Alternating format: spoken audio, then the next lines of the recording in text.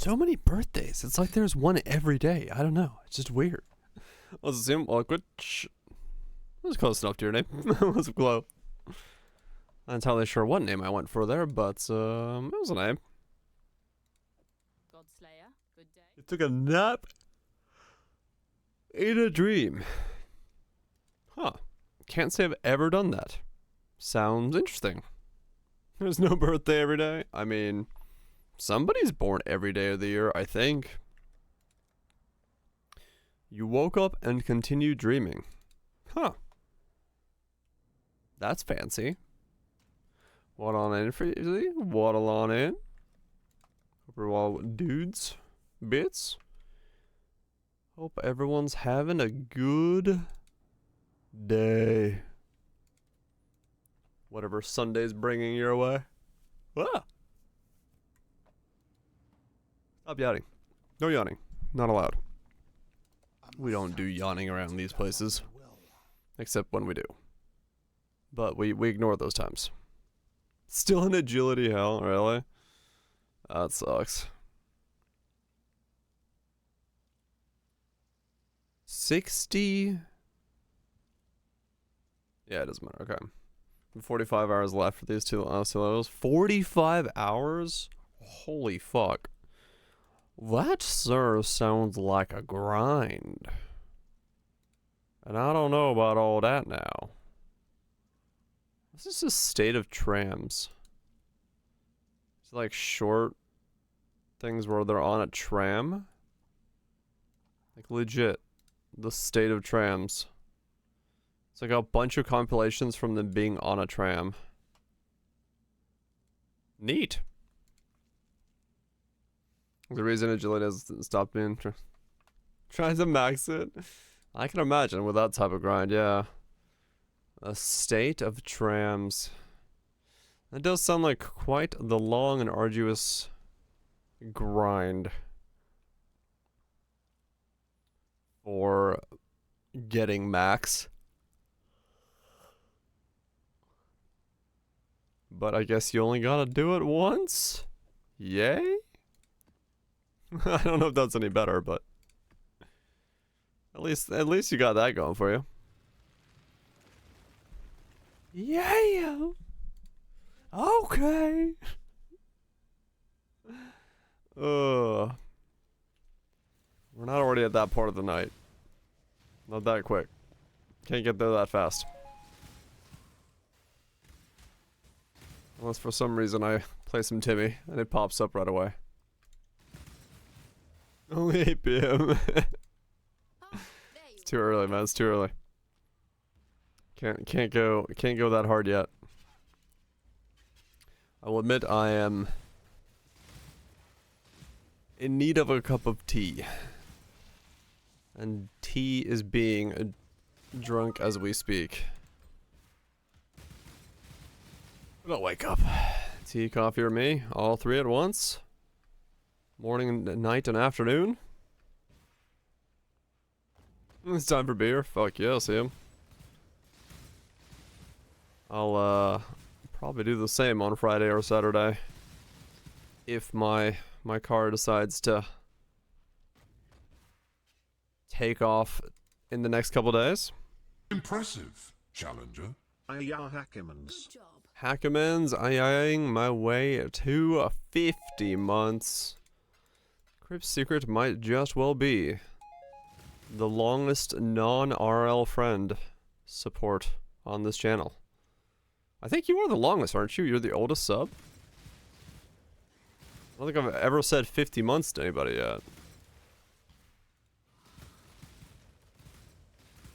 I know like my RL friends have longer subs, but Crypts might actually be the longest sub. Very cool. Appreciate the 50 months, Grips.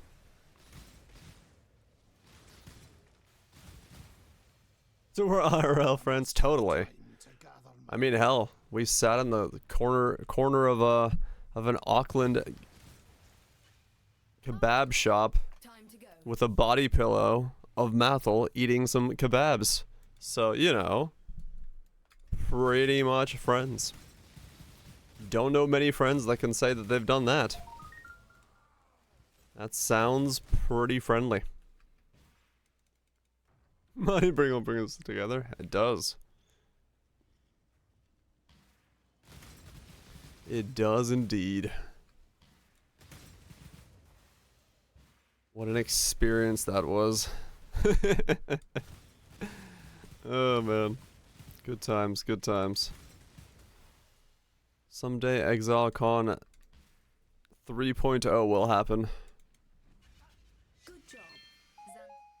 When Path of Exile 3.0 is released. Or 2.5 or whatever they're gonna do. Someday down the road. Need to hang out with you nerds. Fuck yeah.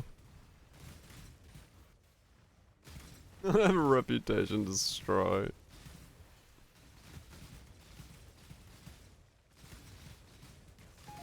Look at her strike in VR. Oh, that would be like instant nausea. You would just get sick. That's the I wish to get sick simulator.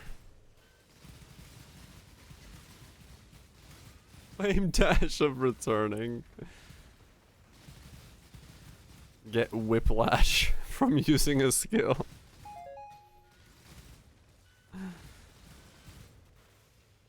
Yeah, that one would be probably far worse.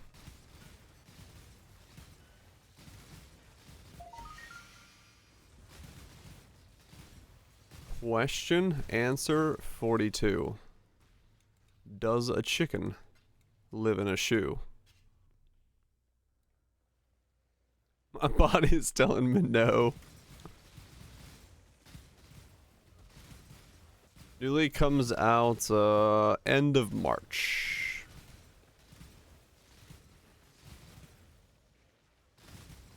It's tempering. There's a tempering orb. It does not reforge an item, but it can change links, colors, and socket numbers.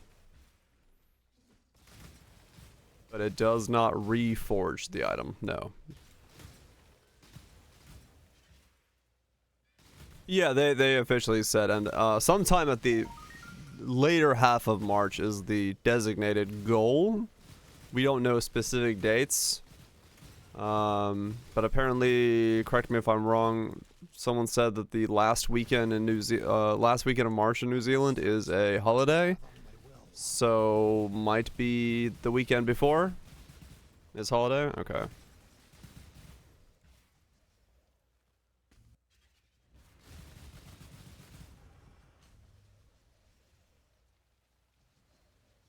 Next month or so. Yeah, so it'll be sometime afterwards. So you're gonna do a cock starter? Oh really? What's your starter of choice? Yeah, I hear Helldivers is really fun. If it wasn't for Epoch so close to the corner, I'd probably just be playing Helldivers myself.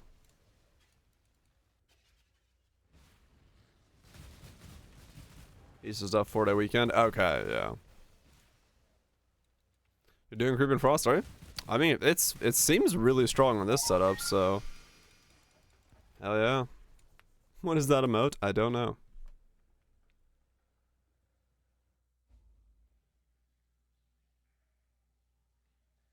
In the game, entire SSD is stored and crashed. Oh, weird, Lone Song. What the fuck? Huh. That was a weird bug. I was thinking of spraying with Creeping Frost. Okay. Yeah, that was my debate if I wanted to do that or this.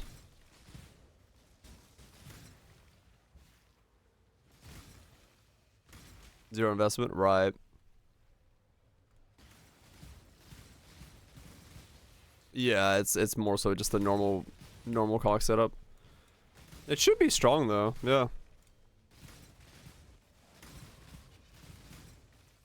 Like, the damage on this feels pretty decent for what it is.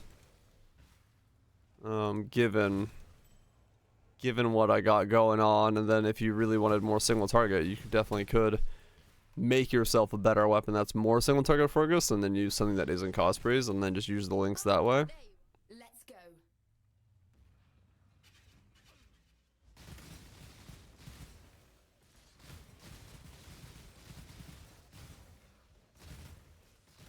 I need to buy another Tulas. Yeah, I'm Falconeer. I'm gonna do something that's one of the new ones. I know that much. But other than that, I haven't looked anything into it yet. I don't know. I don't even know what the new ones do. As of yet. Let's request. So, I'm just gonna have to like look at it. Okay, for that Ragnarok online playstyle. Wait, what? What do you mean Ragnarok online playstyle? I must have time Good to job. gather my...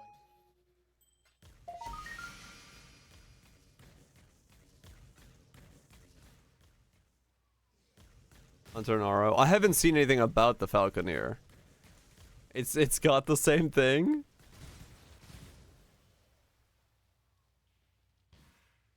What's it? Huh. Just wing it? Yeah, that's what I'm doing. More skills. Dude, Ragnarok online. Shit, that's some old school stuff. Let's go. I got a buddy of mine that used to love the fuck out of RO, dude. He played so much. And now he makes UIs at Smite. Said RO when they revealed Wagner. Oh, really?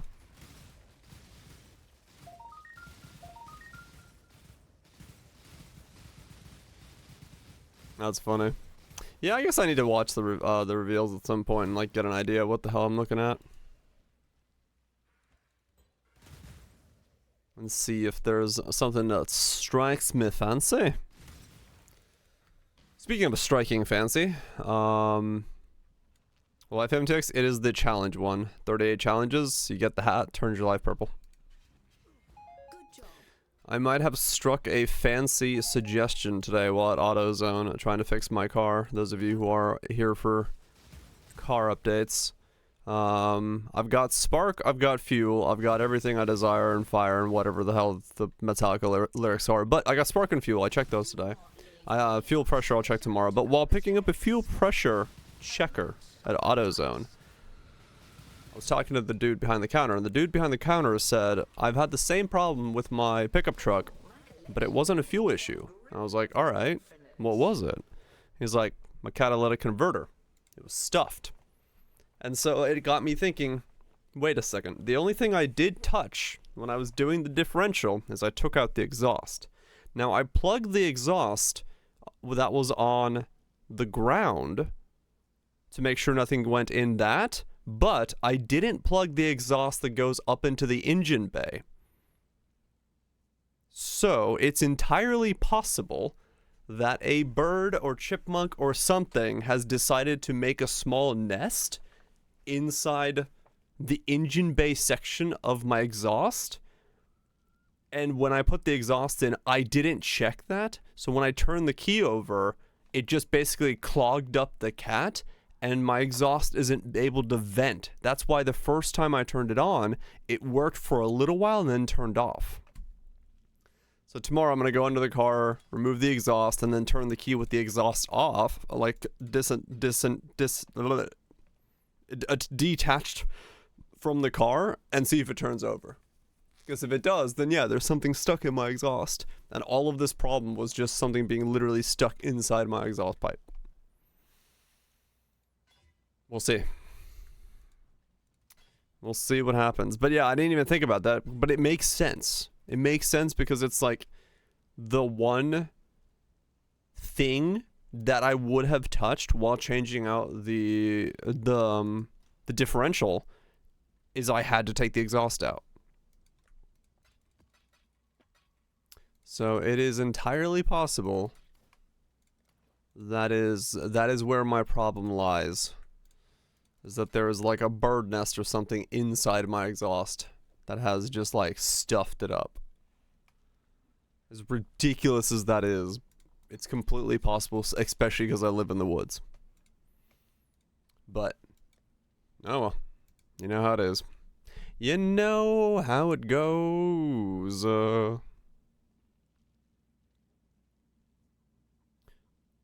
We do?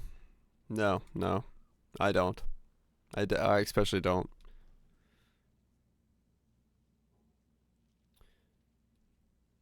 Those grapes? I'm just... Good night, grapes. Get some sleep. I'm just like going one thing at a time, and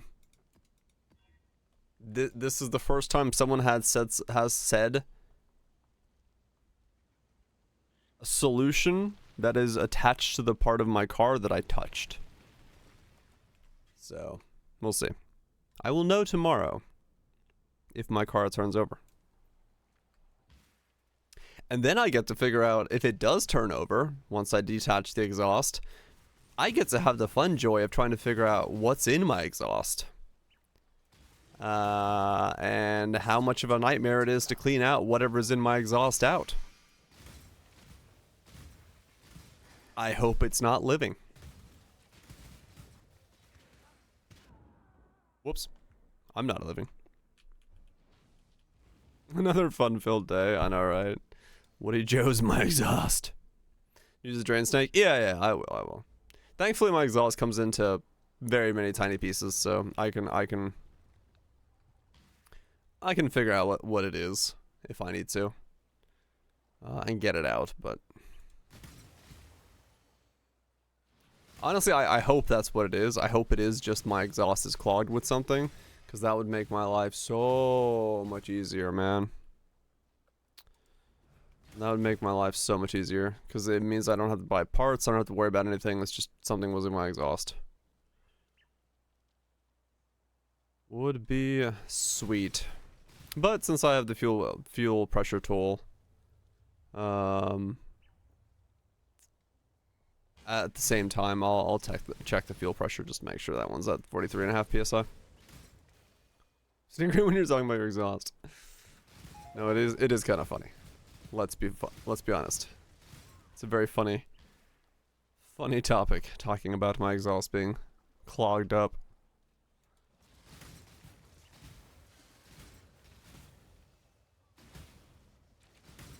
Logged exhaust.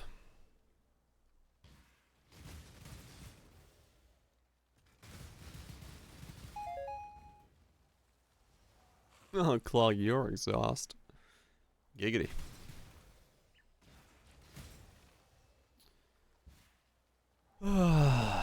But hopefully someday I just don't have to like wake up and keep working on the car. What crawled up your exhaust and died?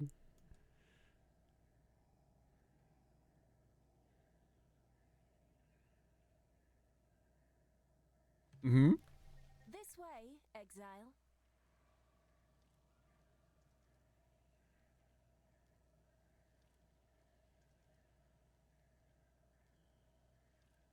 Hoot.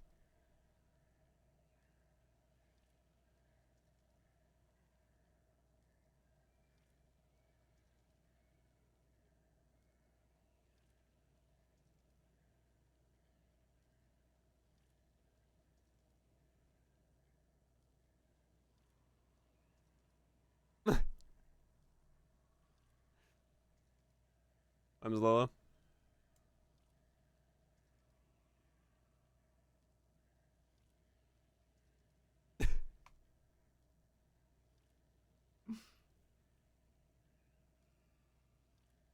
Huh?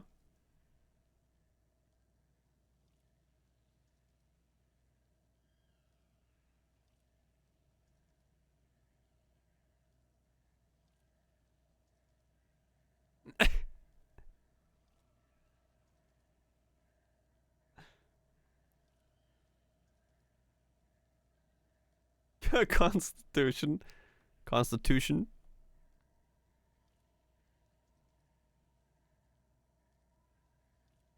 They rent out an entire tavern for this skit.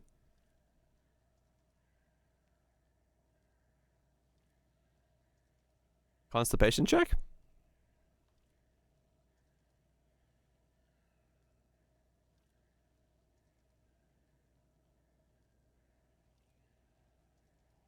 pooped?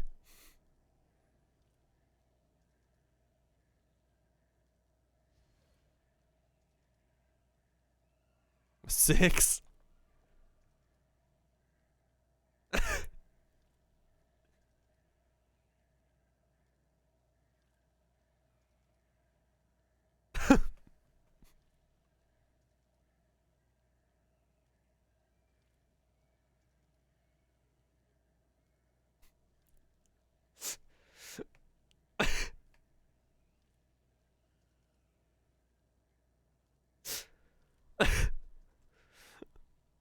Oh, good God, sir.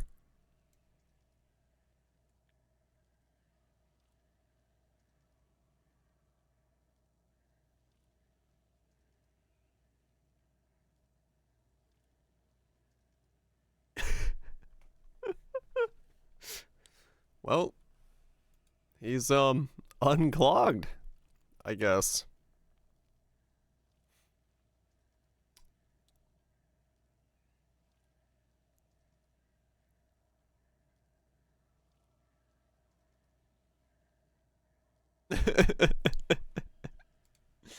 That's pretty good. That's well done. It is one of those things where you think about in stories and character stuff, you're like, wait a second. This has never worked.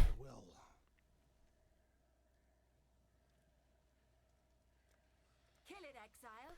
Skip for SL too? Oh, really? That's pretty good. I've never seen that. That's, well, that's pretty funny. Oh, really? Wow, that's like a full fucking fantasy village? That's sick. That's awesome. Yeah, I was wondering though, like, the set piece is so fucking sick looking.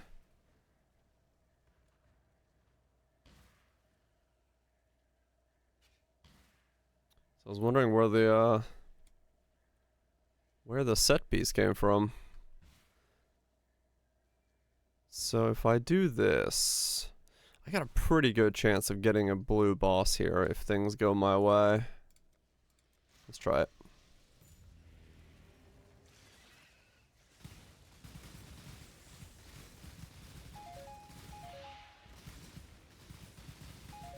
I don't have blue balls. I don't think I'm searching for those.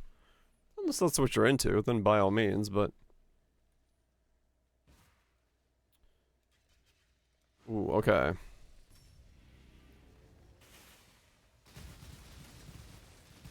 There's captions. Oh,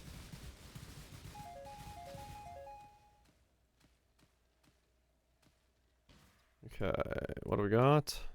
Still no bosses. Oh, damn. Okay. Put down the spawn. Do-do-do.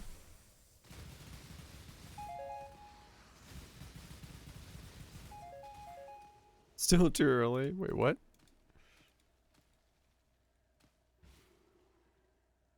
It's never too early. Wait, what? Instead of getting a blue boss, I somehow got a purple one? Okay.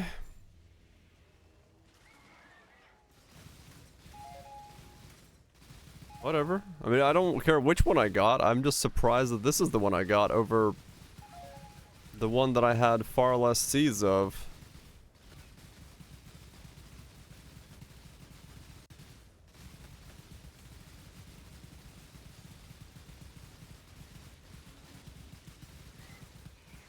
Right?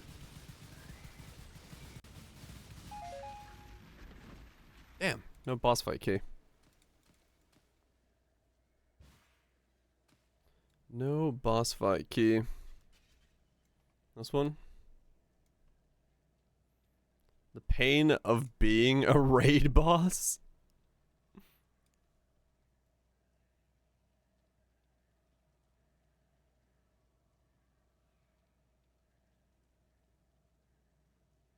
Come.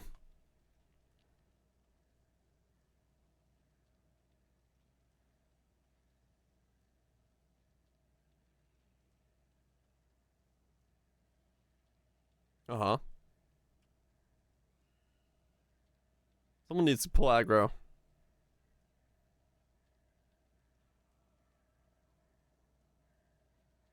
Bows got defense. That's not how bows work.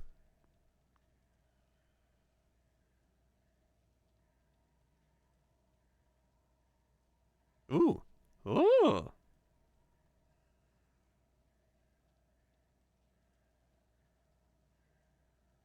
I think he's dead.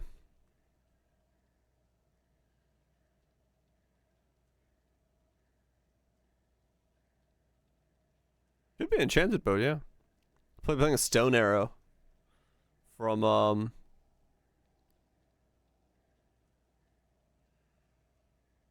fuck's that game called?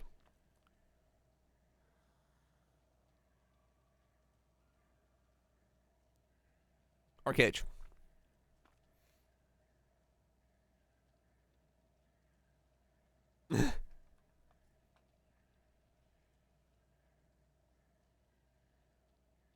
Uh-huh. They just got better. It just dies quicker.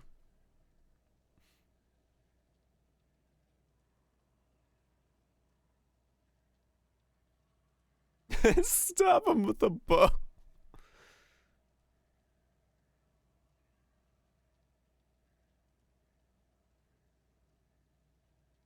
Yep. I mean, he should be healing between them, right?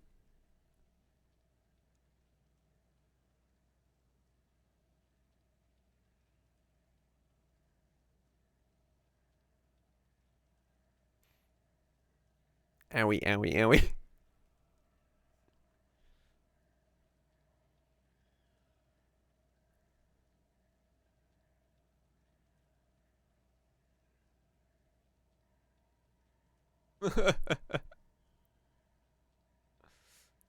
Again? Damn, need him in the face. Wait, they wouldn't still be leveling up from the same boss. This is unrealistic.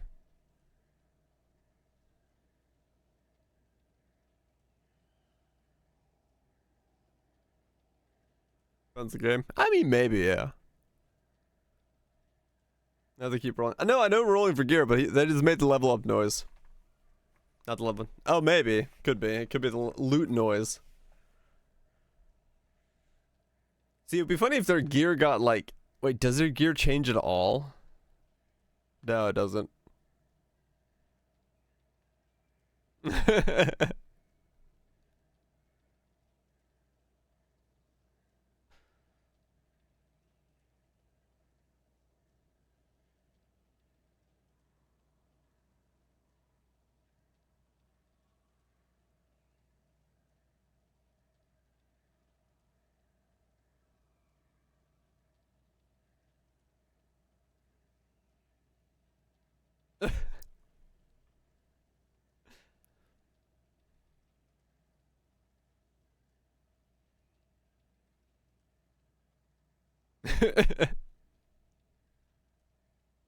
What's the lunch? Come on, lunch. Raid Shadow Legends. Oh, that's great. If you dare. Objects? I mean, yeah, it should totally have been like they got like one like their loot pieces changed. Like one of them had his sword the next time. What was that? Weird ad. Cause that would have been hilarious. Where's Gabe? Impressive, challenger. Wokage. Wokage. Good wokage to you, romantic. Appreciate the 40 months of being awoke. Ah, there you are. That's always good. It's always good to woke. You don't want to be beddage all day, every day. Appreciate the 40 months, romantic.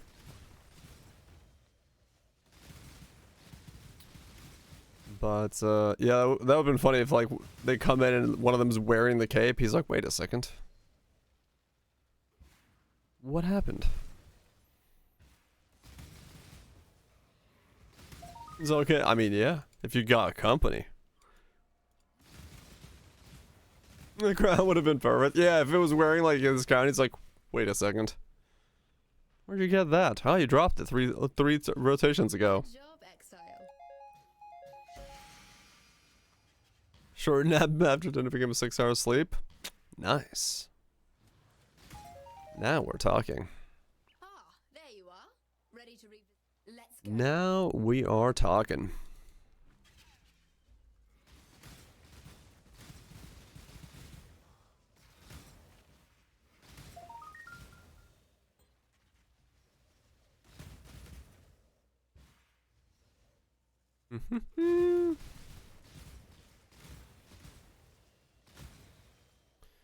So what do I got? 5600 HP, 1400 ES. I wonder how much I'm gonna be able to get if I get like 2 more levels. Let's try to get enough to. Good job.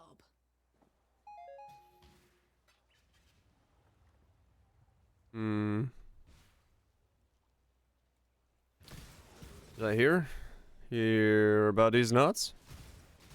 Segue to our sponsor. I was waiting for that. It was going. Ah, time Nope, to go. no sponsor here.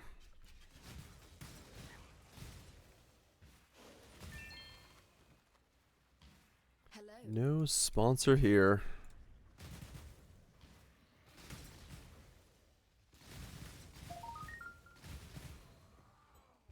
What do I got here? Really enough, it's actually a lot easier to see the overheal with the purple MTX than it is with the normal one. Petrified Blood like works a lot better with I must have time to gather the my background effect with this helmet. If you look at my HP like this, Good job.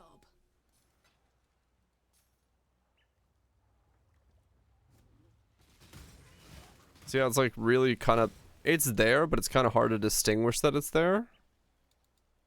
Ah, let's go. If you look at like the dark border or the dark red, that's my overleach.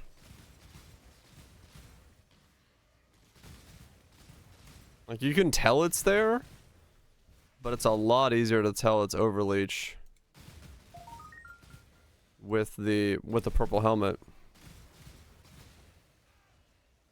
So if I go back in and change this to tier 4, and now you look at the background here, because of the graphic like that, it's way more pronounced that I have overleach on that top section of the bar.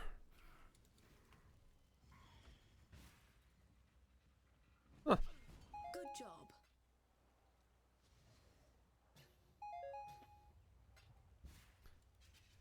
Yeah, the texture makes it obvious. Because you see the graphic pop up, which tells you a lot more.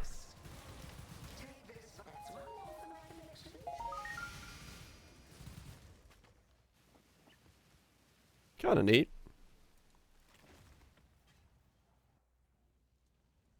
Kinda neat, I would say.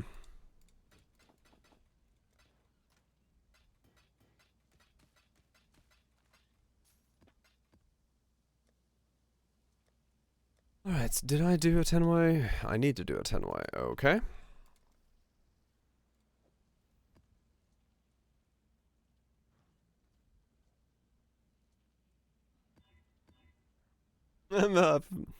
Yeah, I definitely cater towards people that are either on the other side of the world working or have weird sleep schedules.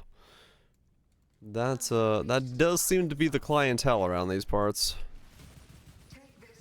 For better or worse. Life is so brutal. Another challenger. I'm working mostly at the moment.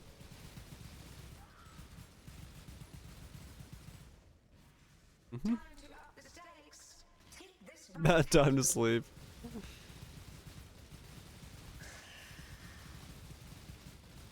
mortal flesh is Not saying it's necessarily bad. It's more so different than the usual sleep schedule for most. Repeat my challenge. Gather more combatants. Or West Coasters, yeah, I mean, true. West Coast this could be like, you know, what is it over there? 5 something? 9 a.m. Yeah, To gather my will.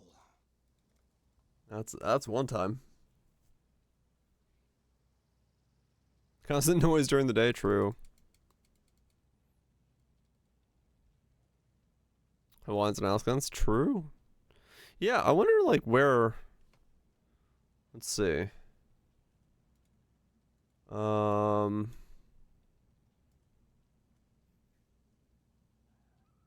right, CM, yeah. What time is it around the world map?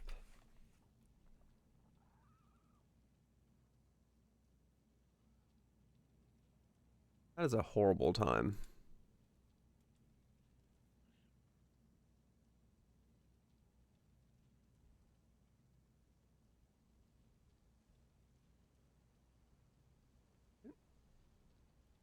Where's like a better map?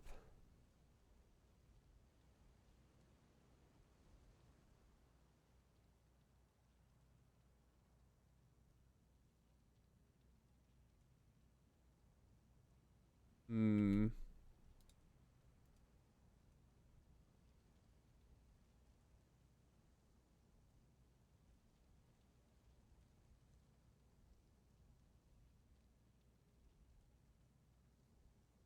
I mean, yeah, like right now, right? So, like Honolulu is in the afternoon, right? That's like 3:30 in the Honolulu, 4:38 in Alaska. You got like 5 p.m. in San Francisco. So it's not bad for like the evening timings of the West Coast. And then yeah, everyone in Europe's like middle of the nights, but then like Australia land, Brisbane's like 11:38, Auckland's 2:30 to 4. Tokyo is a good time. Dude, if I lived in like Japan, I'd have a fucking normal ass schedule, man. It'd be crazy. I'd wake up at like normal hours, stream like the normal workday, and then be done at the end of the day when normal people are done. West Coast viewer? Sounds good. Yeah, I guess West Coast I'm in a decent time. It's really just like the East Coast of NA and then like Europe is what I don't. I get the European night owls and then like East Coast NA just doesn't exist. Unless you're like a mega night owl. And everything lived in Japan. I mean true, yeah. You in when I should be sleeping? Fuck yeah. Let's find other Atulas and corrupt it. But yeah, like if I literally like live my day to day on what is essentially like a New Zealand Japan schedule, right? Like that's pretty much when I'm like awake and asleep.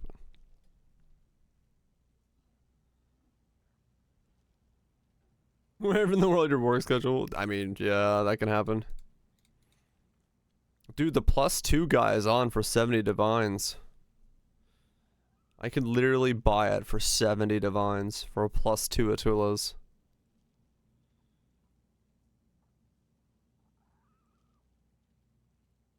I mean, what else am I doing with this money? This is my last build. It doesn't realistically matter in that sense. Let's build anyways. Roll shackos.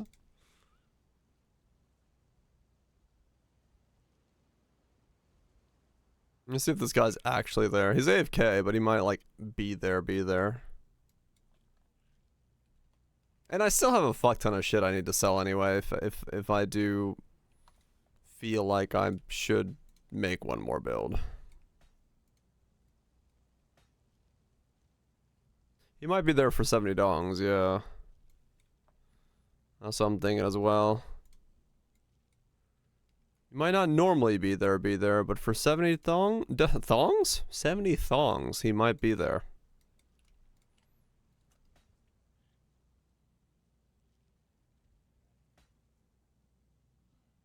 70 thongs.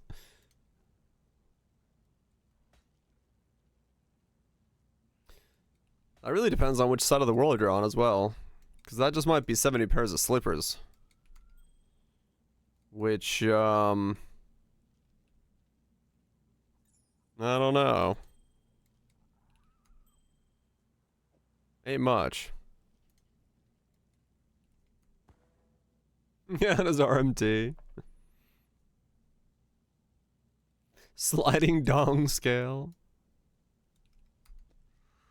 Some flip-flops, yep. Flippy floppies, man, flippy floppies.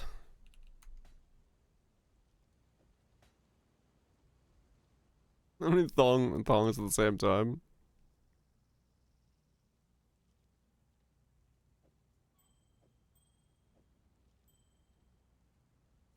Flip-flops. I mean, I could say the same thing about thongs.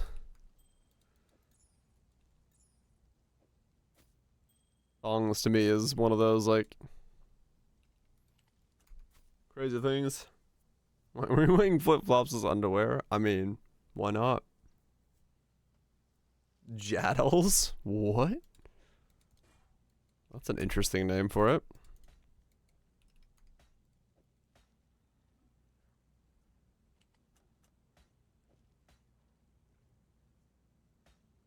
It's Gandalf.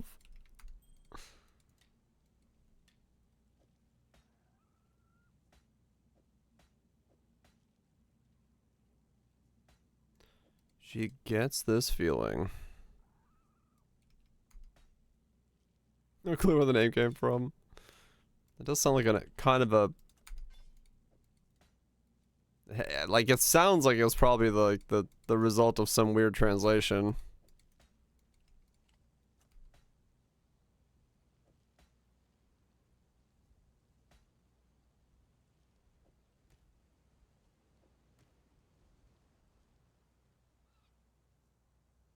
Ah, 7 years bad luck. Oh, these are like way down. 4, 4, 4, 4, 4, 4, 4, 4, 4, 4. No, 3, 4. I don't know. 4. Let's try 4.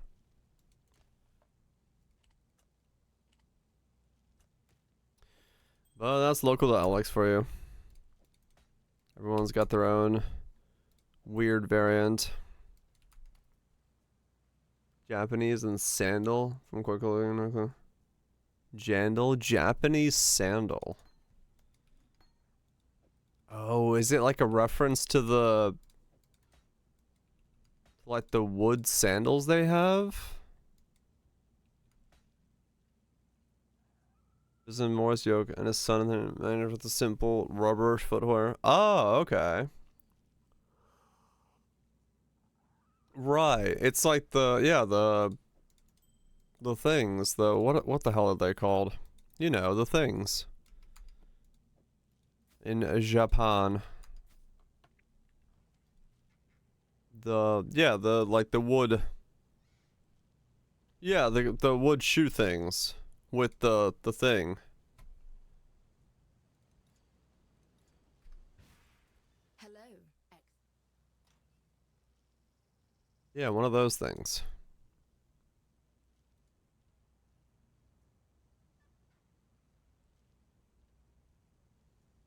Get it? Yeah. Sure, shitty.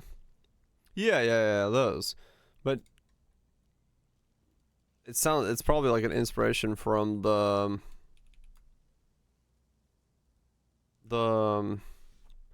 what the hell are they called?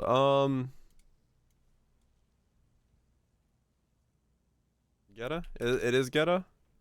Yeah. They have another name, don't they? Or do they not? I've heard a different name for these. No,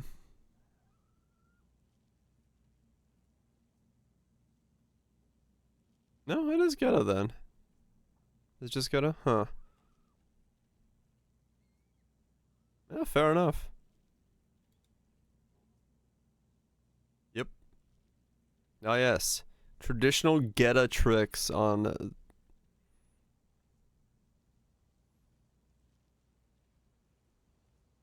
That's what I want to do. I want to go in the backyard and do some tricks on my shoes.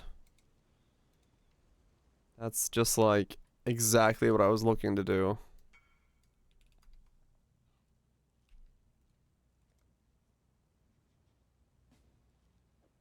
Okay, so 4 divines. Those look cool. And you gotta. They're impossible to walk in, are they?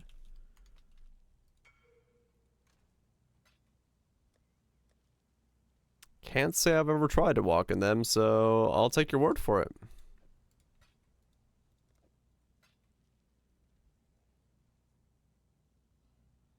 But I could believe it with like that kind of structure and then like how it like goes up and down. That easiest way to level 199 Abyss Beast Harveys. Sounds about right way to me. Don't know if I could tell you anything better. Not dying is definitely the easiest. Just don't die. It's that easy.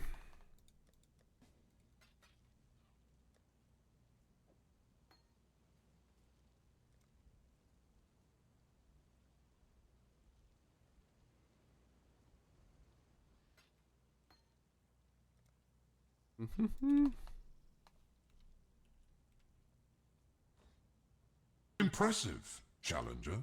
DRGR hug. Hug. Hug, hug, hug, hug, hug, hug, hug, hug. Thanks, Bazia, for the 29 months. Appreciate you sticking around for the content. Hopefully it's been good.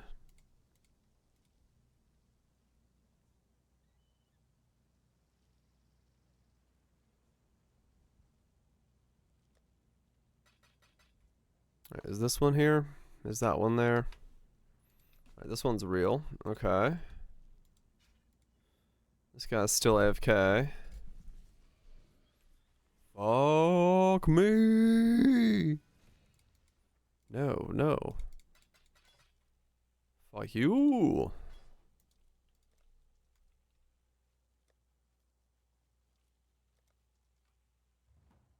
Not on the wiki. Like new leagues. Proof some more. Yeah, I just got one real quick there from the last temple, so figured we'd just give another one a shot. See what happens. What's this 6 wide Atulas go for anyway? With higher than average roll.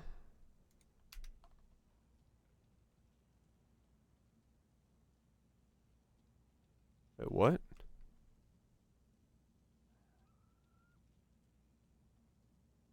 What? Oh.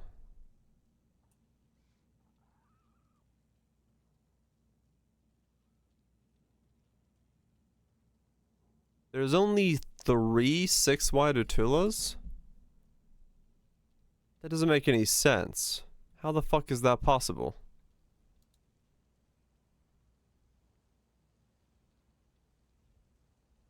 Late league stuff? Okay. That's mad. I mean, yeah, I know we're like at the end of the league, but like I still find it crazy that there's only only so few. That's mad. That's mad, I tell you.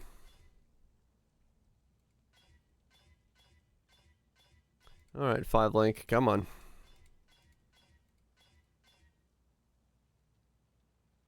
Everything, is it? Okay. I don't think I've ever played like this deep into a league while still needing the market. But or then like yeah, it's like super dead. I don't know.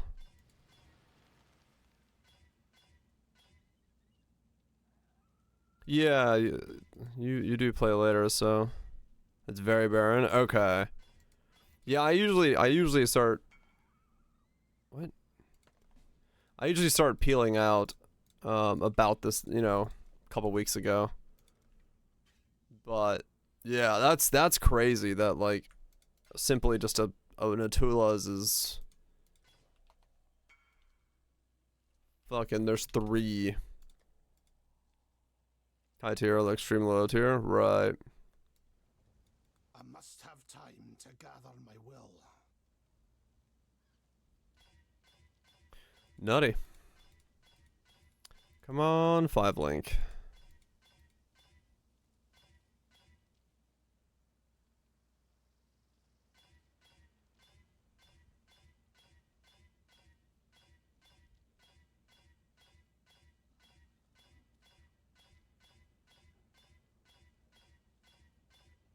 Alright, 5 link. There we go. Yeah, I mean, this guy's got.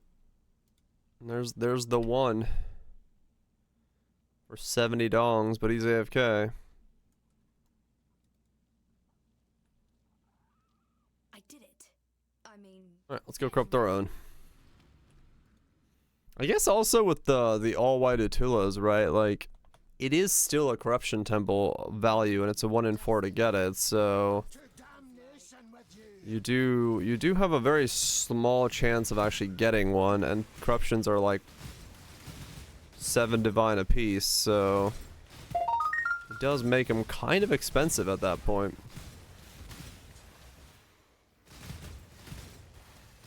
As a result of that.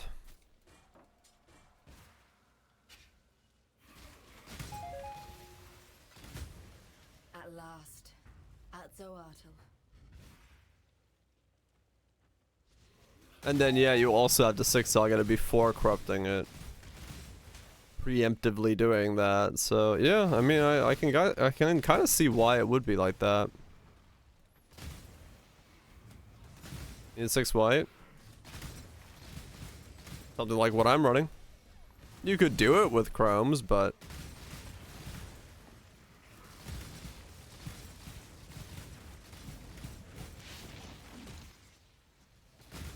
4 or 5 white. I mean, I guess I could see that. I haven't run a single Sanctum all Levy. That's funny. Let me see what it says if we go for multiples. Yeah. I mean, it depends on which one it is, because, like, if the one that was for my other build, which was all blues, those start becoming insanely difficult. Like, if it's a combo of stuff, then yeah, it's doable. Like, this one probably is doable, the one I have right now, but, like, the 6 blue, you're gonna get that white. Or even, like, a 5. Like, a 5 of 1 is still quite a lot to ask for from chromatic orbs. You can do it, but... Alright, see what we get. 982 becomes nice. A nice Hunter Majestic plate. Just what the doctor was not looking for. Let's try like 5 white. Yeah, so 4 whites exist. Oh, these aren't corrupted at all. Interesting. 5 whites? Even like 5 whites are... Well, there's 1 divine, 15 divine, because it goes in the 6 whites. So 5s are a thing, but 4s are not. 2 uncommon. Well, no, there's only a couple more of those. 100 C's there, and then it goes up from there. Huh.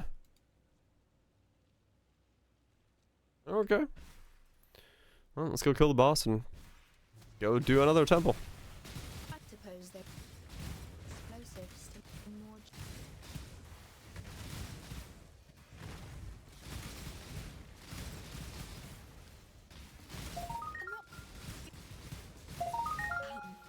I must have time to gather my will. We'll see if the 70 divine guy pops on. Double corrupting your items. I mean, it's one of the reasons I always spec into Alva, man. I just like doing the double corrupt chamber. I may not use it on like any like insanely high tier items or anything like that, but it's just fun to double corrupt items.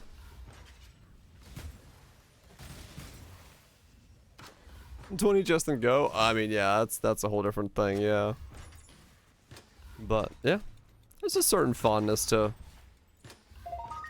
chucking double corrupts at things. It ain't wrong.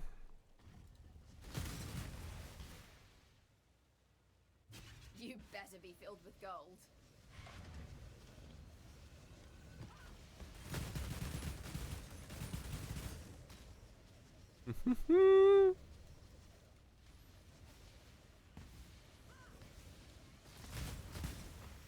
Yeah, I gave him a hunter. Fuck yeah.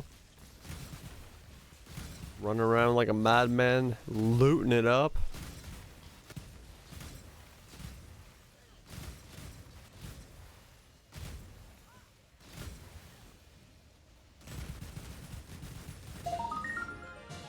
Vial of I Transcendence. am no beast of burden.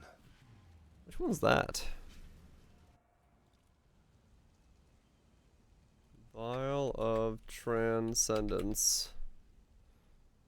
40C. It's a vial.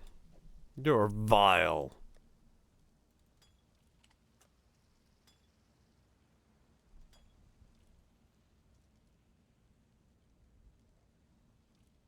You take that back. Ah, gotcha, gotcha.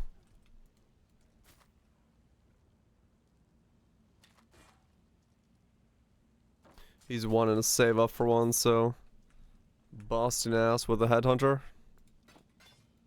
Get himself one.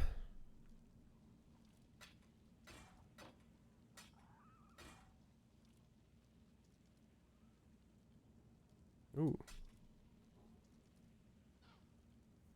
Low roll. Level 100. Congratulations.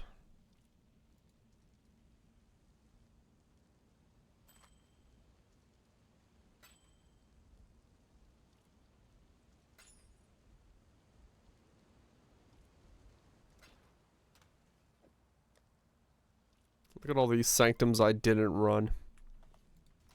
Just never really made a character that was sanctumy. This league.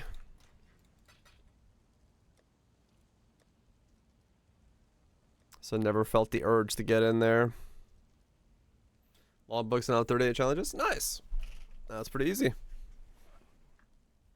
Next cheapest was 10 divines. Yeah, we go back to that discussion of items are weird right now. Didn't make a sanctum build either. Yeah, I just like, I don't know, just nothing like, nothing clicked with sanctuming. So yeah, I had that as well. Like, I could have probably done it on like leaf slam totems, but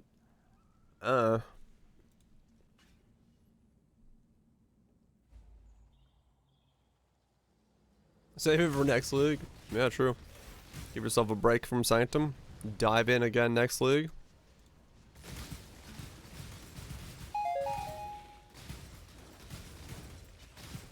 Well, also, it's kind of like, I'm excited for next league, right? We got another league where they need some time to cook. I don't know. It's always a good sign.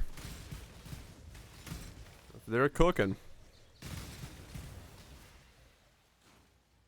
A decent physical? Fuck yeah. Yeah, I could have done Sanctum with a couple builds. True, true. Ruthless League? No. Cooking means you're adding ingredients to make a better dish. It does not mean you're taking the ingredients, throwing them out the window, and serving plain bread. We found the It's confirmed. We know that it's March, late March, which is a bit longer of a time. I've never seen you cook. I mean, true, true.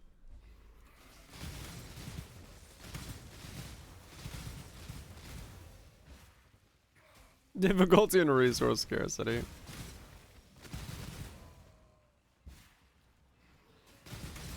But yeah, we know it's late March. So we'll see what the additional time gives them time to do.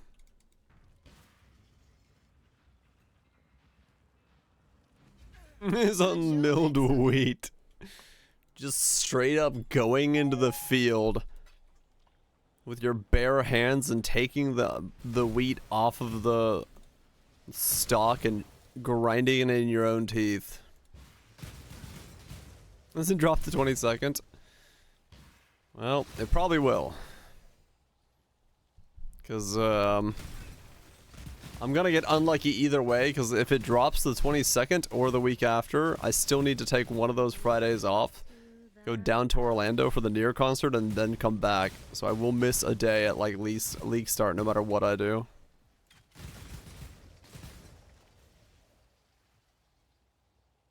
One raw perfect is not defined. Makes sense. Time to go.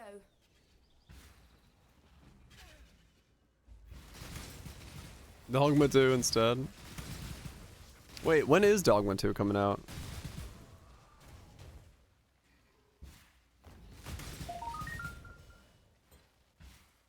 March 23rd. Oh damn, it really will come out at the same time. I mean, true, Lime, yeah, true. You beat me in the race, you will beat me in the race. How dare you. Dogma 2? Dragon's Dogma 2? Yes. That is a thing. I must have time to March gather 21st my on will. Steam, unlocked for Dogma 2. It's gonna be like right at the exact same time. Good job. Now, there would be the weirdly good coincidence if it was for some reason that Dragon's Dogma 2 was the 20, or that is the 21st, and then Poe does decide to release on the holiday weekend. I would have a week to beat Dogma, and then go into Poe. That'd be like amazing.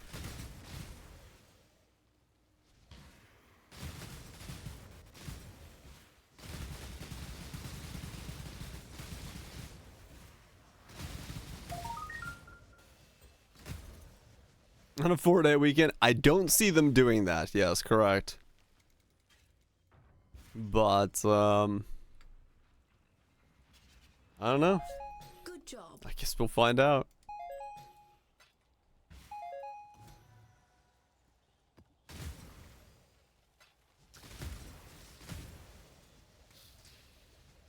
What's he put?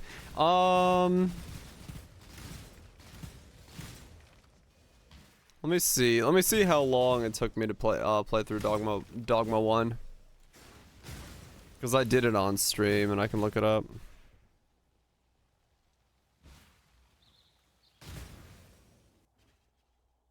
Let's see, Steam.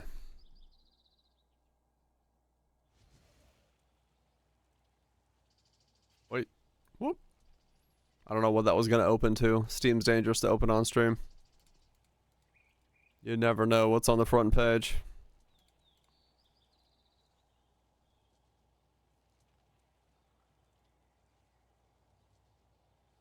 So to 100% the game took me 55 hours. Give or take. I just didn't do a second run of the pits, so yeah. You didn't kill Death? I did not kill Death. No, I didn't do a second run down there, so if you want to do everything, 65 hours.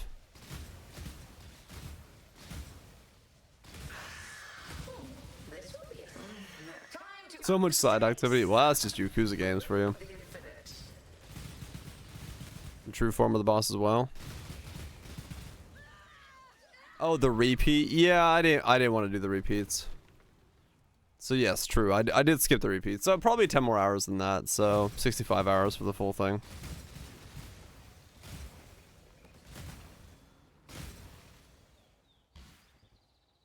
must. Ah, there you are. It's time.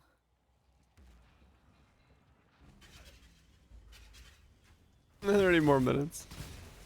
Yeah, I mean, true. Yeah, there'd be builds and stuff that could do it much quicker.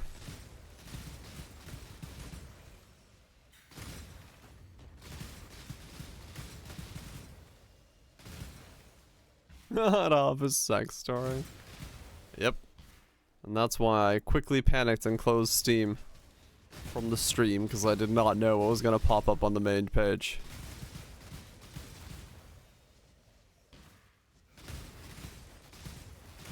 Too good to roll over.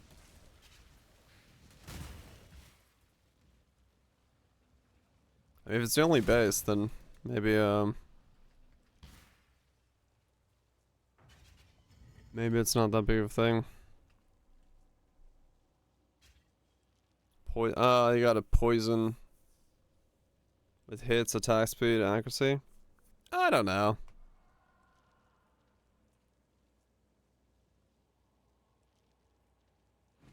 Good job, Exo. It's really good, yeah. What Dogma's have you great. had? You could almost roll over that. That's not that insane. Suffixes can always be fixed. Like, it's decent, but suffixes are, yeah.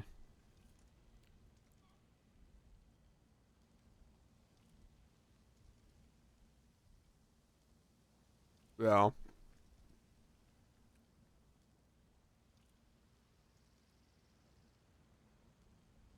Yeah, do it, romantic.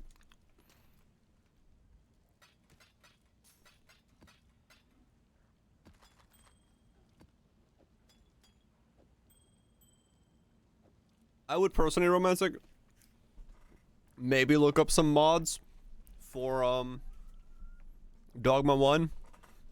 Like, I use the shorter casting times and no stamina mods for overworld stuff, because it will make it feel a lot better to play.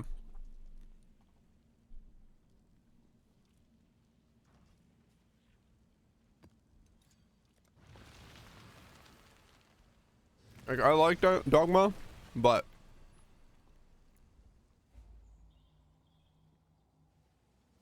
some of the elements are a bit old.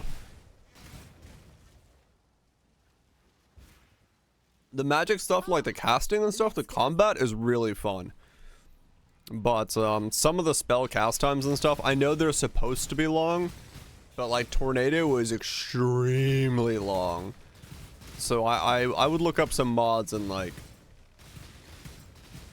maybe give yourself a bit of an edge as far as the game's balance is concerned. And if you're gonna explore a lot like I did, like roaming around the overworld, take off stamina, running stamina.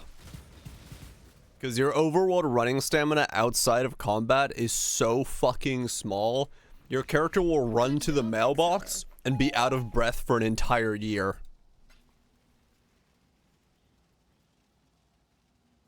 Yeah, you can use half casting time and it really won't do anything that insane. So yeah, I would definitely look up some mods and like maybe give yourself some tweaks. Very immersive stamina system, dude. I may be fucking Giga Chat doesn't move much gamer IRL, but I can go to my mailbox and back and not be out of breath. Overworld exploration? Yeah, I would give yourself infinite stamina while running around. I float? Yes. Ah, there you are. Time to go.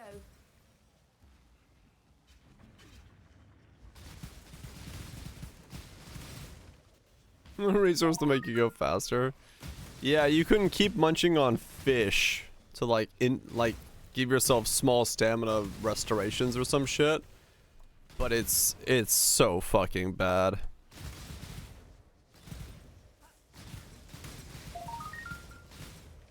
Forbidden World is also on the 21st. So many games.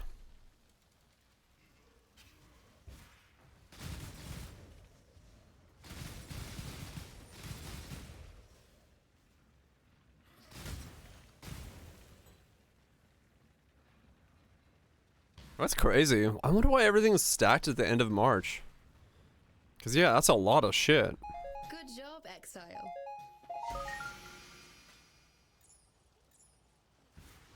Fiscal year? It might. Is that a fiscal year? It might be the end of fiscal year, yeah.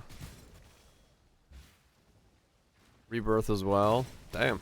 Good time to be a gamer.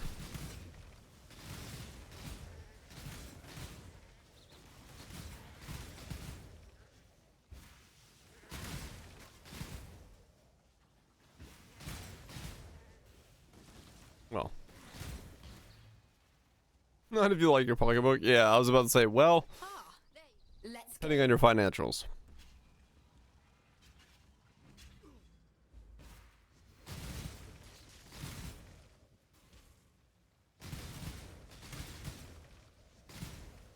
More Baldur's Gate 3 updates.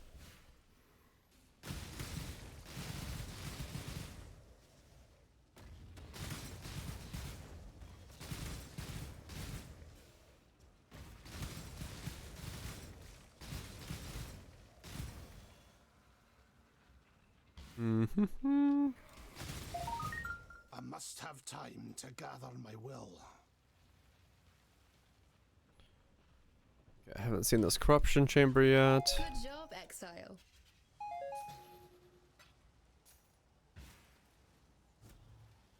Ah, there you are. Time to go. Come on, corruption chamber. Let me do another Utula's. I've got the check if that one guy is still AFK.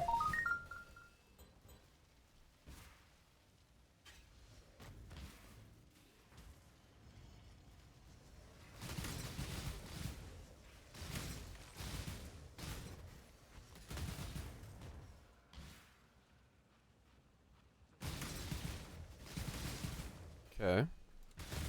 So that was Nifra's set from A State of Trams. Who's next? Maddox switching up.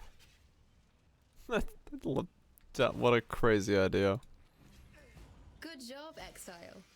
A State of Trams. Not tramps. Trams. They're all on a tram. All the sets are on a tram, and they're just switching out DJs every 25 minutes. It's a state of trams.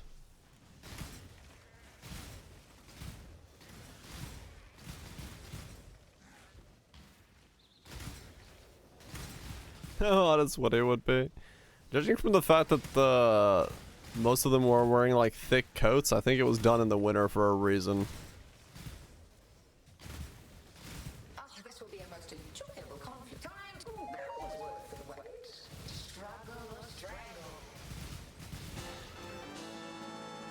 Because yes, otherwise that would be one interesting place to be.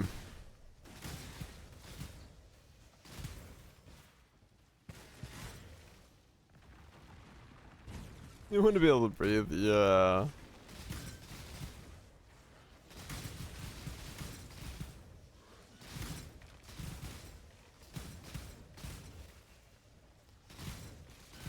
Would need a lot of air stroke in there.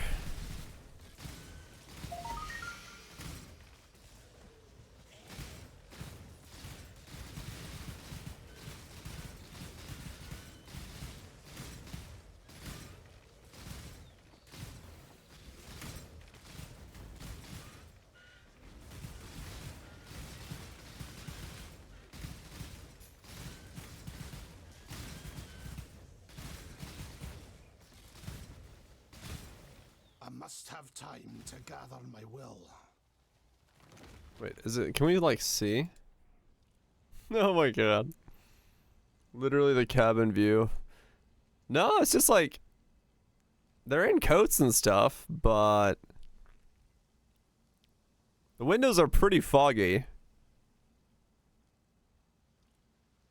So, I don't know. What a weird place to do that.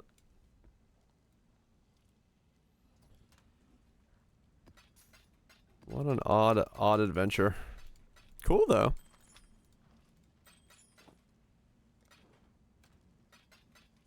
Enjoying the tram nightlife. That's where all the parties are going. Could be fogged windows, yeah, true. But some of them are wearing pretty thick coats, so it does look like it's somewhat chilly somewhere around there.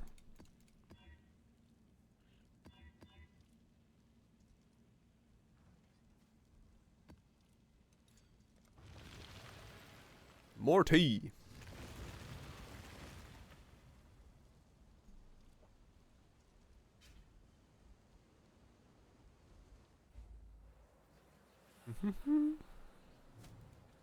Ah, there you are. Ready to read. Time to go. If it's Europe and stuff. Oh, maybe, yeah. Yeah, maybe they had to like fog out on windows in that cabin just to abide by laws and stuff. Oh no.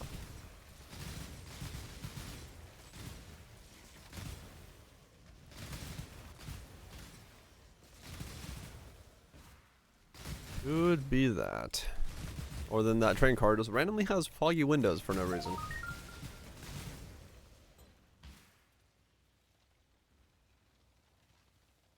I'm in an orgy before the set. You can still probably see that.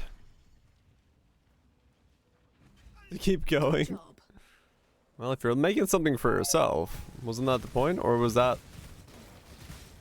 the claw you had? Were you gonna keep that for yourself?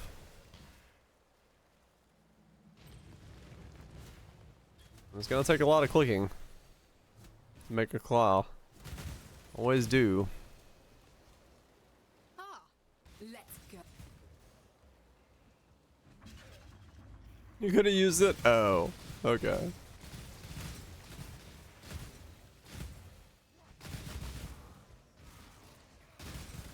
I'm draining you? Yeah, it's possible. We keep doing it. Oh damn, Crux. Just gotta keep flopping over some bosses. Have time to gather my Hands will. up!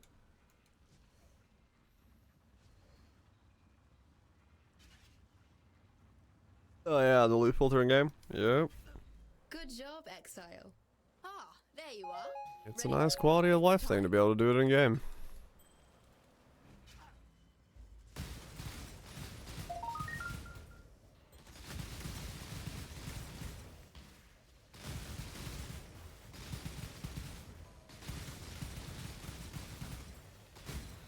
I saw Neversing posted a thing about like something about why Poe doesn't have an in-game loot filter, or his thinking about it or something. I didn't read it, but I saw he posted it.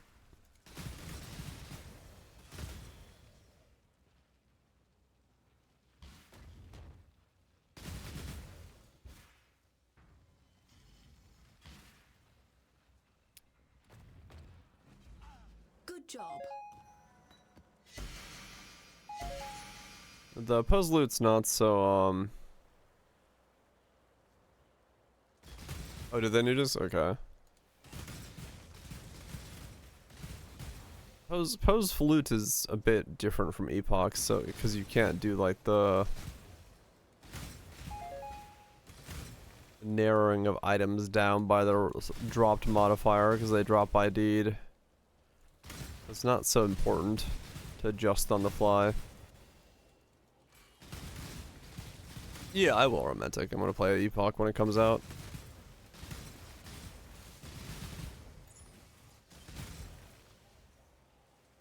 I'm just like waiting for it to come out at this point. Ah, there you are. Ready to revisit the past? The more you... It's time.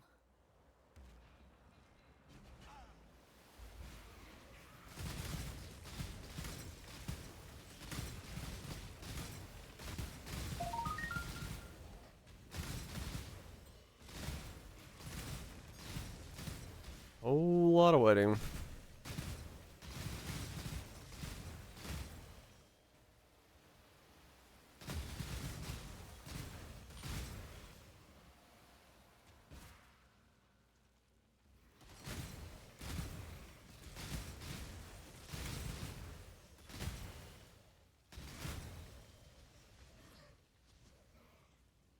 Probably lame. They're overselling the game.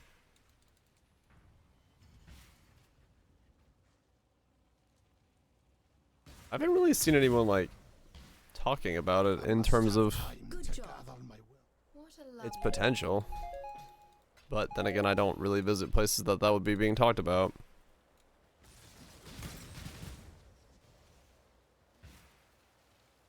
Right, Nujix, okay. That makes sense.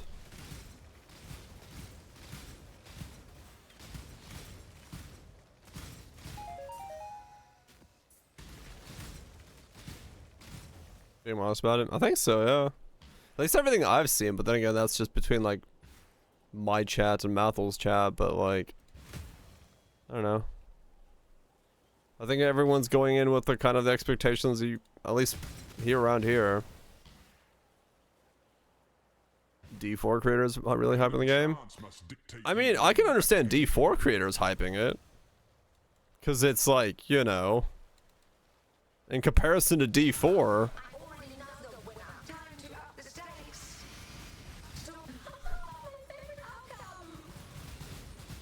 yeah, they don't have a game to at the moment, so, I mean, I get that.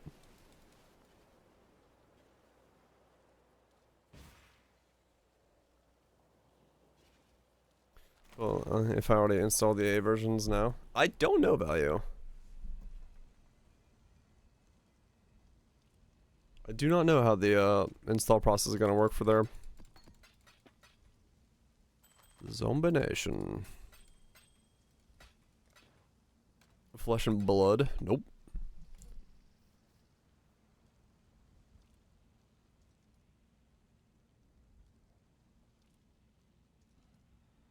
I don't know why nobody else did. I don't know. Just didn't want to take that lifeboat, man.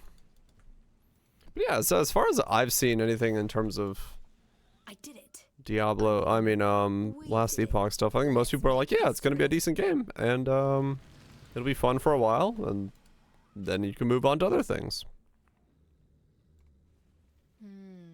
Dust and rot. Like treasure. Maybe their audience, yeah, maybe, yeah. Like, it's possible to have like an audience that likes to see Diablo content, but won't like Poe content just because it's like, it's too complex.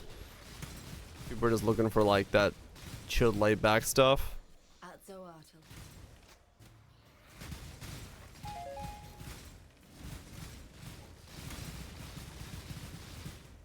So, it's possible it's, an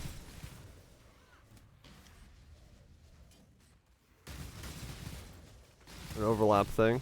Or maybe just, you know, the content creator themselves don't want to play something as complex as Poe. It's not that complex, like, once you really get into it, but, I mean, it is, but, like, the early days of it and being new at it and having to learn everything, you know, that itself could be super daunting. Must have time to gather my So it's possible just to be like, yeah, I don't really want to learn all of that.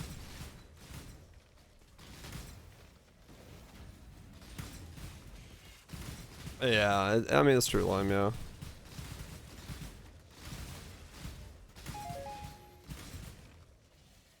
Even as an ARPG, right.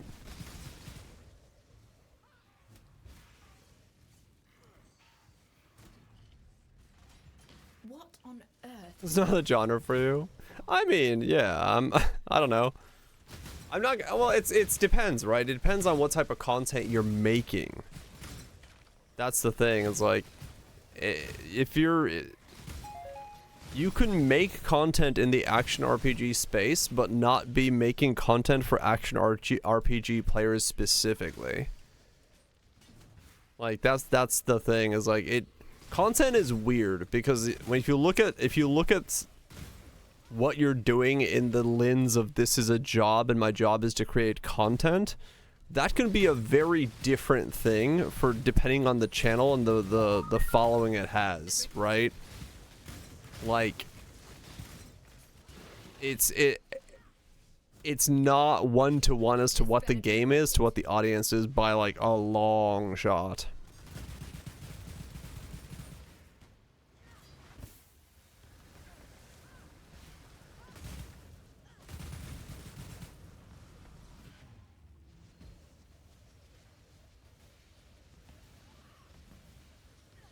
Looking for a game to move them, right?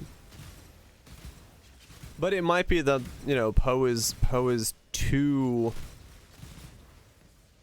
much of a game for some of the audiences and what the content needs to look like.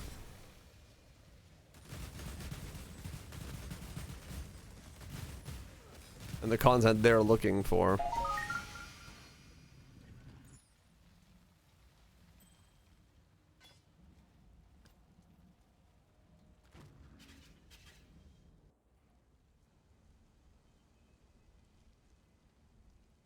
It's D4. Yeah, but D4 for some content creators is exactly the game they're looking for. Right? Like, they're looking for the simple, you don't need to think about anything kind of thing. And yeah, those people don't want to move.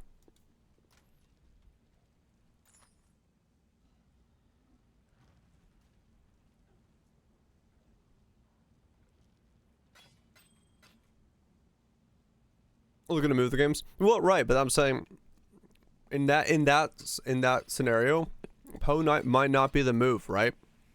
If your audience is not looking for an in-depth action RPG, but they're still looking for an action RPG, you're not gonna be able to move to Poe.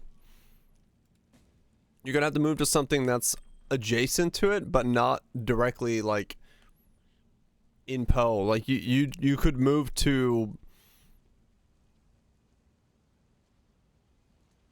I don't know, some other grindathon. But I don't know what it would be.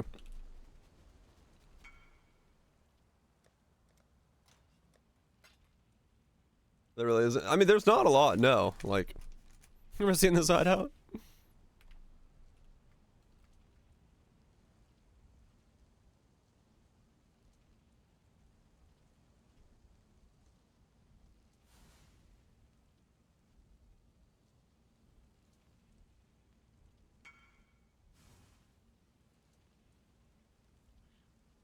MMO Lights and you should go play Skull and Bones. I mean, honestly, DPL, for a second I thought about that. Well, like, if you're like pivoting from Diablo 4, what you could go to, like Skull and Bones is, it's a turn your head off brain grindathon.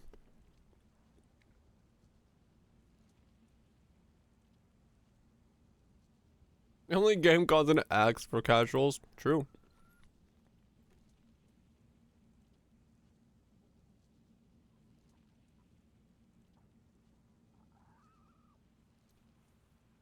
It goes a game to people, yeah.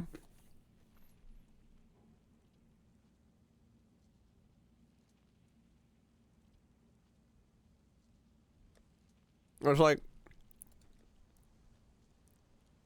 content creation in general is like weird, right? Like, I'm saying like a lot. I watch, like, I've watched Sea-Dog VA play Flash games from back in my high school days. I've watched him play like really weird Finnish games that are like Fear and Hunger, and the last one he just played, Void Stranger or something, or whatever it was called. And like, I wouldn't watch anybody else play those games, but because of the way he presents them, like, it's fun to watch him play those things. And it's like, that's the thing, is like, it depends entirely on who the content creator is and what the audience that they're like making content for. It's the same thing with like Diablo 4 players and the content creators they're seeking. You know, it's they won't be able to pivot to Poe because the people that are watching their shit aren't looking for Poe. They're looking for number go up, ooh, look, green arrow. And it's like, they couldn't really pivot to something like Poe, or Even to a degree, Epoch, because it does have many more mechanical systems and weird oddities you need to understand rather than just, ooh, number go up.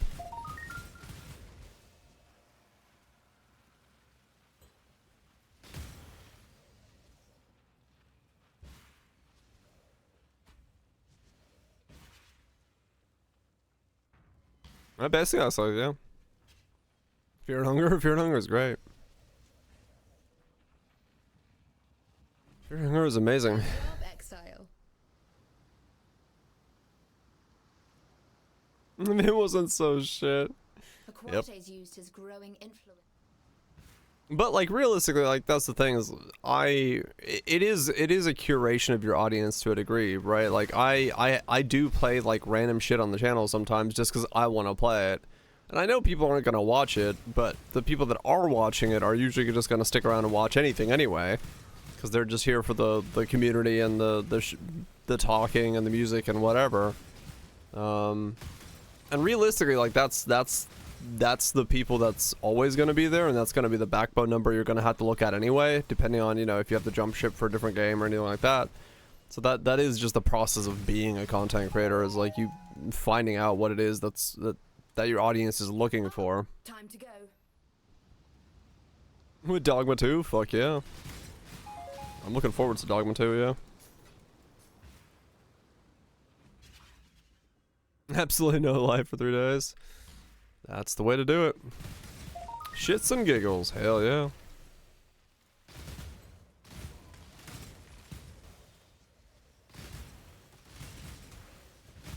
Oh yeah, no, definitely lying. Yeah, they'll leave.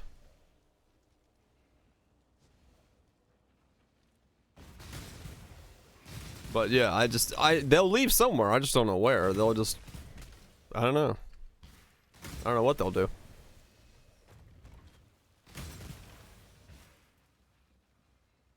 I must have time. I have to double gather my tapping. will. Good job, Exile.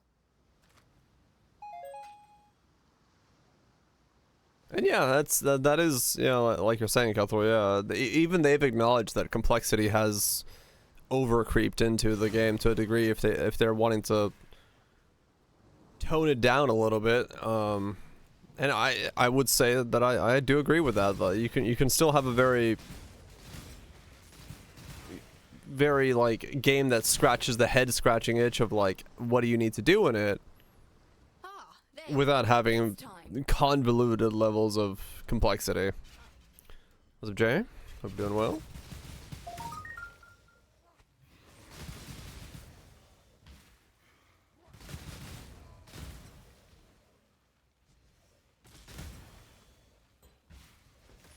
Smash mode.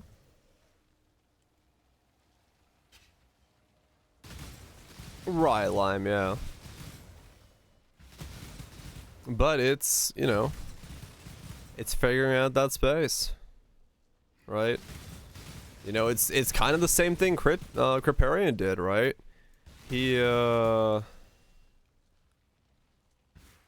He's still in the ARPG space when something crops up that he wants to check out or play or do stuff with, but otherwise he's doing BGs, right? Like that became the thing that he likes to do and the content he likes to make. And that was the pivot he took.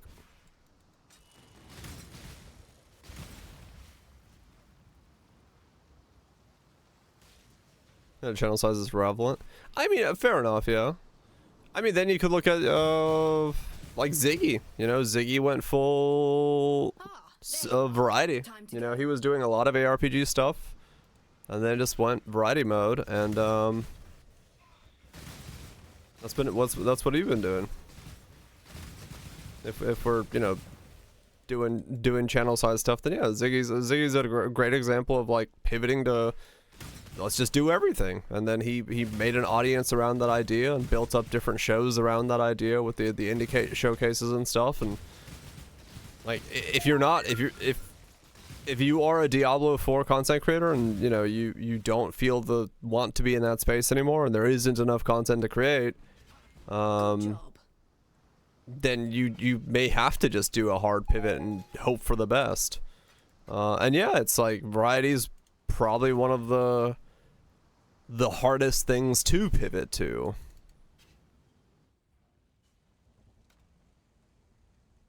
Right, streaming is the late game. It probably is to a degree, yeah.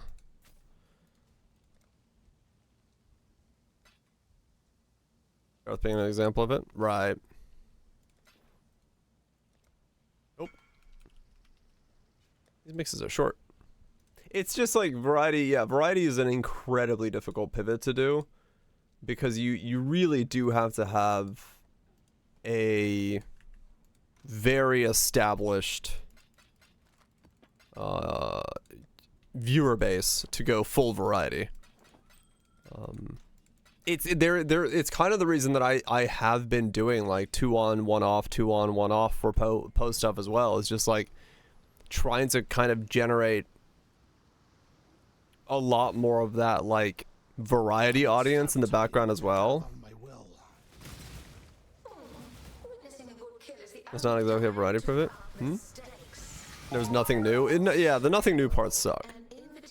I mean, JP did the same thing. He went full variety pretty much.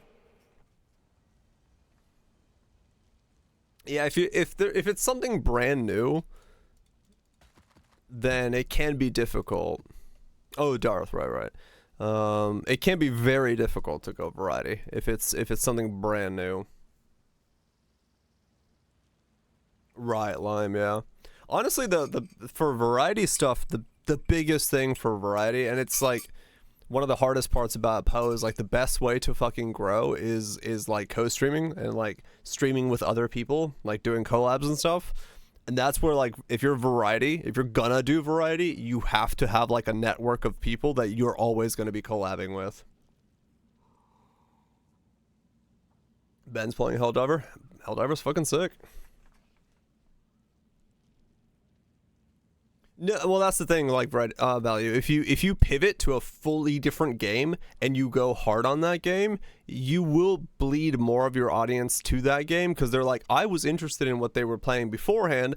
Let's go check out what they're still playing. If they're still playing it a week or 2 or 3 later, you might be a little bit more interested.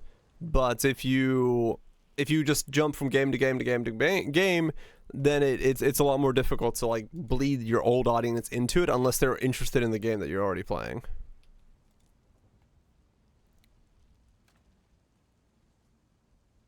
Oh, and 100% Goobs, yeah. I mean, a streamer's job is to be a personality, right? Like that's what we do. Right, Lime, yeah. Cute anime girl voice, don't have one of those.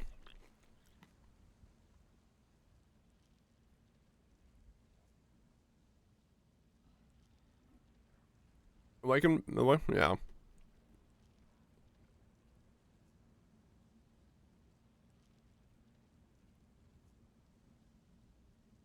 My social connection fed with Instagram IRL. That'll be a thing, yes. Maxman played with Shroud last week. Right, Goobs, yeah. And that goes exactly to what I'm saying, right? It's like the idea of if you're gonna pivot, if you're gonna do stuff, if you're gonna do other things outside of your thing, then yeah, having connections to, you know, playing with Shroud is a fucking pretty cool way of doing it.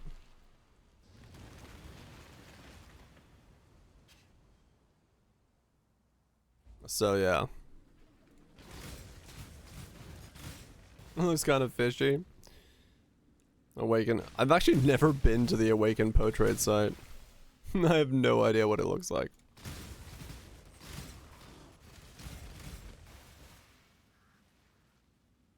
Is it a GitHub? Is it? I have no idea. Oh, it's just on GitHub? Okay. I must have time to gather my will. Plain item. Oh, gotcha.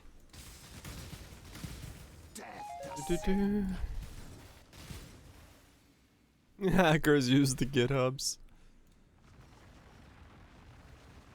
Totally.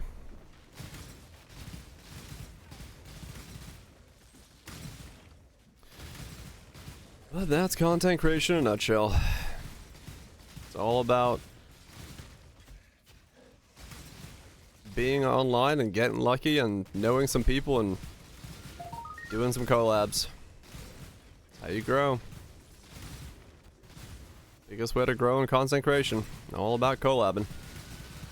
Get audience mingling, crossover, all that stuff. Something that just does not happen in the PO community outside of like podcasts. And most of those seem to have died out.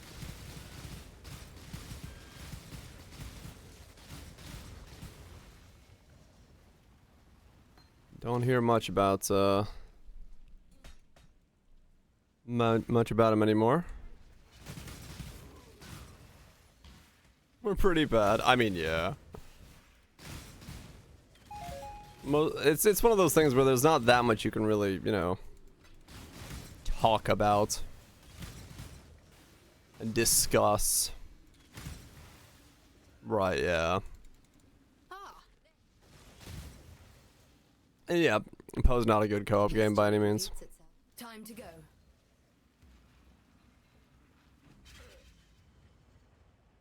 By any means, PO is not a good collab game.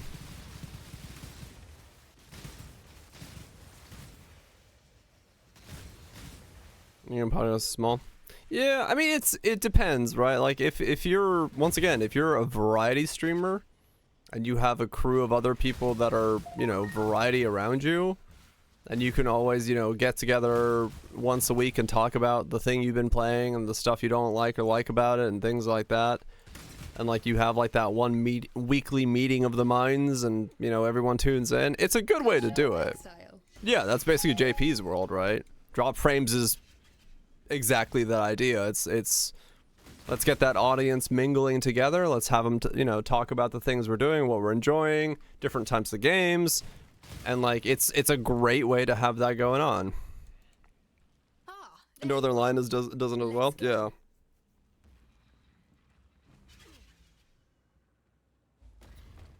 It's nearly impossible. It's incredibly difficult to break into any form of like a PO audience.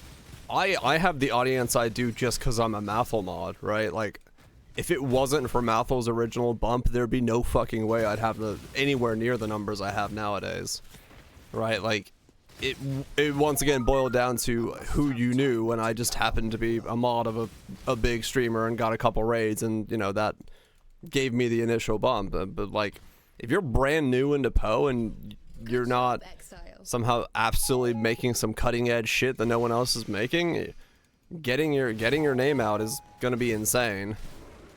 Unless you already have a very established audience that can give you a boost in terms of like, you know, getting somewhere, but then you're, you know, just transferring games. It's not a very like insanely good streaming game, no. Game over the 300 plus CACs, fuck yeah. Like, in terms of what it is, yeah, it's kind of not a game where a bunch of shit happens. 4 hours. I don't think that's how that's gonna work.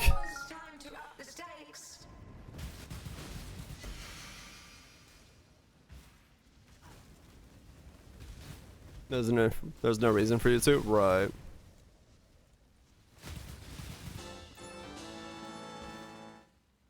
His profit. There you are. Time to go. I mean, that's also true. Like, it's difficult in a lot of ways.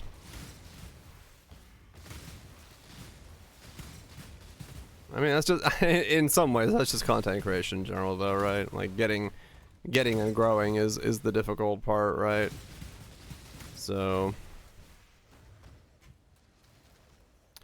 those things in general. I mean, true.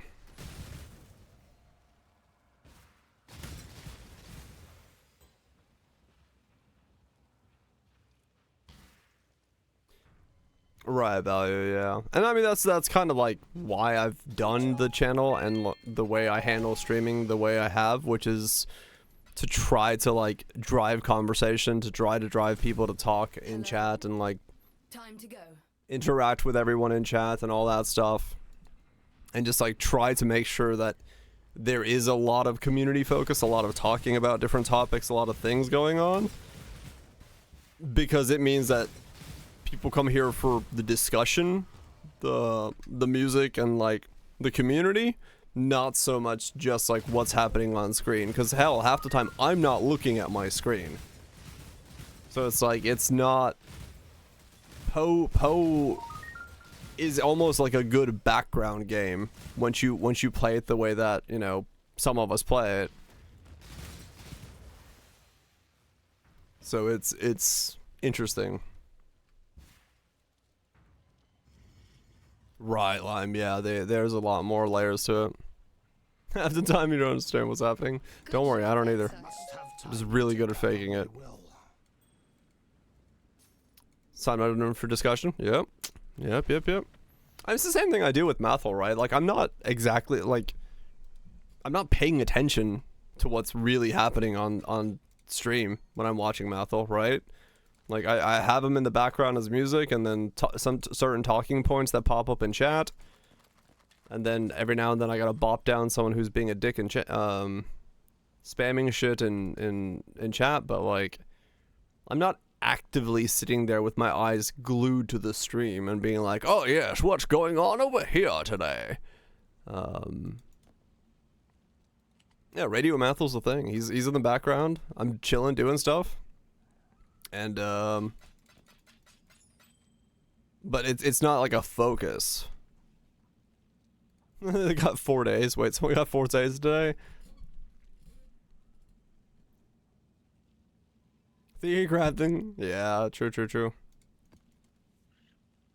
Oh, it was just a fuck ton of copy pasta? Okay. Yeah, exactly, DPL. It's Poe.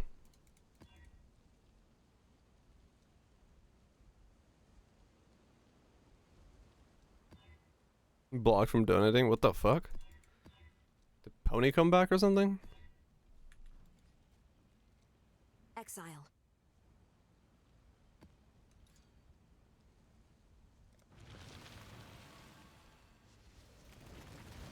What the fuck? Copy pastas?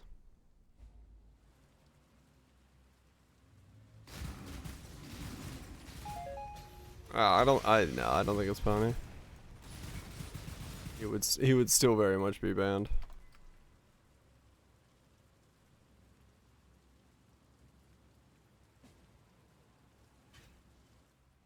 And spam donated.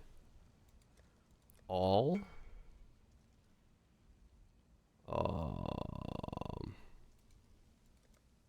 6?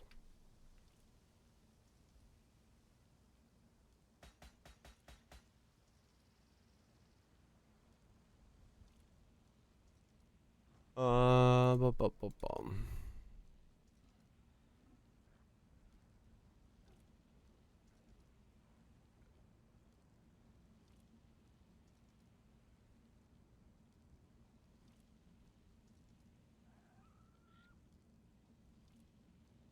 He did it? Oh, gotcha.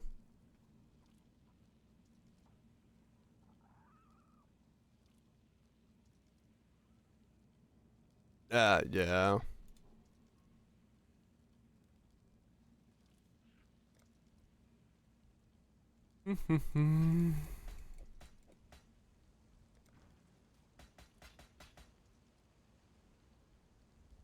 Is that... Okay, I don't know how much divines are. Sure. Enjoy. Hail, Godslayer. Kim's actually not that overwhelming. No, it's fine. Once you get more and more into the game, you'll definitely get more comfortable with stuff. And it's just one thing at a time, just like anything. You know, you gotta learn slowly. Best always to give yourself some breaks, digest what you've learned, and give it and go back again.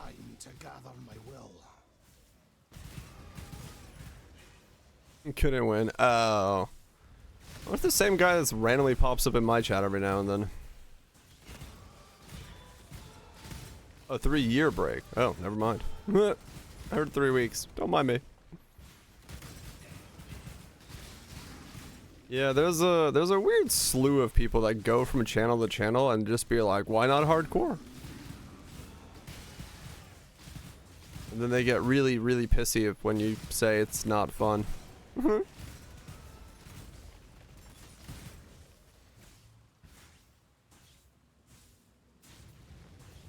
You double read? What?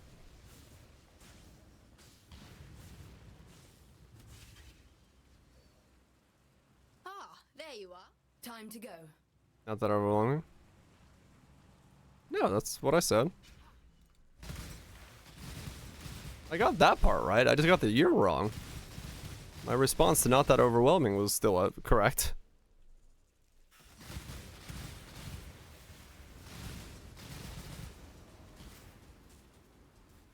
At least I'm pretty sure I said it right.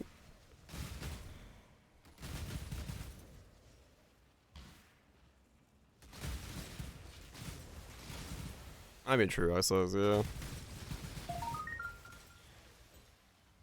Why not hardcore? It ain't fun, man. It ain't fun. Not for me. I'm glad somebody enjoys it. That sucks, boom. No PVDs. My chat just likes to bully me for my ability to read. I don't think I'm overwhelmed. No, yeah, that's what I said. It's not that overwhelming because, you know, breaks are good. It's good to take breaks and to let it digest in, and that's the right way to, that's the right approach to it, is to take like a break. That's what I was saying.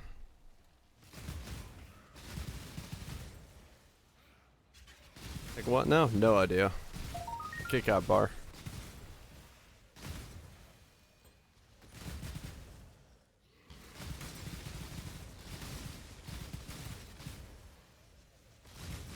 Occasionally. No, Mathel's really good at it. He does read like almost everything in his chat, I think. From the way that he's usually looking at stuff, I can pretty much notice that he does seem like he is able to read everything in his chat. It's just like everything can't be responded to. Good job. His chat goes at a speed where it's like impossible to respond to everything. Time to gather my will. Ah, there you My chat, I can keep up and respond to everything and read everything as it is, even if I do read it slightly wrong. Hello. But like, yeah, Time to go. when you're at that speed, you can't respond to everything.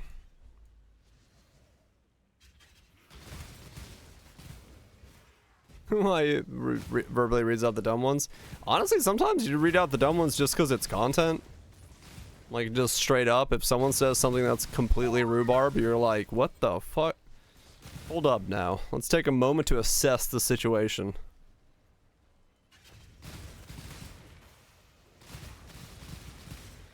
It's just content, you know? It's something to latch onto and talk about for a while and be like, look at this guy.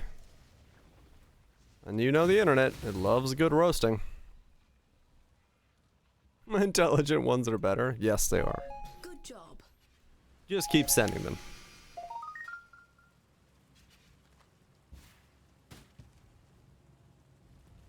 Something moronic.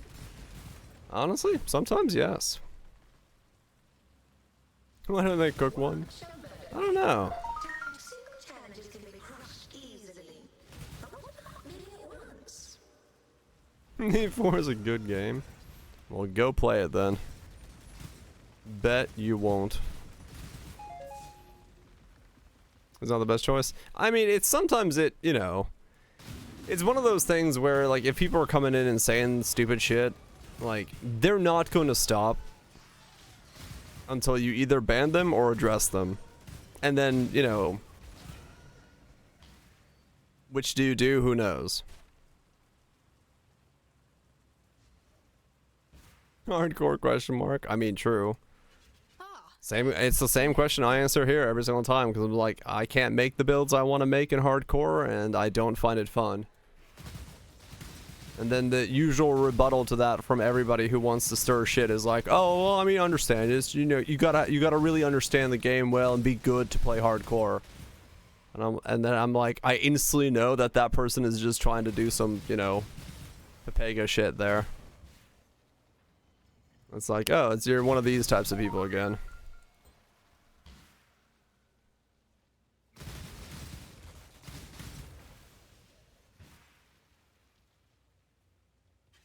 You're special boys. Right, Catherine, yeah. It becomes more difficult. Relentless? You mean ruthless mode? I don't like it. Cyclone was bad. Good job.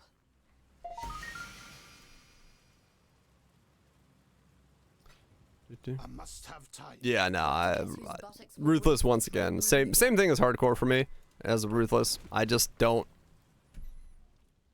I can't make these kind of shit in it, so I just don't like to play it. I play video games to have fun, and if I don't find it fun, I don't play it. It's that simple. Need for pure despair. Should you, Lime? Is that what you should do?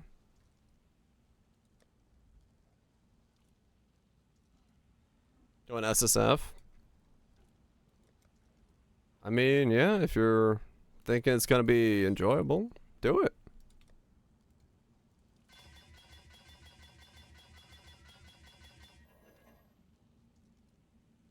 It'd be completely different. Yeah, I mean, it would be different, no doubt.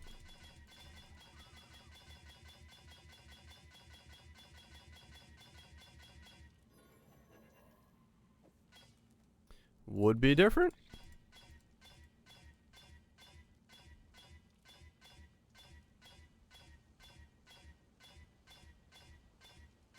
I know I won't do it, but if it's your bag of diamond dust, shoot for the moon. At least you'll land among the stars. Or whatever all these quotes were that I don't remember anymore.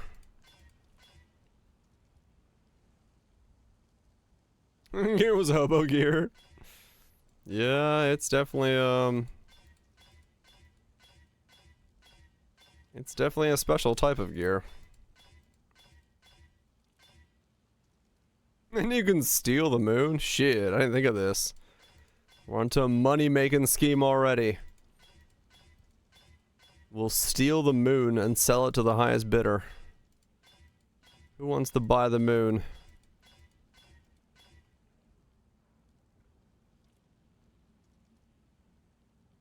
I have 6 left. Oh no, Glow. You land in the sun? Fuck.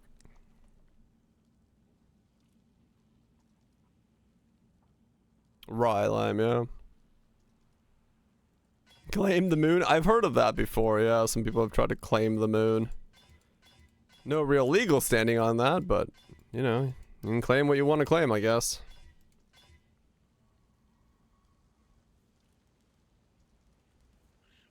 Why'd you listen? I don't know.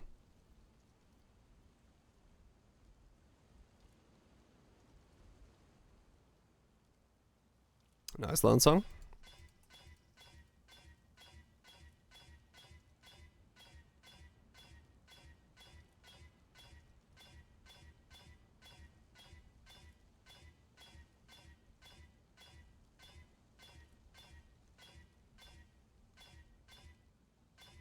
Come on, 5-link. I don't know why I'm trying to 5-link it, but I want to 5-link it. Before I corrupt it. There it goes. Totem explode? Yeah. I mean, we did it. That was a build, alright. Make history.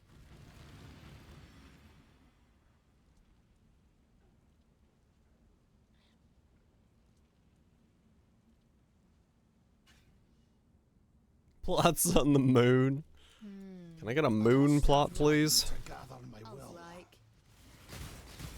Can I upload my brain to a plot on the moon and live immortally in the interwebs with my moon brain?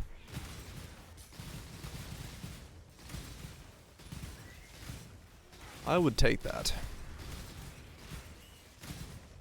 at last. By a star.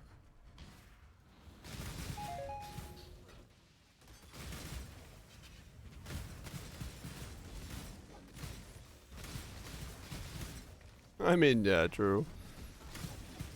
They do not like flying objects. Now, good luck seeing a GPS sensor work above a certain speed. For the same reason.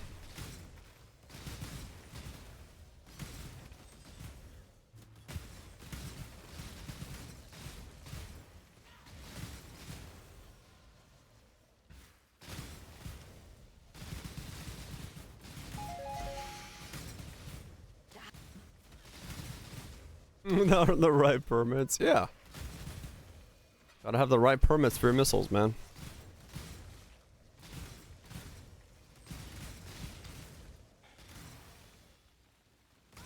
Make sure you sign the T's and dotted the I's.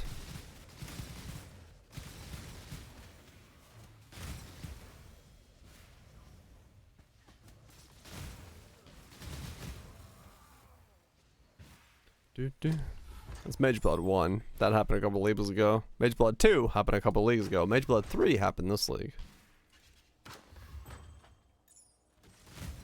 Don't mind me.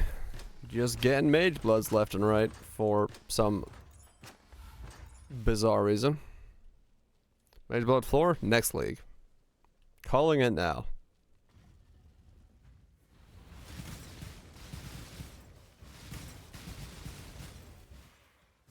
You crossed your L's, you're stuck on a Polish keyboard.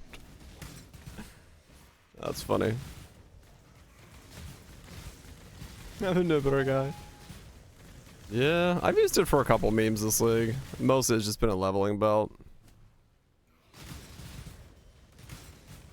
Why do they look like that? I don't know.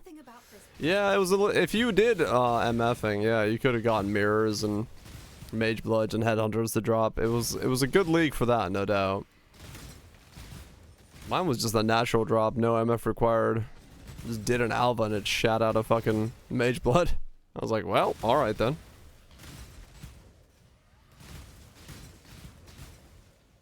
Two mirrors, two bludges. Hell yeah. Alright, Atala's number 3. Let's go. +2. Plus poof. We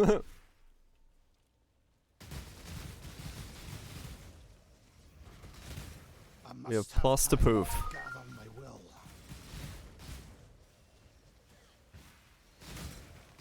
Plus poof.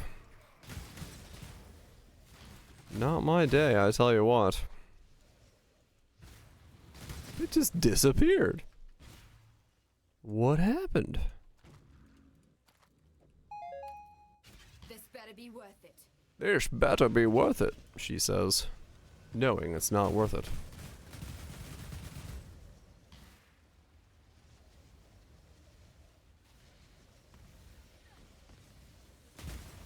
If you corrupt an essence mob and the essence upgrades, it fixed by how much they upgrade? I don't know. I've never thought about what happens when you upgrade an essence mob other than shit gets upgraded. Maybe someone in chat knows, but I don't know.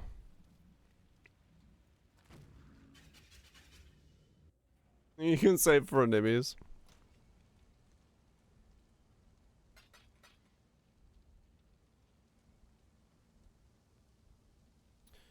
Let's see if 70 Divine Dude's back. The Remnant of Corruption.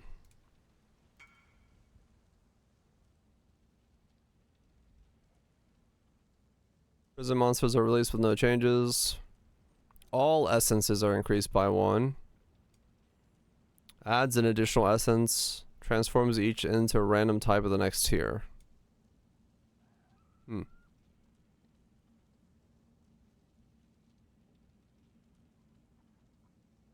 One of the following outcomes. Alrighty.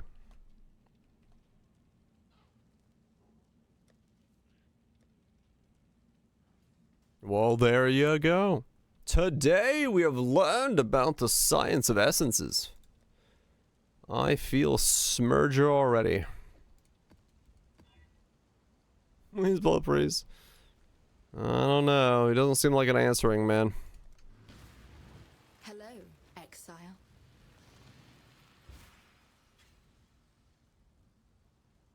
I've done a lot of essences.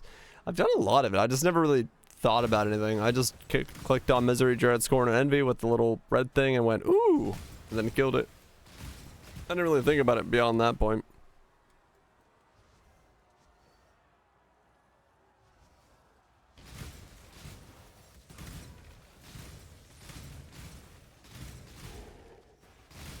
Didn't really think about it beyond that.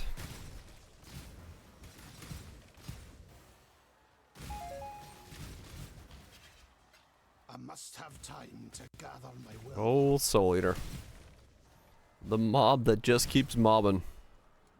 We found that every incursion. Yeah, Time to another go. corruption chamber. Hopefully it goes up to level 2. No, I mean 3. Up by 2 levels to level 3. I'm 94.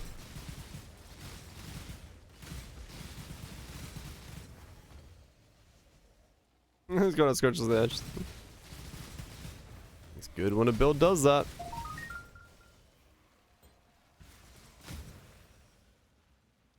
No doubt about it. Triple 8, Wisp 8. Essence Mob might be the strongest mobs in the link. Oh, probably, yeah.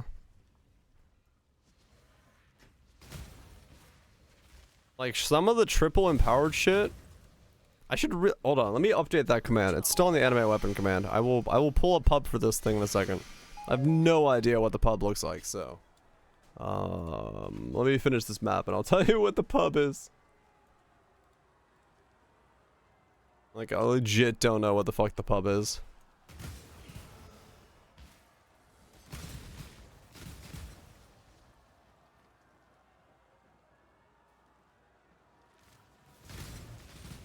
Wave revival.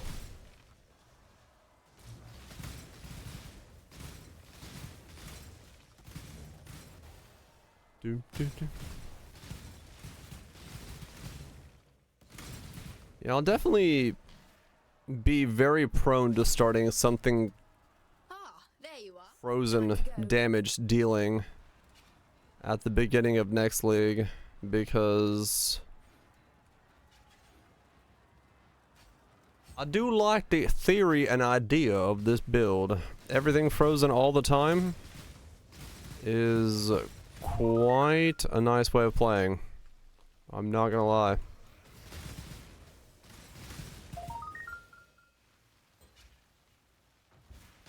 Yeah, basically. I mean, yeah, I have no defense in this build whatsoever, and I feel super fucking comfortable just mapping. Because everything is frozen all the time. What build is this? Good job. So the way that this build works is we are cast on crit Cyclone with Creeping Frost being our main DPS, GMP, crit damage, and Empower just being the main buffs for that. Creeping Frost shotguns if it's like right underneath you.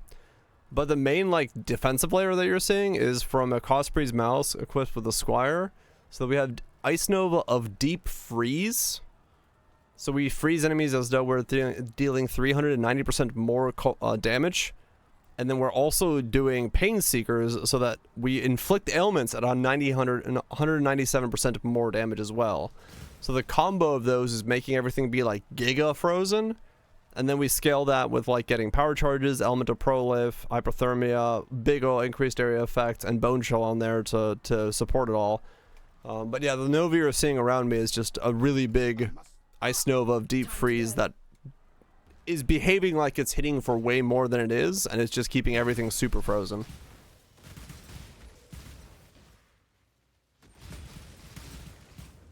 That's what's happening.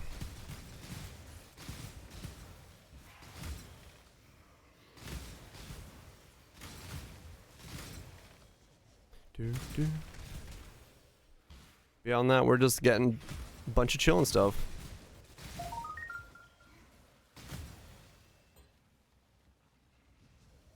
Name me Splitting Steel champ. Well, it's like, you know, if someone's asking in chat and I don't explain just like, you know, the starting basics of the build, it's going to be another slew of questions. So I just like try to get as much of the starting idea of the build out of my mouth as possible, because then I don't have to answer the slew of like questions from there. I'm okay with answering the questions. That's not the problem. It's just like I can cut off a lot of the questions ahead of the pass because I know that they're coming.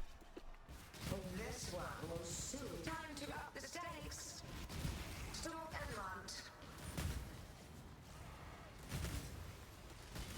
One more to gather up. And the MTX. Oh yeah, the MTX definitely helps.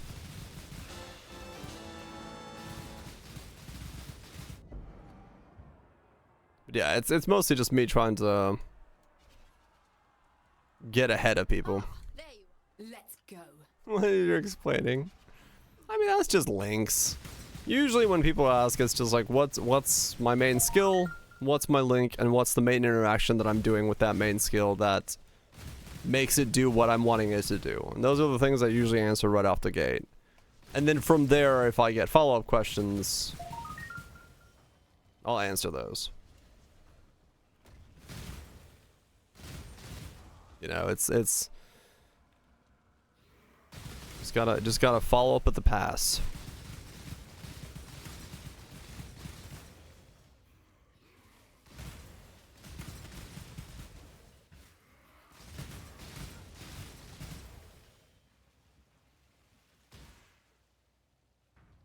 Good job. But yeah, I'll pull the pub for this thing. Update that command.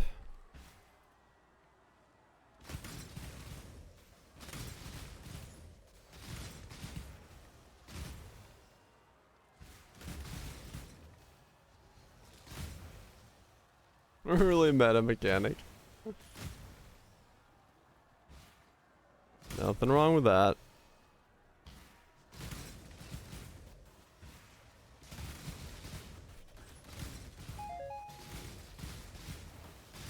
Most of the time I just am trying to explore some weird ideas, so not all of them may have to be understood, because some of them are shit.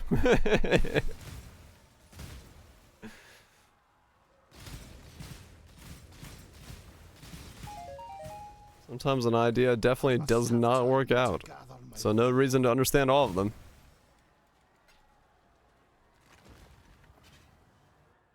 Alright, let's go ahead and do a fresh pulled pub of this thing.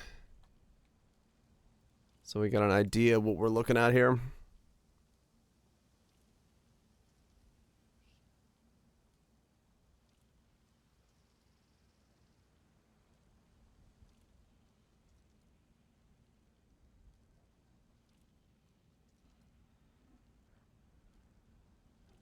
I'm playing the game more than I understand the game. Nothing wrong with that. All that matters is you're having fun, right?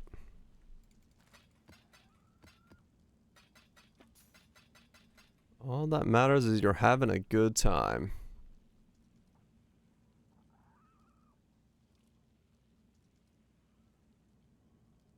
We don't have fun? Oh.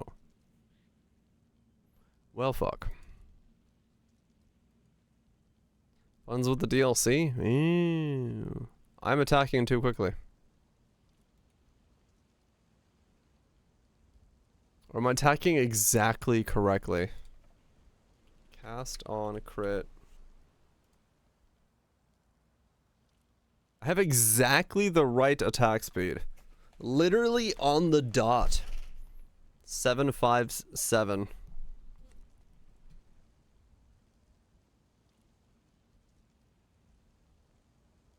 I should probably go down by 1, maybe. But I don't know. I'll call it good. Don't need that. That's fine. That's fine.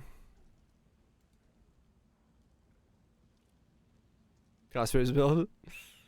Good old Cosprey's. Got that, that.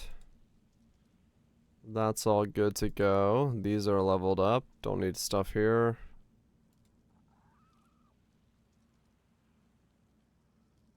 Okay. Then we go into here. We got power charges. Somehow we have endurance charges now as well, which is nice. We're on calm ground, which is good. Enemy is chilled. 10. I don't remember the chill effect from Maven, so we'll say 16. Enemy is frozen. 10. Brittle ground. Shocked. 10. I don't have unnerved, but they are on calm ground. Okay.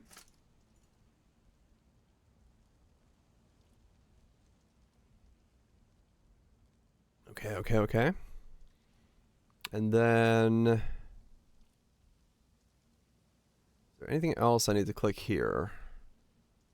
No. Creeping Frost. Creeping Frost is doing activation rate of 7.58. Okay. And we have 6 projectiles.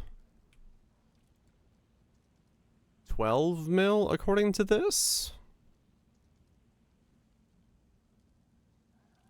Okay, I'm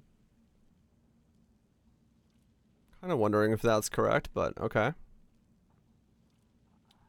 And then the other one we're doing is Ice Nova. That's 1.3 mil.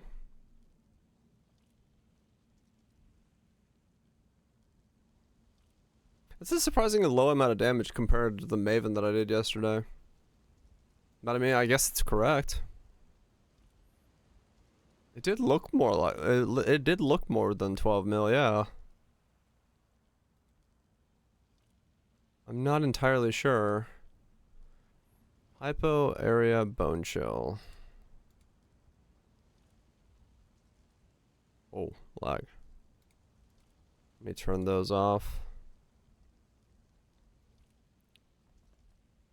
What is it gonna suggest I use? Conk in place of AoE, which makes sense.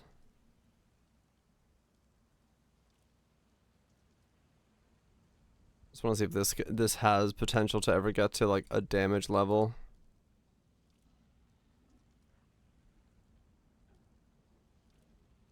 Now she's going to sleep. Well, can't move now. Awaken to your new home.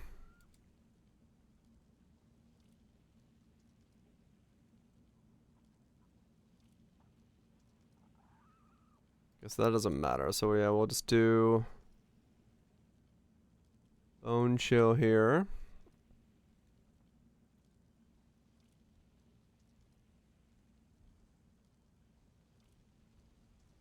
It's doing 1.6. This is stream forever. Well, fuck. 12. 12? Man, that seems low.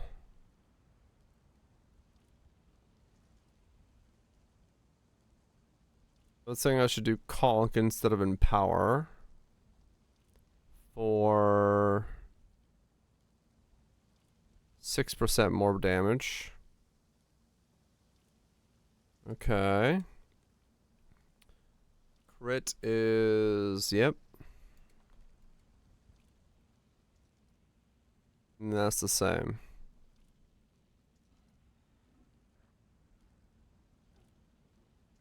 Huh. Man, my damage feels a lot higher than that. I mean, I have to assume it's correct, but my damage feels higher than it is. Huh. I guess it's just because no one's moving, so it just feels like it's much better. I'm okay with that.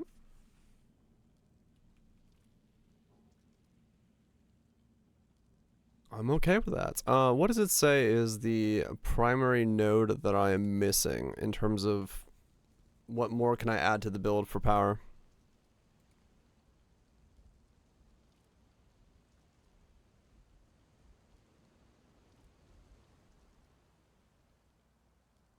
What does pub think I should do?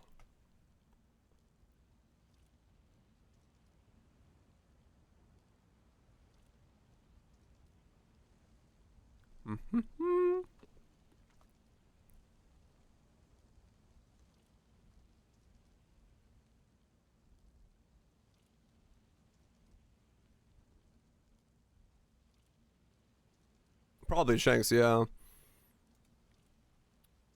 Makes sense.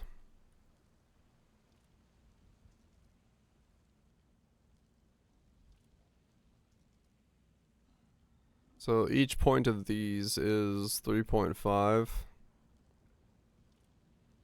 And then that, okay. Holy Dominion. Light of Divinity.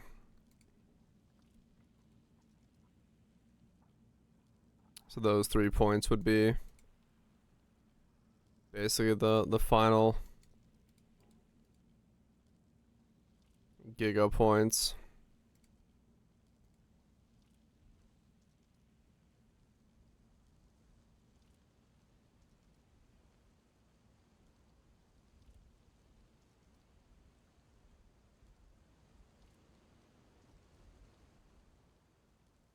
And beyond that, it wants me to get Ash, Frost, okay. And then Stormweaver and stuff. Yeah, no, that's pretty much as good as it's gonna get then. In terms of points usage and what I can grab outside of like rare jewel sockets and stuff.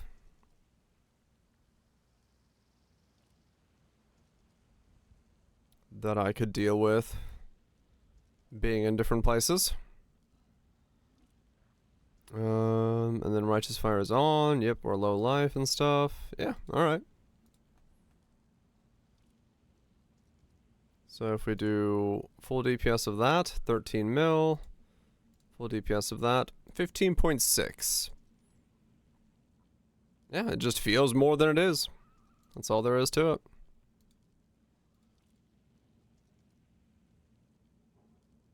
Just feels like more it is because it just has like, it has way more consistency as everything is always frozen. Commands, add, we'll call this deep freeze. Breach farming is stable, that's good. Breach is a good way to do it. Cast cost breeze with creeping frost and deep freeze ice nova hub. There we go. Deep freeze the pub.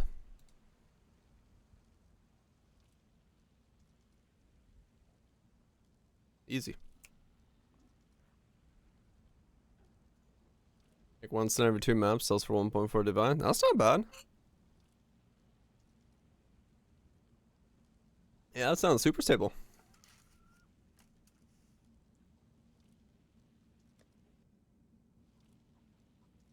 Deep freeze. Sounds like either a movie about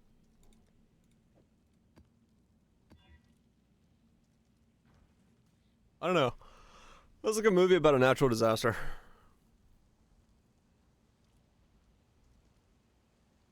Or some kind of video game about going to the Antarctic. Wister? Yeah, maybe.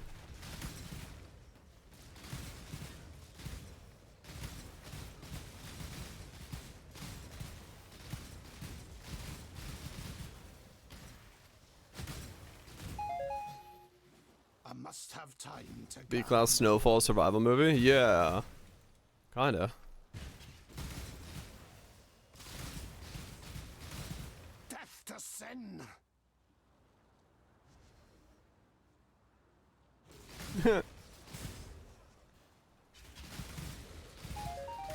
Yeah. I love the fact that there's like a warning, like, no, do not jump on the bridge. Whiteout. I don't think I've ever seen Whiteout. I need to watch Train to Busan, the second one. Wait, is it out yet? I don't remember. Is there a second Train to Busan? I like the first one. What's your favorite Helen Hunt movie? Who the fuck is Helen Hunt? Ah, there. Time to go. Icequake? She's in Twister? Oh. Yeah, I heard the sequel to Twisters, or Twister is Twisters. Do you not know her? Dude, I don't know the name of any actress or actors besides Keanu Reeves and like Scarlett Johansson.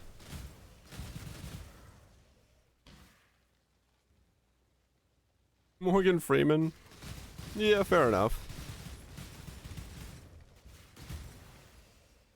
The sequel, and I think it's supposed to be like a sequel or something. Margot Robbie. If you put a photo of Margot Robbie and her like the other girl that looks exactly like her next to each other, I don't know if I can tell you which one's which. Good job. Everybody stay still.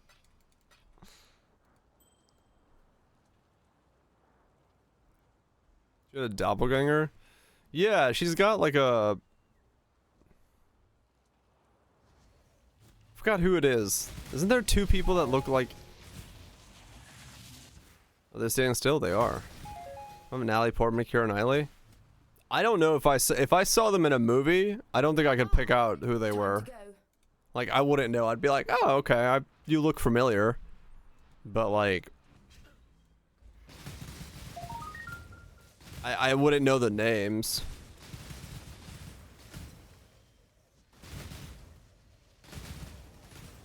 This one's just the decoy. You know them, you wouldn't be able to either.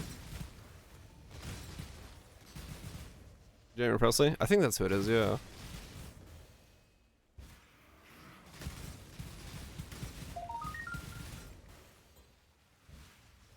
Yeah, I don't know anybody's like I said, the only people I know are like Scarlett Johansson and Keanu Reeves.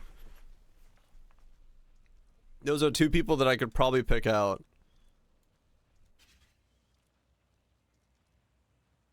Yeah, I mean, they look similar. I don't know who's who. I think that's Keira Knightley. Bruce Willis? I mean, okay, yeah, Arnold and Bruce Willis. Samuel L. Jackson? True. Natalie Portman, Natalie's on the left? Oh. Natalie's on the left? Okay. Yeah, I don't. Jackie Chan? Yeah, okay, yeah, fair enough. I know some, yeah.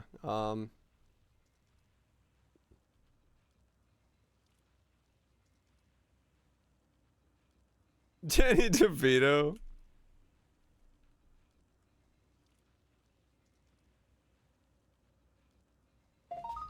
Good job. A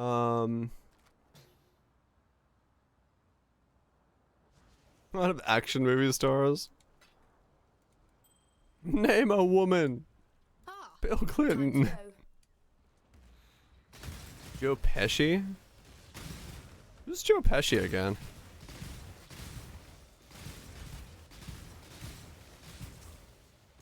Patrick Stewart? I would, yeah, Patrick I could see probably.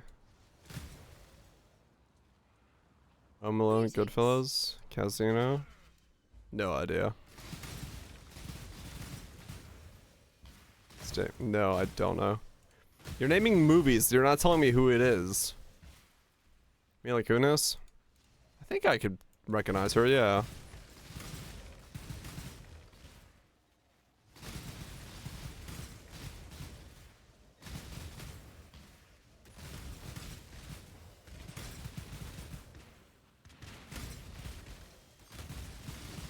Mila Djokovic? No, I have no idea who that is. Not a fucking clue. Good job. Oh, him? Huh. Dwayne Johnson, The Rock, true. Yeah, I wouldn't actually know that was Joe. I wouldn't know if you said Joe Pesci as a name. I wouldn't know him.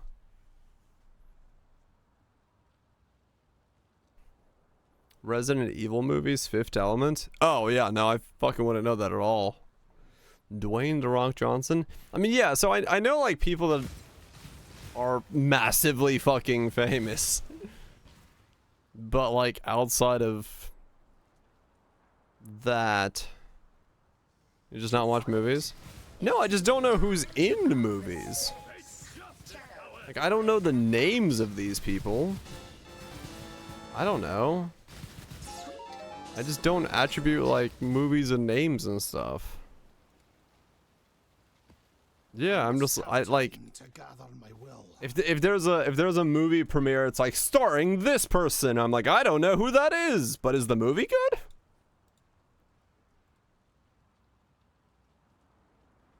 Well, it's nameless plebs. Yep. Just don't pay attention to credits. Yeah, same.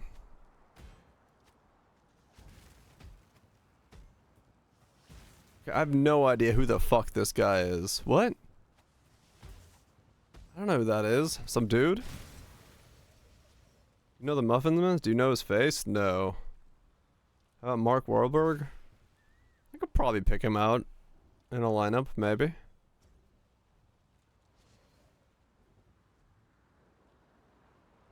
It's a young version of the dude.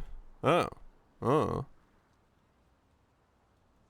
I have no idea who the fuck that is.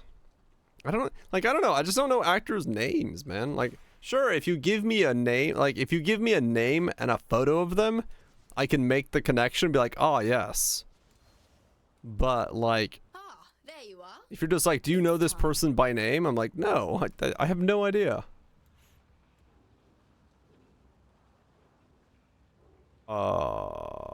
He looks familiar. I don't know anything about this dude's name.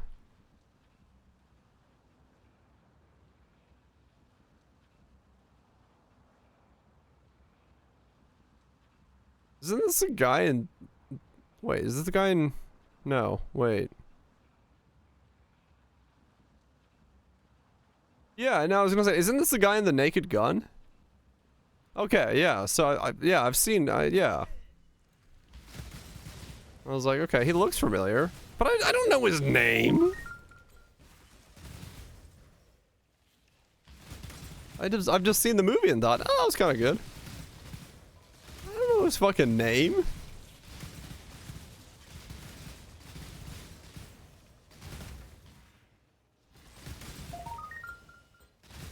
I don't know. I just don't put any emphasis on the dude's name.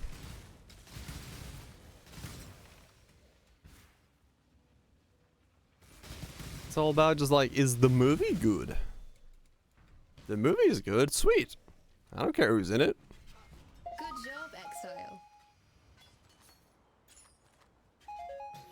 I doeth noteth careth. Not one bitteth.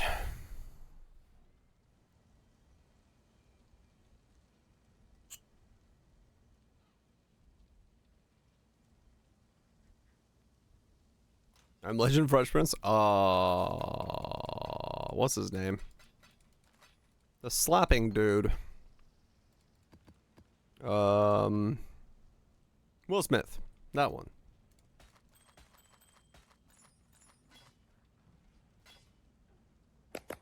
Yeah, him.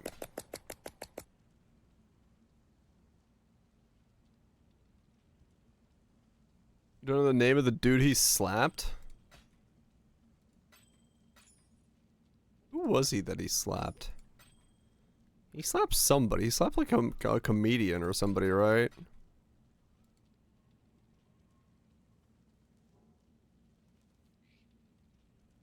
Did he slap Chris Rock?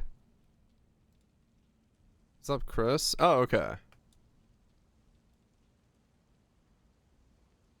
Yeah, I have no idea who this is. What? Who's this?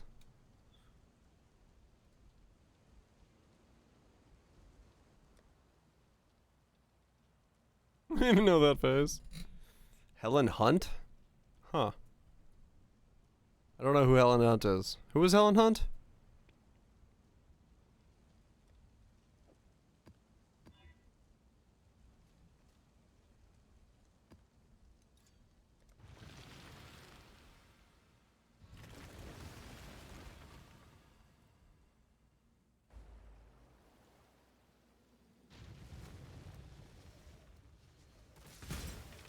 And then the oh shit. I must have time. I did remember what's her face's name. The chick who I look like and my Skull and Bones character look like.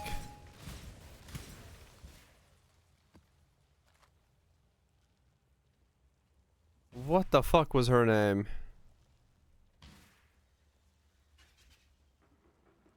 There you are. It's time. Greetings. No, I remember her character name, right?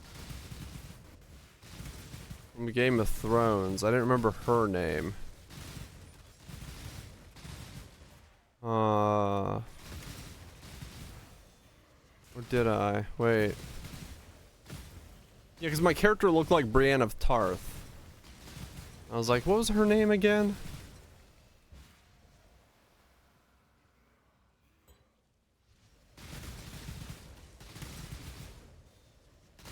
Loves name dropping. Yeah. What was Brienne's name?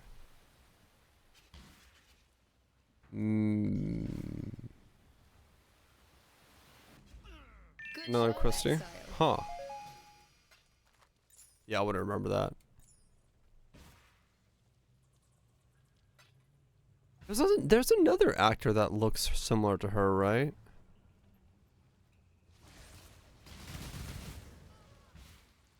Or is there? Let's go.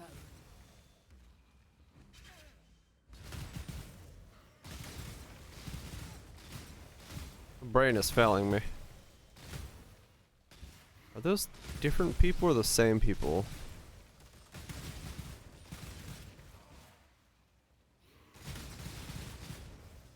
I must Google.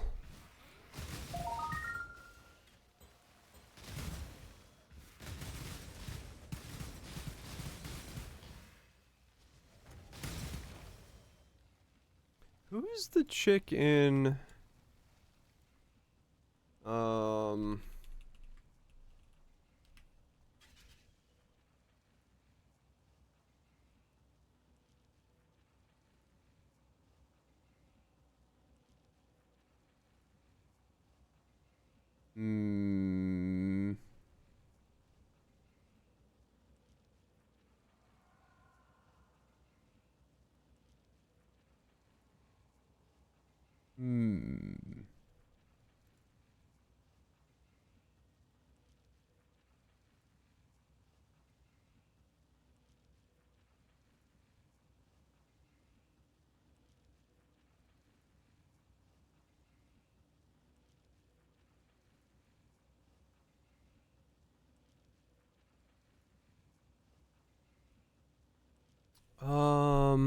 fuck.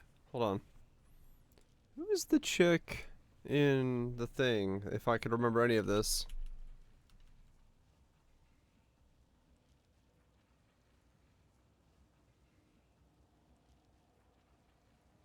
Oh, is that where her name was?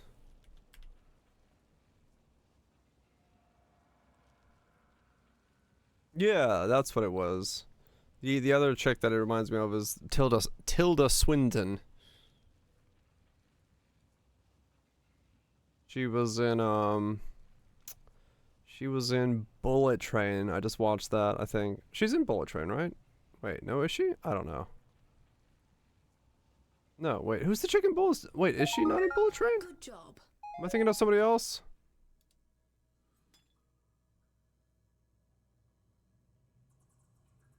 Bullet Train. No, she's not in Bullet Train. Wait, who the fuck is the chick in Bullet Train then?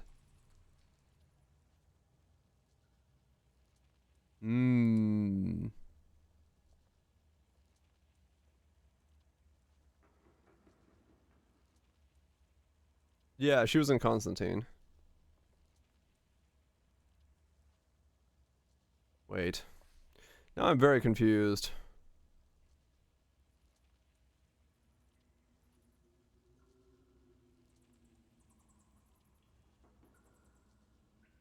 Is it not her? I thought it was.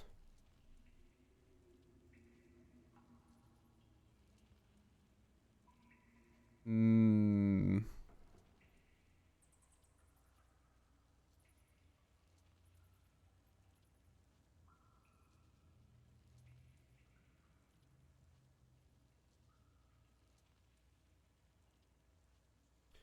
It's not her.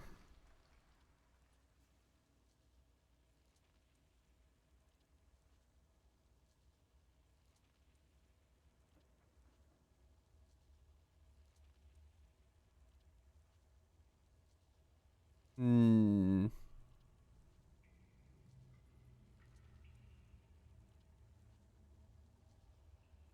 Man, who's the chicken?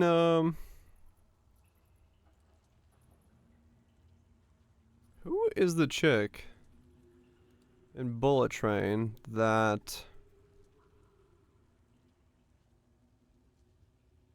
Oh, it's not Bullet Train. No, wait, I'm thinking about a different movie. I'm the wrong fucking movie.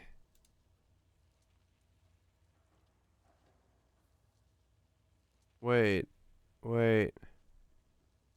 Is it this one?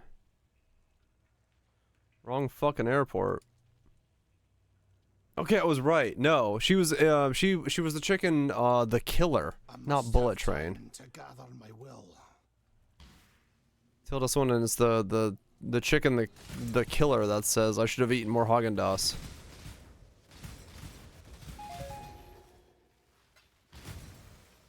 Snowpiercer is a great movie as well. Yeah, like you can tell, I have like very little recollection of like names to things.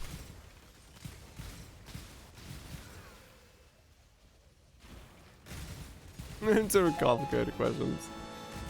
Yeah, my brain is just like, nah. Movie go good. Tattoo? She doesn't have a tattoo on her left thigh. At least, not that I'm aware of. Got him. Most memorable face in any movie?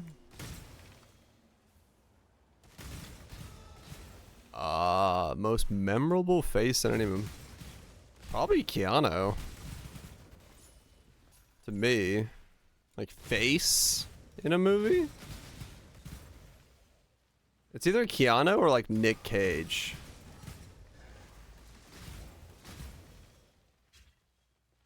One of those two. Some Bollywood stuff. Steve Buscemi. Yeah, true.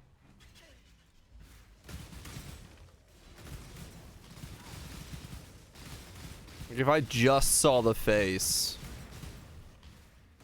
would I like get the actor in my head? Heath Ledger? I honestly don't know what Heath Ledger would look like. I have like no idea what the dude looks like.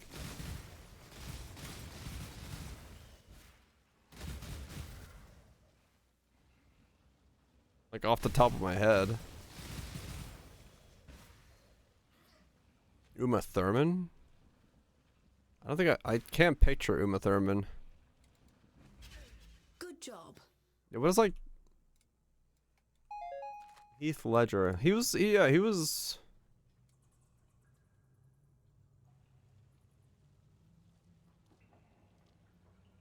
yeah, he was Joker and Batman. That's the only thing I've seen him in, I think.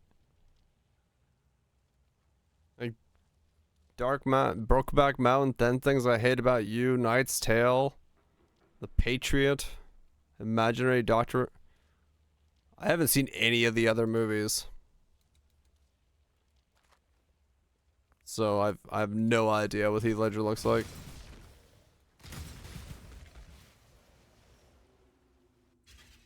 I just know him from being Batman.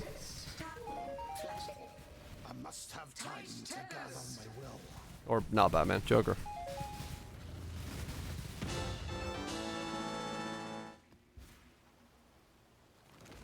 He's great in Knight's Tale and The Patriot, huh? I've never seen any of those, I don't think. Knight's Tale sounds familiar, but I don't think I've seen it.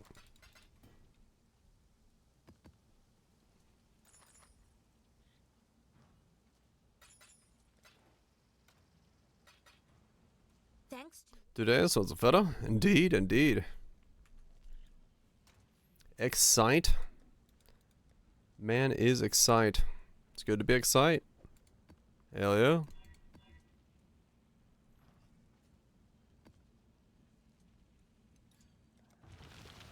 Until he got up to get some water. Hell yeah. Mobility has been achieved. One of my captors hid a beast within his heart. Now his true self can be seen by all.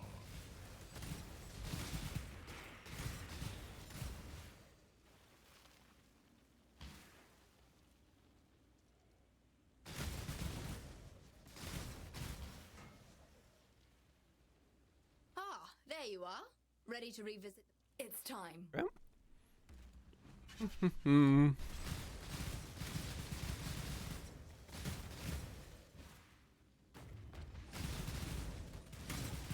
Blend.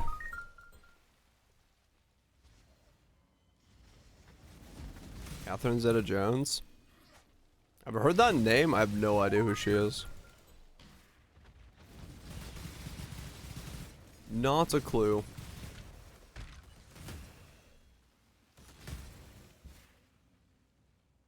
Chicken Zorro. I have no idea still. And that does not do anything for me. Good job. Catherine Zeta-Jones.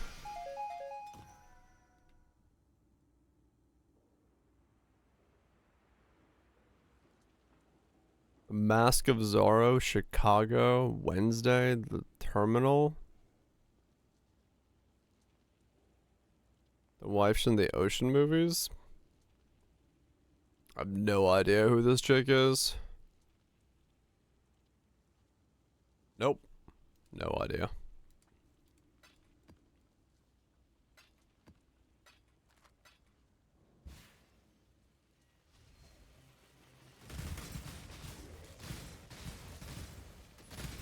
A detective? Oh.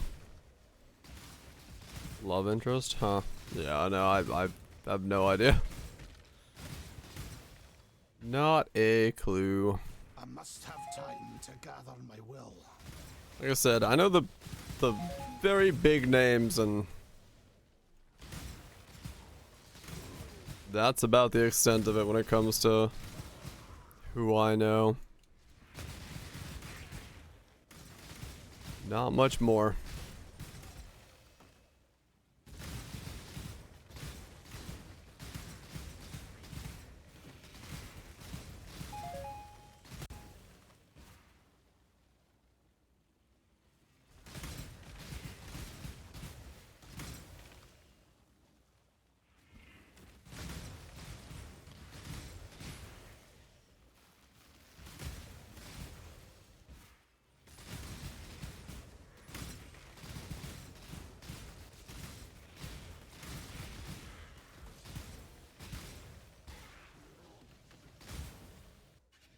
Favorite of her movies? Was it? Entrampment?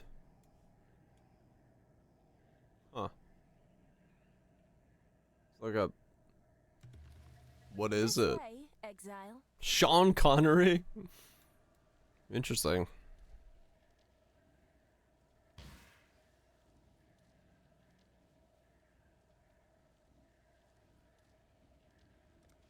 Don't let it make a mess. Right, got through. That's a heist movie? Huh.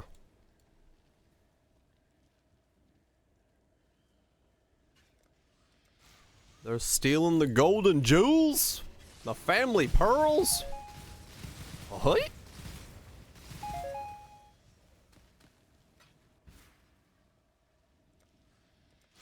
Mm-hmm.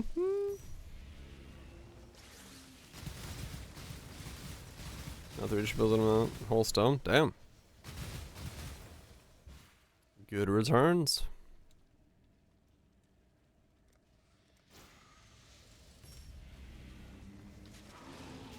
Wait, I just did 4 plots?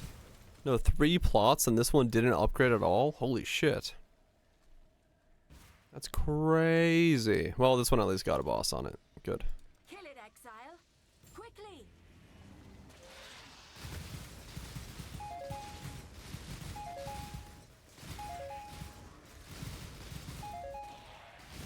What's the movie with the famous motion sensor scene? Famous motion sensor scene? What?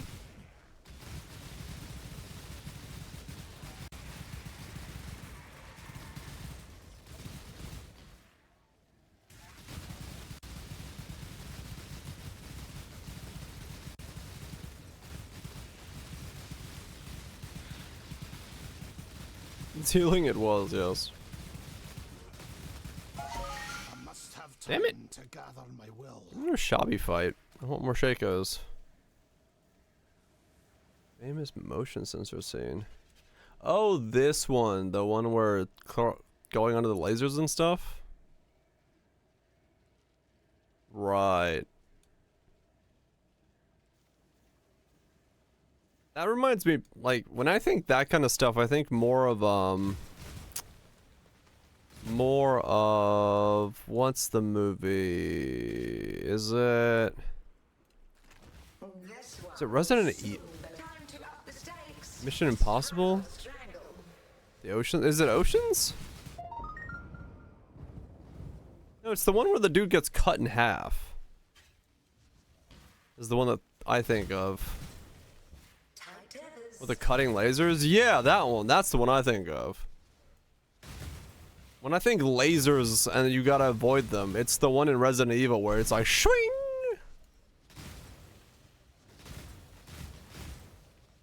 And then there's like the Oceans. Oceans had the one where they like go through it. And then Mission Impossible had the one where it's like from the ceiling and they like maneuver around downwards or something, if I remember right.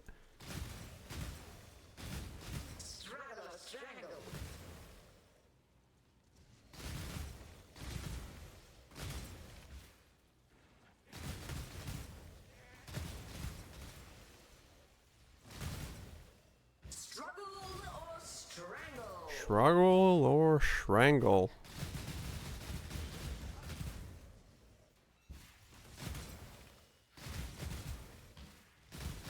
Your net dropped? Well, pick it back up.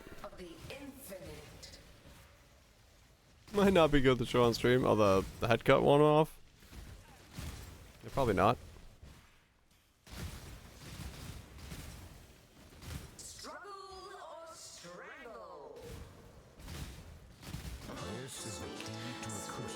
Oh, more than that. The sanity of the mind. Yeah, is that the one I'm thinking about? Yeah, it's that one. Dude's like, swing! My fingers, my head. Yeah, that's the one. Was it cross net? It was, yeah. There was sensor laser. No, I know it wasn't death lasers in Mission Impossible, but it was the one that was. Yeah, the last one is like, whoop. Good luck. It's like, wait a second. This doesn't seem right. Which in context makes no sense as to why there would be like a laser grid that doesn't just do that on the first pass, but you know. Movies. And the magic of entertainment.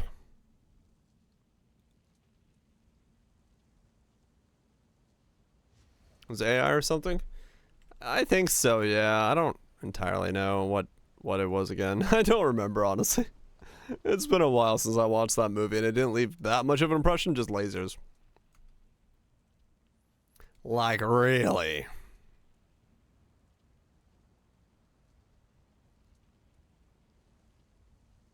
More than it being logical, yeah.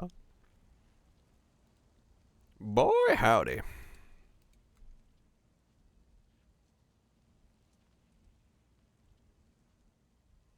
Boy, howdy. Tornado shot needs aura bot. This man needs his aura bot. I need a cup of tea. So if this man trades me, or doesn't, either way, I'm getting a cup of tea. Cup of tea.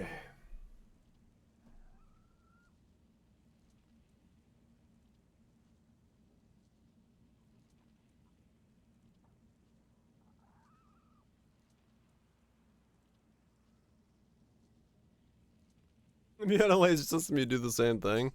I mean, I guess, yeah. You know, if someone's trying to break into your shit, you're like, you know what? No. You get nothing. Which, yeah, fair enough. But at the same time, like, that's a lot of energy be spent on, like, lasers that can cut through people as they fly by, which, I don't know, I would just, like, have the one grid go and just, like, pshing! And you're like, okay, cool, problem solved, no more people in my vents. I saw the train scene Final Destination on TV. So remember to this day. I think Final Destination is a generational reason that people fear log trucks. Even though I've like almost never heard of anyone having that happen to them. Everyone's just like, oh fuck. I mean, true, by the way.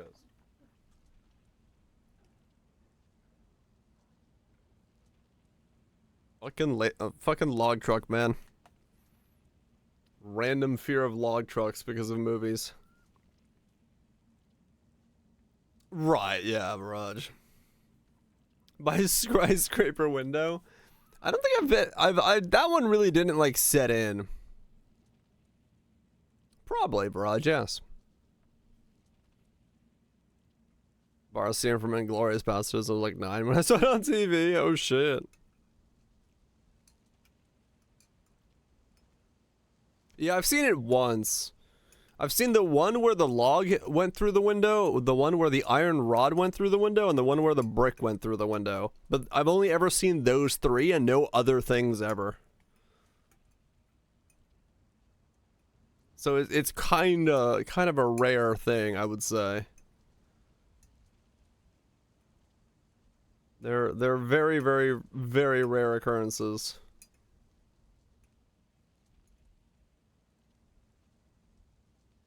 Started switching before this. Yeah, I think by that point you just let it roll and be like, son, welcome to the world of movies. You're in for a wild time. I mean, fair enough, yeah. Exactly, Raj. And just like, you know, still highly unlikely to happen in the way that it happens in like the movies, where it's like instantaneous dislodge, fall backwards to go through the windshield. Welcome back, Qualtich. Cheapening out on shit. I mean, true, yeah.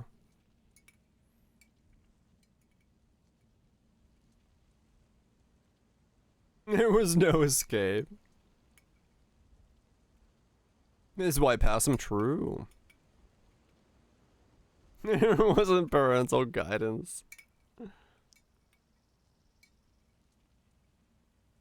Yeah, I've heard of that, Raj, yeah. I mean, logging sites are still, like, super fucking dangerous places to be around, no doubt. And in the porn channels? Hell yeah. That's some good late night watching. Static channels in the 90s. I know, right? Fucking trying to see through the pixels. The white noise to make out some content.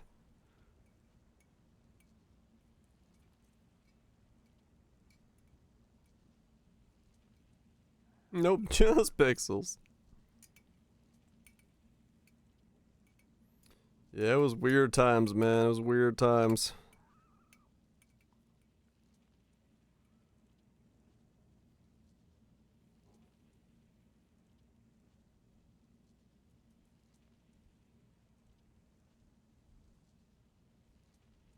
I remember I had like a really I had a really old TV that had one of those channel scan functions. And sometimes if you did the channel scan at like 1 a.m., it would pick up some of the like weird channels in the 100 range and let you watch them for a while, and then it would like drop them off again. You know about that too? Free trials? Yeah, it was like really odd. Like sometimes you could get like those channels to like set in depending on the weather and stuff. No, I don't know what it was for us, because it was still cable at the time. It wasn't like satellite or anything like that, but it was just like, yeah, you just like sometimes it just allowed you to reconnect to them for some reason. Yeah, trial weeks. Oh, okay. Spice Channel. Yep, sounds about right. It's a mosaic of dogs and maybe something else.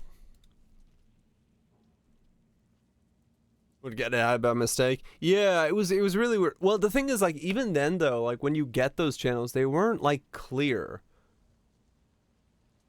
And it was like super staticky still.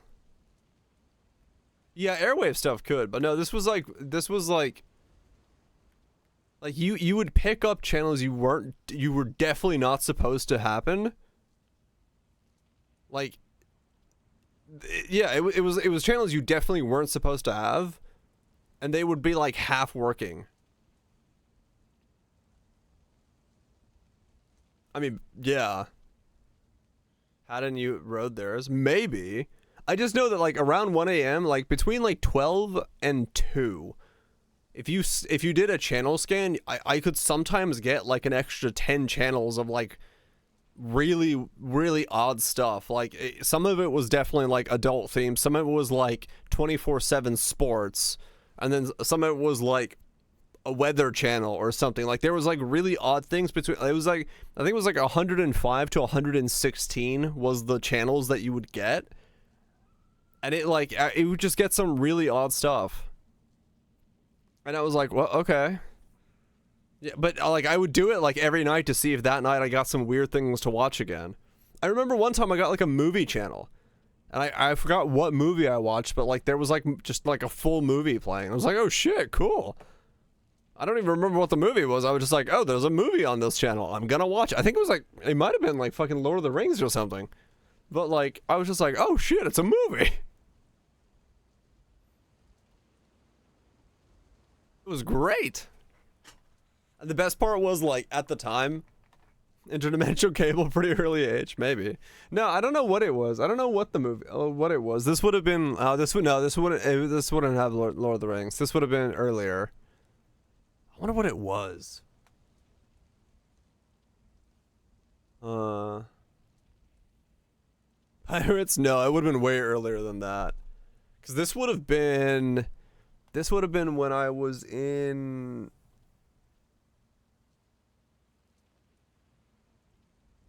This would have been like 2004, 2005.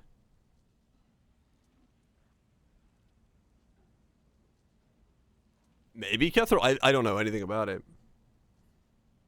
Yeah, it would have been high school. It would have been early high school years, because it would not have been... It would have been still when I was living in Greenville.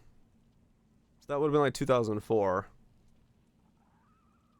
And that, yeah, it was weird then. Because you would get, like, you would definitely get shit you weren't supposed to have. I was like, well, alright then. This is interesting content. Hello. I did it. Greenville proper? I did, yes. I've lived in Charlotte, Greenville, and Atlanta. I've just been moving down the west coast. West coast, east coast. I'm sorry. Yeah, I lived in the proper. Is that bad? No. Not at all.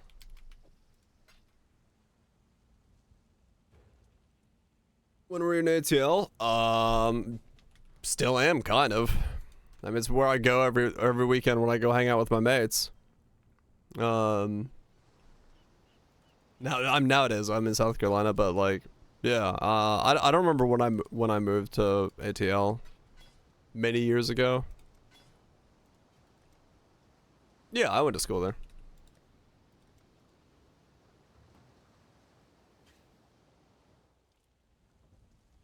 Not really very much, huh?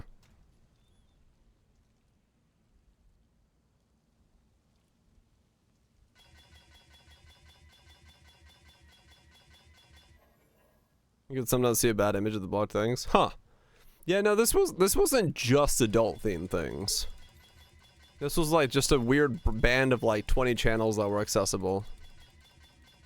Every now and then. You went to tech? Oh, did you? Yeah, I chose between UGA and GT. And I went to UGA instead of GT because we had like the week I was choosing where I was going. There was like a string of stabbings at GT and my parents were like, don't go to GT, I don't want you getting stabbed. I was like, alright, I'll apply to UGA instead. So they didn't want me to go to the stabbing school, so they're like, could you go to the other school? I'm like, alright. Oh, maybe Guthrie, yeah. Like, GT was like notorious for having stabbings, which was funny. It's less stabby, yeah. Just the less stabby school. What am I trying to get? +2 AoE, +2 duration, +2 projectiles, +1 socketed gems, plus anything else? I'm just having fun, just digging about. Go to the other stabby school. Yep. People are like, oh, you're like a Dogs fan. That's why you're going to UGA, or like you want to go to, you know, the Athens, the party stuff. I'm like, no, man. I just chose the schools as less stabby, and they're like, oh, okay. It is in the middle of downtown, yes.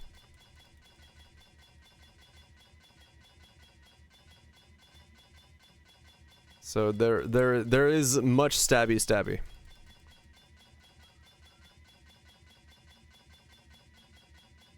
Meanwhile, like UGA is just literally the town is just the school.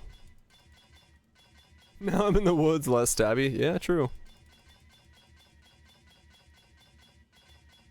Applying for schools in the UK. No, the Atlanta area just has a stabbing problem. It's just how it is. Hmm? Nice. +1 all spells. Good snipe.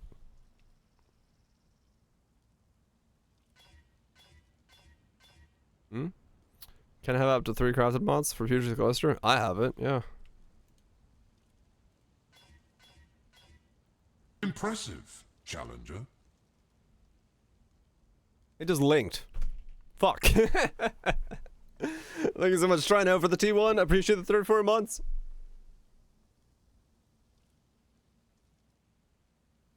I mean, I guess I'm corrupting a link to Tulla's now. I did it. I mean, we did it. Okay. The location of the temple is... Let's begin. That's why you do it one at a time. True, yeah. Oh man, that's funny. Yeah, no, ATL is like... ATL's... If you're on the south side, there's definitely like more rampant issues of shooting and stuff, but like the streets around GT were just having like a really bad stabbing problem at the time. So it was just like in the news over and over again. How many fusings for this Atula's? 6. This will be the one. Maybe. Yeah, this is on the survival.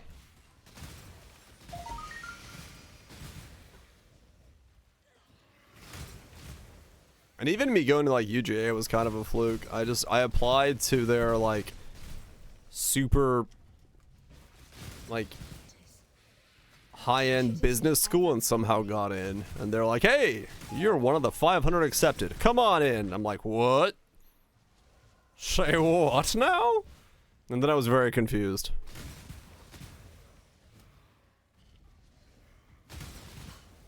Something about this place feels wrong. And then I was very confused. Biznage.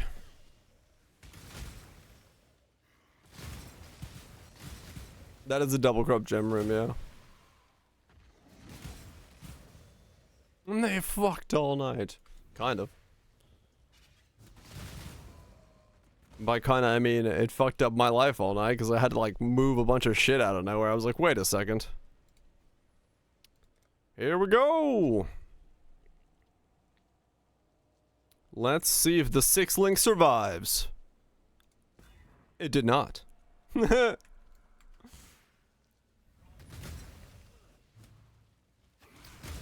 Went to SCAD? No, so I chose to be a real estate photographer after I chose to be a photographer after I graduated.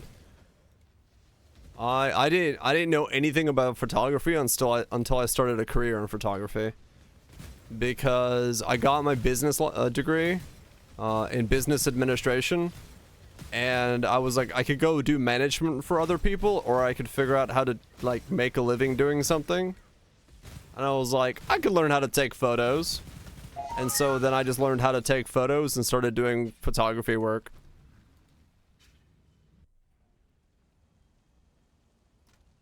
They're on the diagram? Yeah, sure.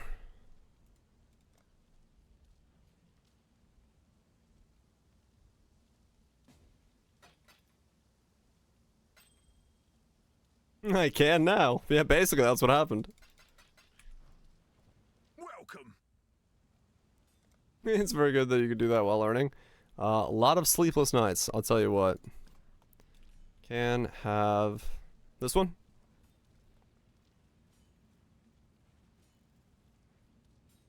What's it cost? 2 divines. Just make money. Dude, I didn't make any money in the beginning, man. Not at all.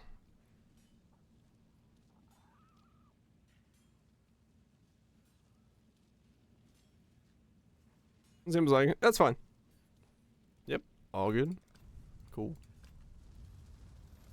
I think for my first, like, 2 to 3 years doing product photography, I didn't make money. I was still doing web design stuff for a web design company. And then on the weekends, I would go to art fairs and, like, try to find people that would, like, hire me. And then I did that for a long time before I actually started making money. And then I did that until I did real estate. On and off doing like web stuff. Like other like side gigs. I stopped doing web development once I stopped messing with Flash websites. And then I went into real estate photography. And same thing with real estate photography. I didn't know how to do it at all when I started, but I had connections in real estate at the time, and I was like, hey, I know how to take photos of pots, so it can't be that much more difficult to take photos of houses, so let's go. And they were like, all right. And then I got good at that. All good, Klepto? All good? House is just a big pot? Kind of, yeah.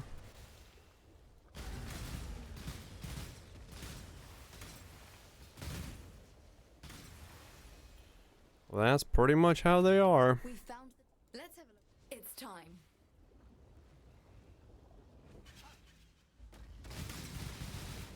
Even in like my first photo shoots for houses, man, I took like 6, 7 times more photos than I needed, just so I had like massive amounts of backups, and then I would stay up for like 36 hours making the photos like work and understanding what I was supposed to be doing so I could deliver them the next day. So like it was very much learning on the job. I just traded sleep for learning. Just didn't tell anybody I didn't know what I was doing. Good job, Exile. Working with photos? I mean, nowadays I do the same photo shoot. Like, if I do a house photo shoot, Time to go.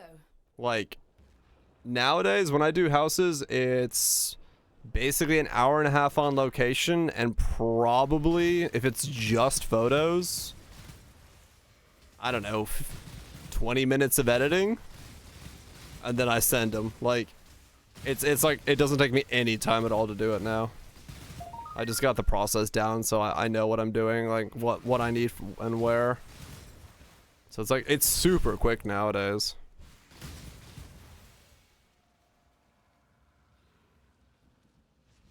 If it's presets? No, that's hand tweaking all the photos. You just get really quick at keybinds. Like, that's the thing.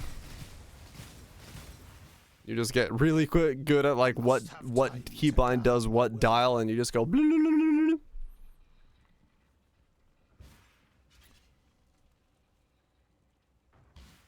And you kind of understand like what you can shortcut in a way, because like there are certain things that you don't have to remove, things you have to like worry about. You know, certain cables and things you don't have to remove from the photos. You can leave them in. No one's gonna really bat an eye at it. Stuff like that. I call them the 90s.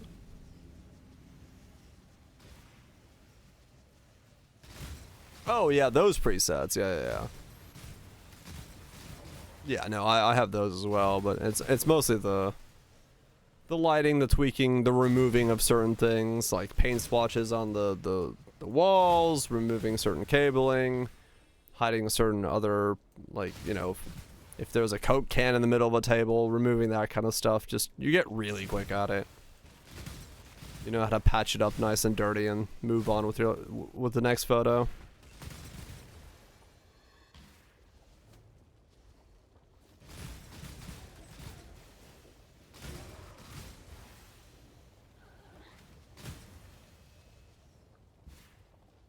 I mean, yeah. Ah, there you are. Opening and closing Ready to curtains. revisit the past? I try to do that as very little as possible.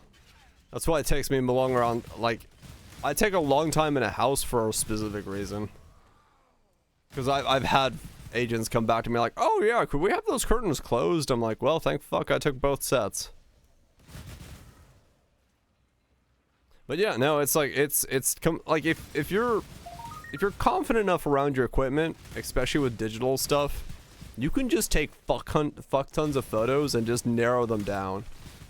Like, it's the same thing I did with house photography. It's like, just fill both my cards up, and that's like, that combined is like 8,000 photos. So I can just layer them and figure out what window I want to keep where and what curtains I want to keep where and do all that stuff, and I can pull one from another photo, and it's like, yeah, it was really fucking long nights, but like, I knew that I didn't have to go back to the client to say that I fucked up.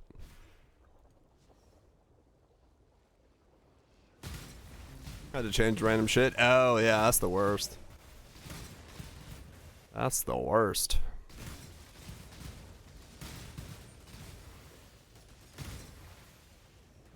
Into a media subgroup?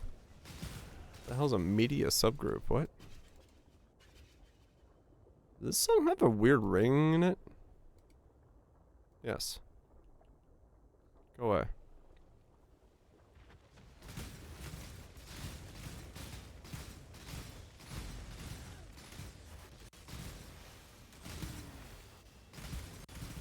I must have time to gather my will. You're like a turtle. That sounds like a nightmare and a half.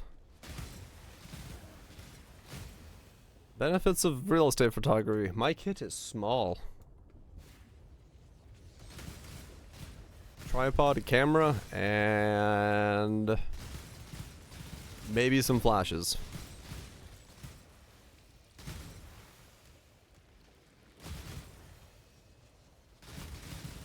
And the drone. I mean, true.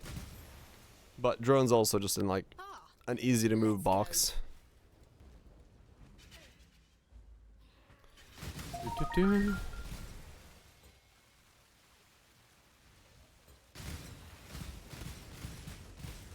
Can't always do that. Right, yeah.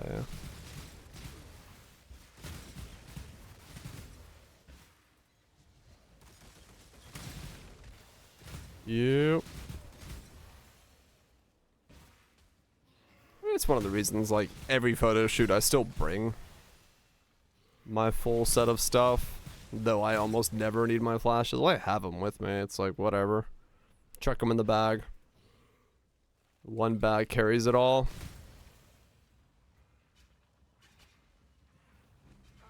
Good job, Exile. Whatever this weird chime is in the background. 20 houses in the area. You'd be surprised, even in areas where there's like... Yeah, the thing is, like, in where I am, it's the song, yeah, that's why I'm skipping ahead. There's a weird ringing in the song. Like, even in my area, it's not like I do work with, like, hundreds of houses, not even close. Like, most of my work is with a handful of developments that are in the area that are catered to higher end housing, because when they do like a full package, it's a lot of money. So like even in remote areas, and some of these higher end places are in really remote areas, you can still find plenty of work. It just depends entirely on like what's going on in the area. Yeah, no, it's in the song. It's very annoying. That's why I'm trying to get rid of it, but yeah.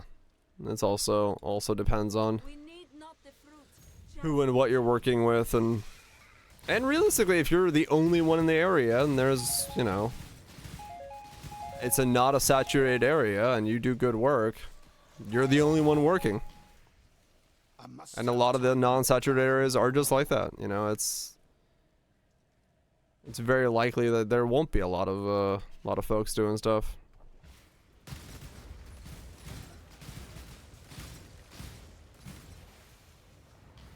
Yep, good work helps a lot. This will be a most time to up the stakes.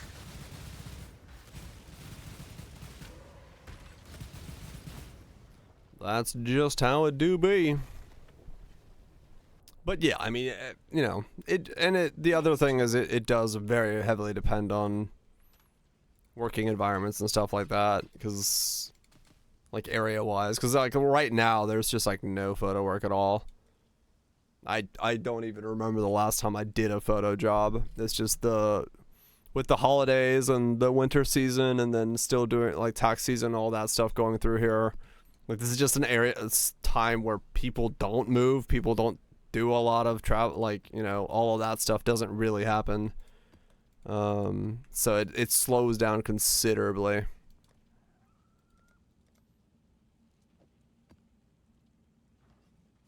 You just get used to it.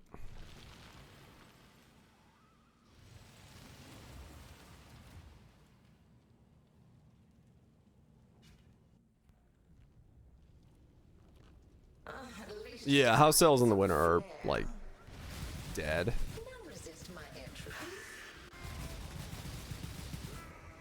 Time to up the stakes. Life is so brittle. Yeah.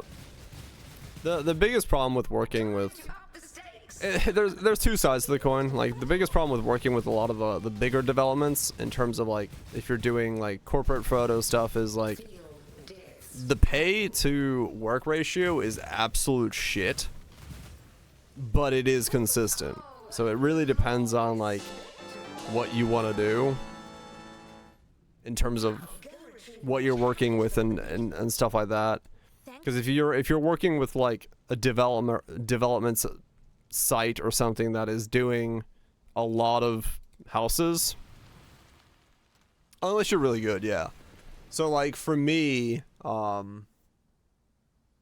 when I started working in real estate photography, there was a couple of companies that were gonna bring you on to shoot photos for, I forgot what it was at the time, but it was let's say it was like $45 an hour, and it was like it was 3 hours per, it was because it was 1/7. Yeah, it was 1/7, so it would have been $35 an hour for a 2-hour shoot. So you get $70. But if I do the same thing myself as an independent, I get $700. So you kind of get like the gist of like how price gouged it is for working for somebody versus doing it as an independent, which means that for me to make the same amount of money, I would have to do 10 times as many gigs, which is kind of crazy. Sweet coffee. I only have filter coffee in a coffee bone. To add honey and milk, maybe. Honey, milk, honey, sugar. Add dashes until it's to your liking. So like it really depends on like the market you're working with as well. What's the normal route towards that kind of job anyways? What do you mean? For like working independent or working with a company?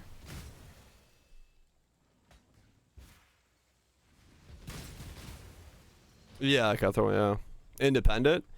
So basically I cleaned my parents' place, my parents' house, took photos of it, sent out about I don't know, 200, 300 emails, was it trust?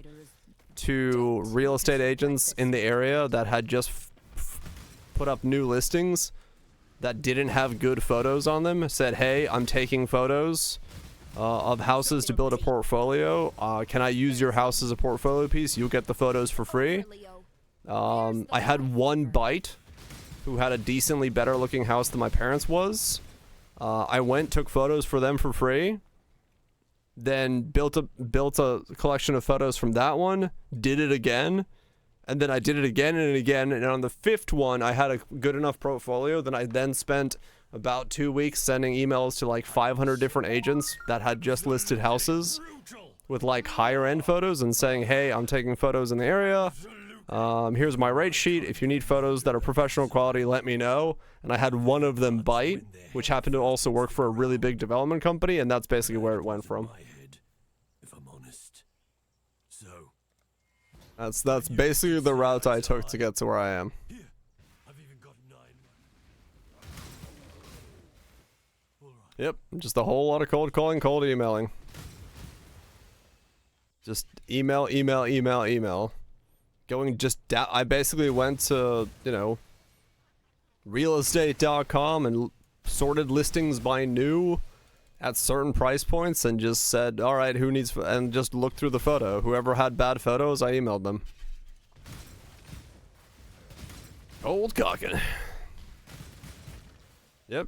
Yeah, you get them because, yeah, that's like the only way to do it. You gotta get your name in front of a person that needs it. And I got my name in front of some people, and that's how it started.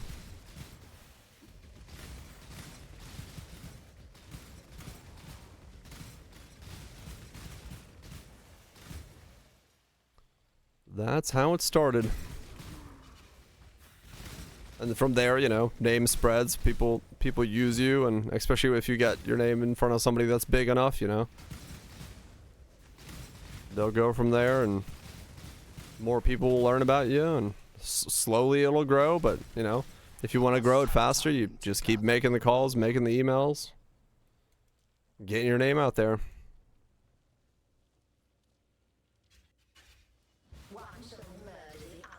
That's not fun, trust. I know that feeling all too well right now. From what I'm doing myself. Yeah. That's the way that I became a real estate photographer. It's a whole lot of fucking sitting here, scrolling. I had Mathful on that screen. And at the time I had a third monitor, so I had the real estate fucking listings there, and then I had this monitor with like my blueprints of an email, and I just kept going through and changing the name and changing the address and sending it off. Yeah, basically, yeah, just gotta expand your network, and at some point somebody's gonna be like, hey, this guy does good work, and you're like, oh shit, that guy does good work.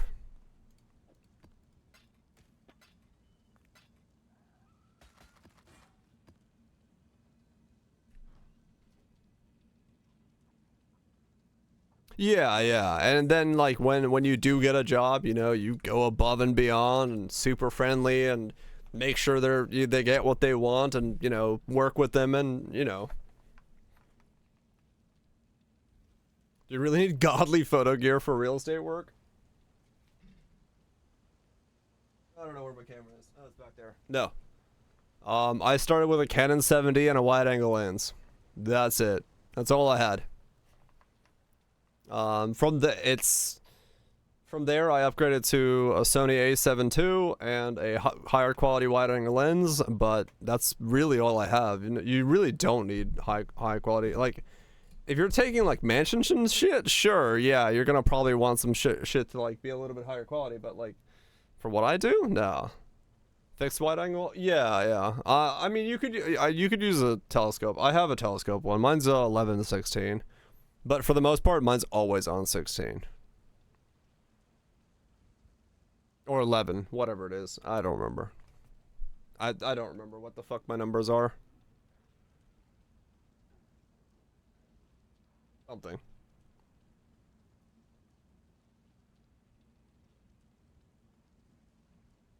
Yeah, well, it's a zoom, not tele. Zoom, I got a zoom wide angle. Or something, whatever the fuck it is. I don't know.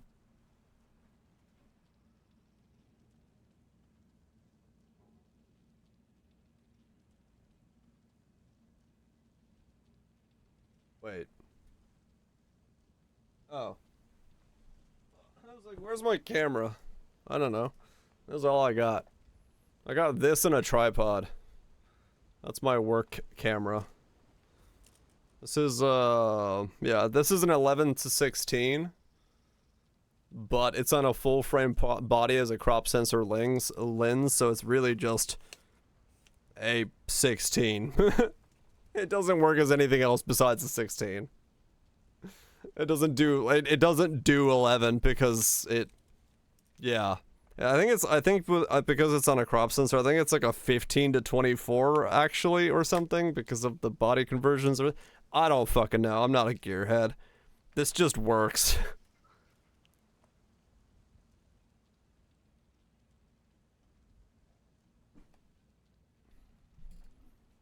I just use it as wide open as it goes.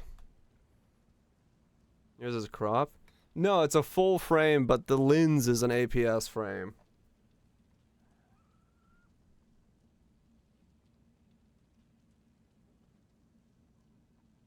And when I left work, fibers I dropped to 23. Yeah, it does seem like a little bit of a slow leak crust, yeah. Like vignetting. I mean, it doesn't have it when you go into the settings and just say it's a crop sensor.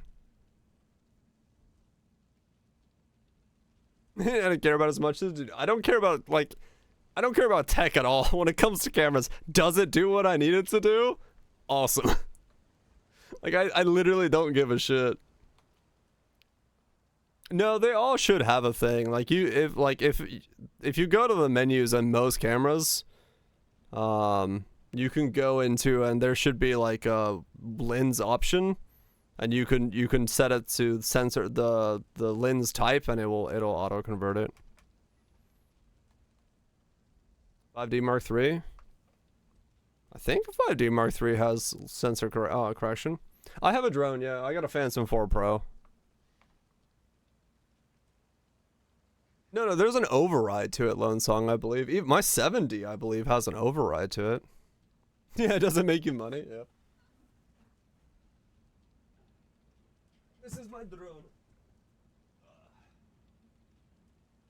This is my drone. It's a DJI Phantom 4 Pro. And it's like scuffed as fuck because of like hitting trees and birds and other bugs. There's like grime all over this thing. So this is what I got. Why I decided to buy this one is because it was on sale and it was available.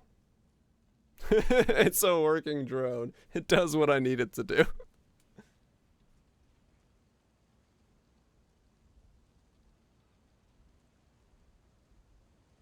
That's about it.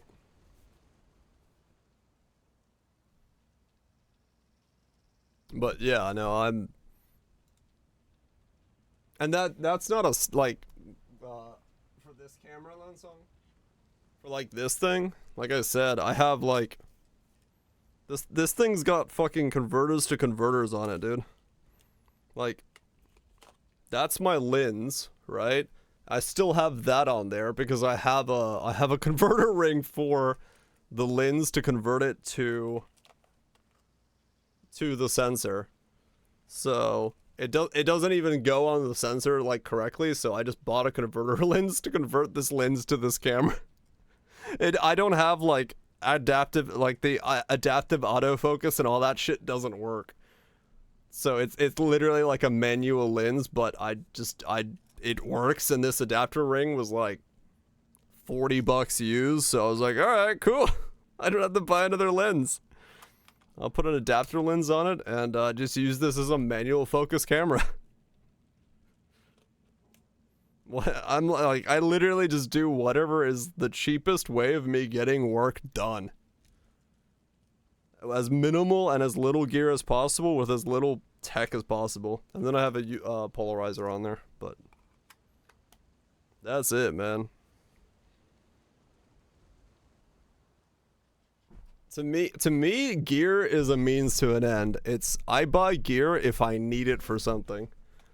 Like this microphone is because my old one just wasn't cutting up, or like wasn't staying stable, so I bought this. Changed the pop sensor once it started getting in my way. Yeah, and for everything else, there's Photoshop. And like, I mean, fucking hell, look at my lights. My lights are literally like a fucking slab of PVC with some black tape on it hanging from like literal garden rope from the roof. And it's just a string of LEDs. Like, my setup is like, what is the cheapest way I can do whatever I need to be done? Like, I just don't care about kit or tech or anything. To me, it's like, can I make it look good doing what I'm doing? Awesome. If I can't, then I have to put money at something.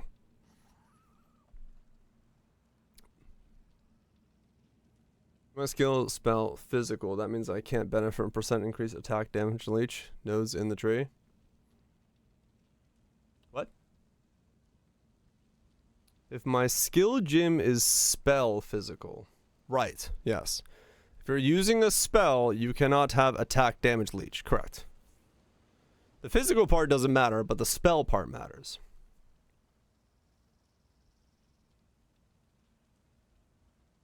Uses tech like you, but you really like sizing up techs. I mean, I guess.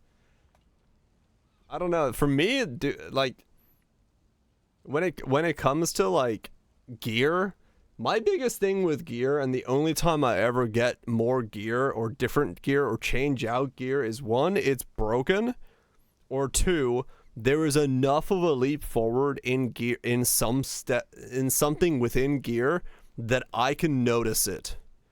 From what I'm working with. If I can't notice it from like instantaneously seeing it, then I don't care about it. Because I'm one of the people that is editing photos and doing that stuff enough that if I notice it, it means it's big enough that it's worth an upgrade. Like I would love to get an actual Sony lens for that camera. that's like high quality and good, but I do not want to spend $1,200 on a wide angle Sony lens for that camera because I just don't get enough fidelity out of it. It doesn't change my work process in any way that actually matters to me. That's worth $1,200 to me. Welcome to Poe. Yeah, there's a lot of words. So yeah, for me, it's like tech is entirely dependent on, will I notice it in some way? If I don't, I legit just don't care. It's like, yeah, tech is a means to an end, 100%. I have to be able to deliver a better product, and someone has to be willing to pay the premium for that better product before I have any idea of like upgrading. Because if I deliver a better product but nobody wants to pay for a better product, I wasted money upgrading my product, right? So for me, it's about staying with I basically stay with my tech now until someone says that something is off, and then I'll put money into it. Look at us money burning for the sake of money burning. Yeah, I mean, but there's plenty of people that like, that's their thing though, right? Like that's their passion in the field is to have the newest tech, play with the newest stuff, see what the newest things are doing, be on the cutting edge of it. For me, it's just like it's photography, real estate photography. It's not a hobby. It's not a pleasure. It's a job. I do it because it pays bills. Yeah, it's a job. So I just don't care like to be on the bleeding edge of that, because nobody wants to hire me at the bleeding edge prices. So yeah, it's a job. I mean, yeah, there are, yes, there's upgrades where you burn money to a point, but yeah, it's all cost benefit analysis. My degree's coming back to haunt me. Or most portraits. I mean, yep. Oh yeah, if you go to extremes.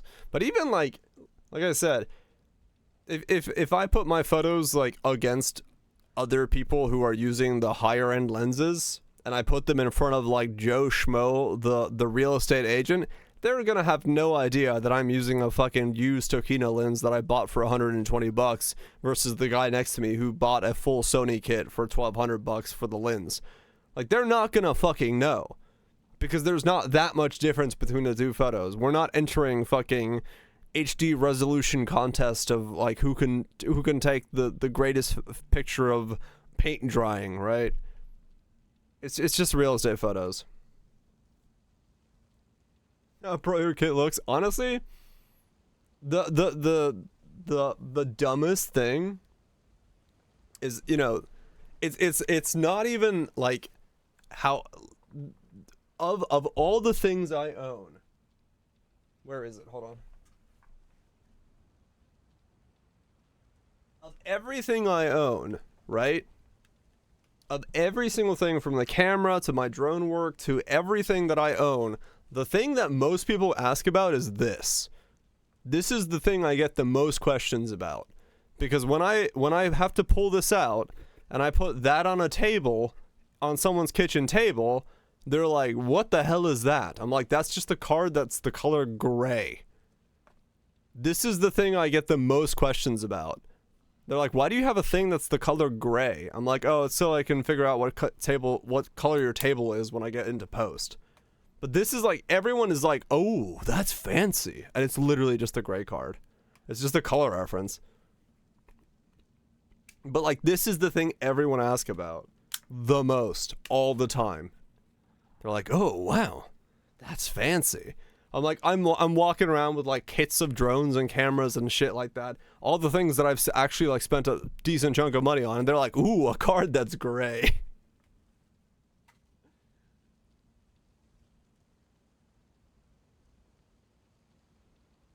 Even though I don't know like of shit. Dude, Lone Song, like, I will go to people's houses and I'm just like shooting the shit with him. If I'm by myself, I've had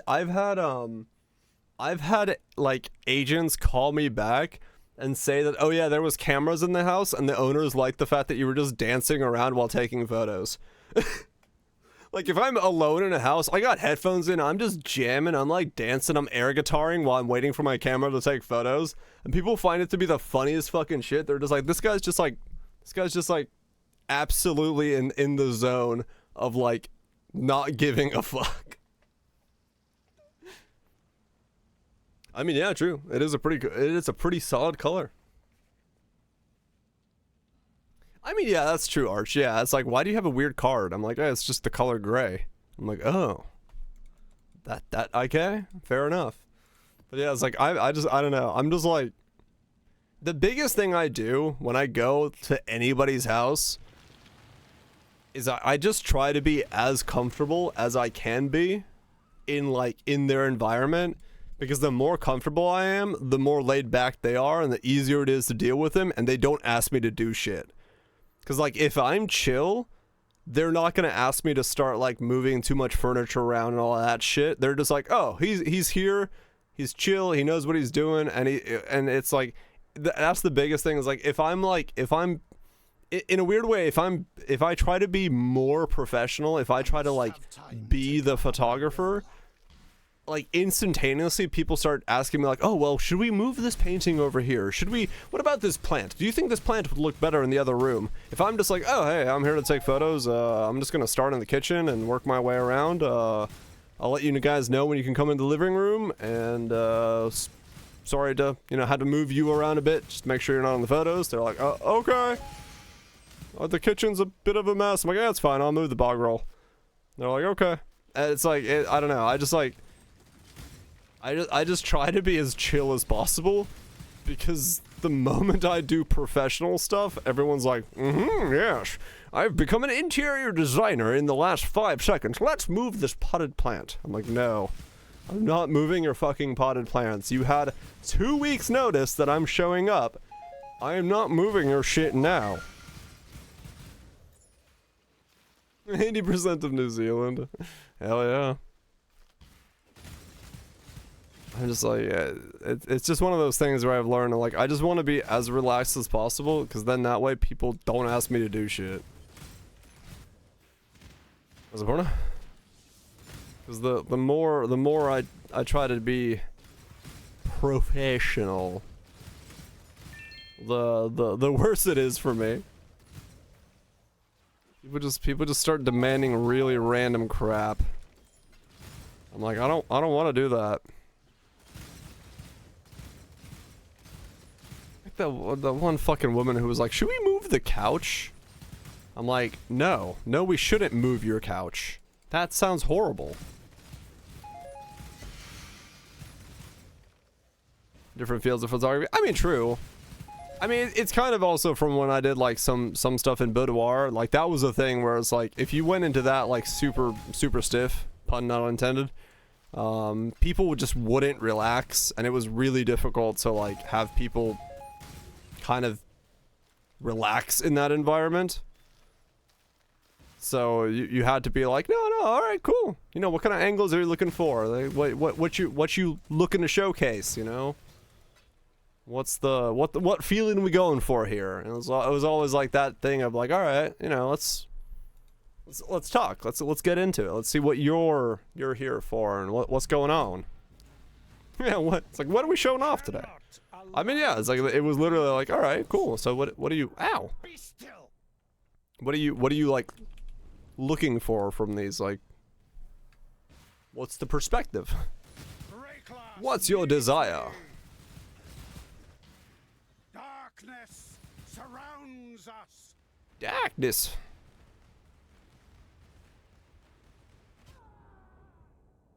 Did I just step into that?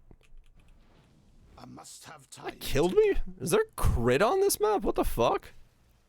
Be still.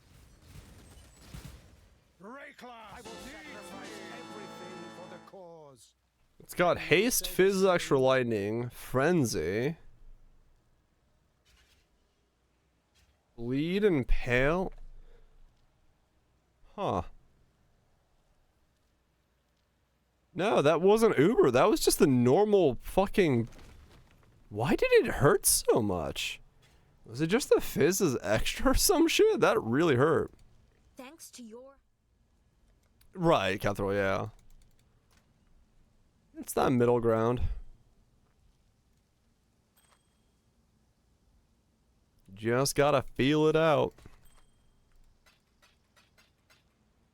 Depends on the environment, depends on who you're talking to, depends on what, you know, what the goal is, all that stuff. Basically, yeah, Cathro. I mean, that's the biggest thing. It's like if you come in and you're you know, if you sound like you know what you're gonna do, what the plan is, and then, you know, if they ask you a couple questions, you can fire back and answer pretty quickly, they'll leave you alone. You know, and it's like especially if you answer in a way if you answer in a way that's like easy to understand, but still kind of like telling them what they wanted to know, then they're like, okay, cool. Like if you go too technical, some people are like, whoa, what? Yeah, true, yeah. It's like, oh yeah, no, I totally know what I'm doing. Like, no, I don't. Yes, them for that. Nah, it's like I usually just go, you know. It's kind of a gauge. Like if someone asks me like, what's that card for? I'm like, oh, it's just a gray card to tell me what gray is. And then when I say that, you can kind of see it on their face if they have a general idea of what that means. And then I go, you know, from there, it's like, that way if I know what gray is, I know what color my computer should be seeing. And if it's not seeing that, you know how technology is, and I'm like, oh yeah, then I can adjust for it after the fact. And they're like, oh, okay, that makes sense.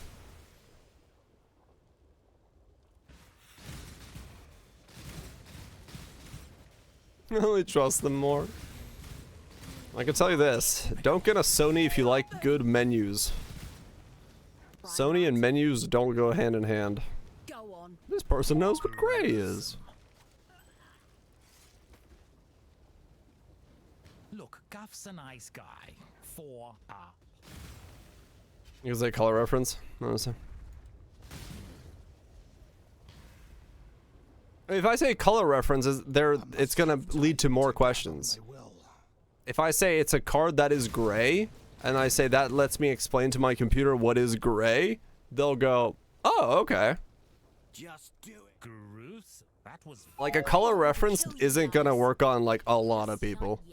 Like legitimately, most people would be like, what? What do you need that for? Don't want to die again. So it's like, you engineered your way into that one. That's cheaper, true. Like, I don't know, I always start with a basic thing, I'm no traitor or traitor. an actual cannon the weak deserve death. for neutral gray. I've seen your strength. Well, the thing is, like, the more things I add to that, once again, goes back to what I was saying. The more, like, references and stuff I add to it, the less casual I make my speech. And the more likely that is that the more I do that, the more annoying it's gonna be interacting with it. Like that, the goal is to, yeah, the goal is to be like, it's a very basic statement of, I'm explaining what this is, but I don't want to go into more detail. I want to finish my job and I want to get out of here. If I start talking about like industry specific stuff or like terming and stuff, I don't want to do that.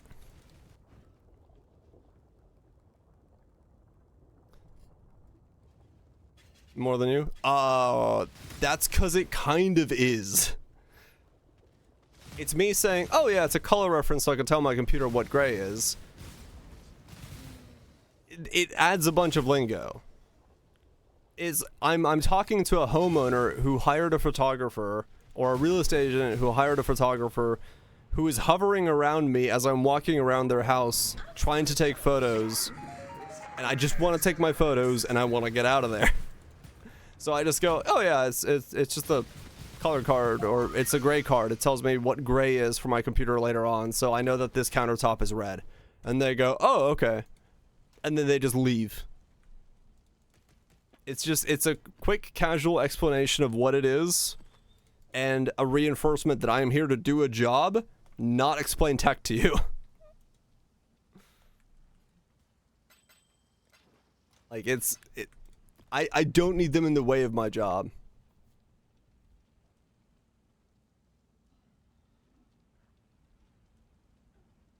Mutter and finish and something that they think occurs. I mean, maybe Hornet, yeah. A card that is gray.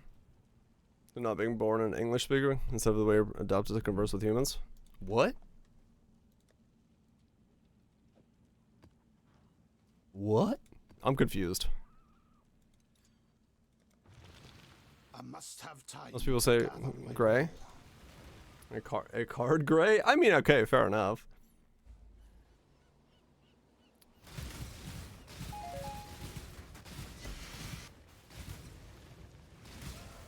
Yeah, I don't say gray card.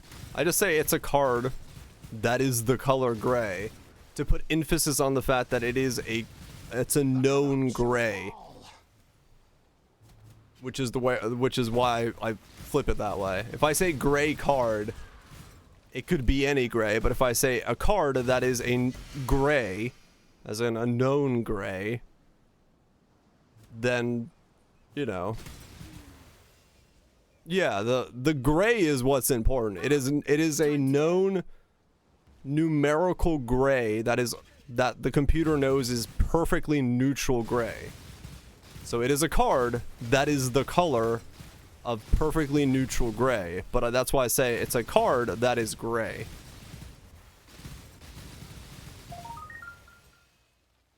Yeah. So that's the reason I flip it that way. Because it's not any old gray. It's perfectly neutral gray. So when you grab what is neutral gray in Lightroom and click that card, it knows ahead of time that that is a perfectly neutral gray card. So it has to be, I don't know, that's why I say it that way. I don't know if that's right or wrong, but Good job. that's the reason for the weird flip.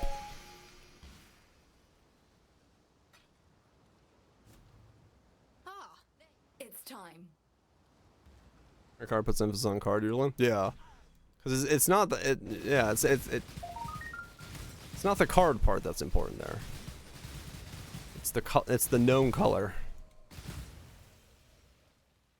Totally terrible at noticing stuff like that. Yeah, I don't know if it's right.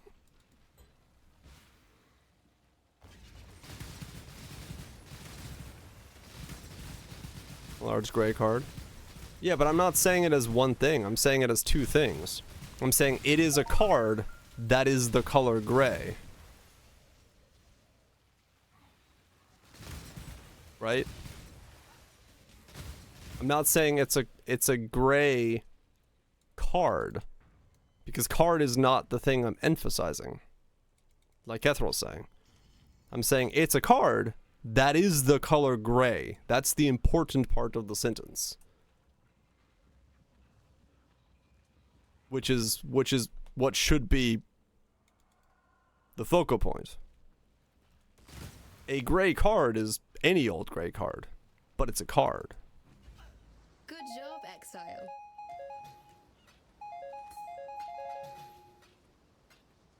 I must have time. Can we to dig gather deeper? my I don't know. Ah, there you are. Time to go. I'm pretty sure I'm pretty sure that's just the way I would say it. Because, like, if I say gray card, it doesn't emphasize the grayness at all. It's just any old card. I mean, they're correct, yeah.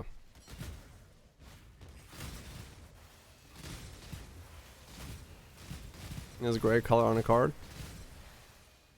Yeah, but you're not emphasizing that the gray is the important part. It's still just a gray card versus a card that is gray. Right? Dire that is gray, the gray that is dire? I don't know. This lasts this long. Dyer the White, dude. Someday I will ascend to be Dyer the Good White. job, Exile. I'm already working on it. Some of this beard is white. And freeze on the spot. No, I will not remember this conversation in about an hour. Trust me, nothing that I say while streaming is, like, ever sticks into my head. Streaming talk is maximum autopilot, and you just don't remember any of it. Like, it literally is like that.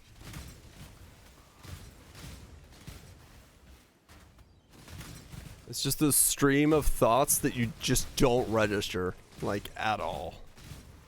None of it stays in your head. Get obsessed for a short time. Mm-hmm. Ooh, Divine Orb. Nope, I don't register shit. This way, Exile. No shit for me, please.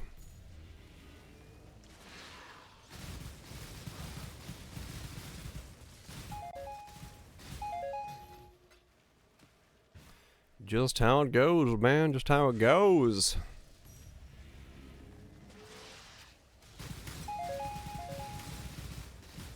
I don't know what he's reading. Nope. Don't know that either. I don't know what I'm reading, and I don't know what I'm saying. Maximum autopilot. The life of streaming. That's just how we do. We're talking about that now. Yep. It happens. This, I don't know if I can do that. It's a very wide smile. I don't smile that wide. Not since the smiling incident of 1979. Shit went dark. I must have time to No gather smiles allowed.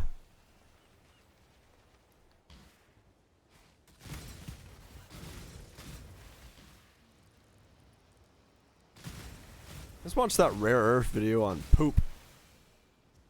That was a weird thing to learn about people. No, fins don't smile.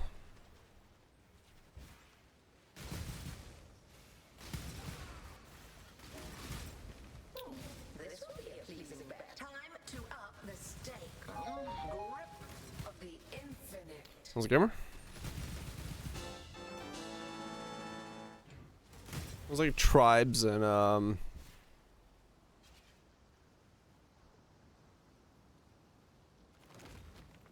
Pohnpei, not Pohnpei, but Pohnpei, that went to war with each other for like ceremonial stuff.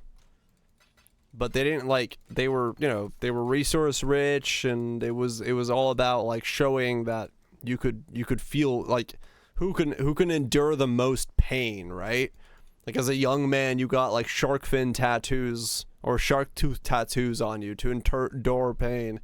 And as a ritual of like growing into adulthood, half your testicle was cut off to showcase how much you were like enduring pain.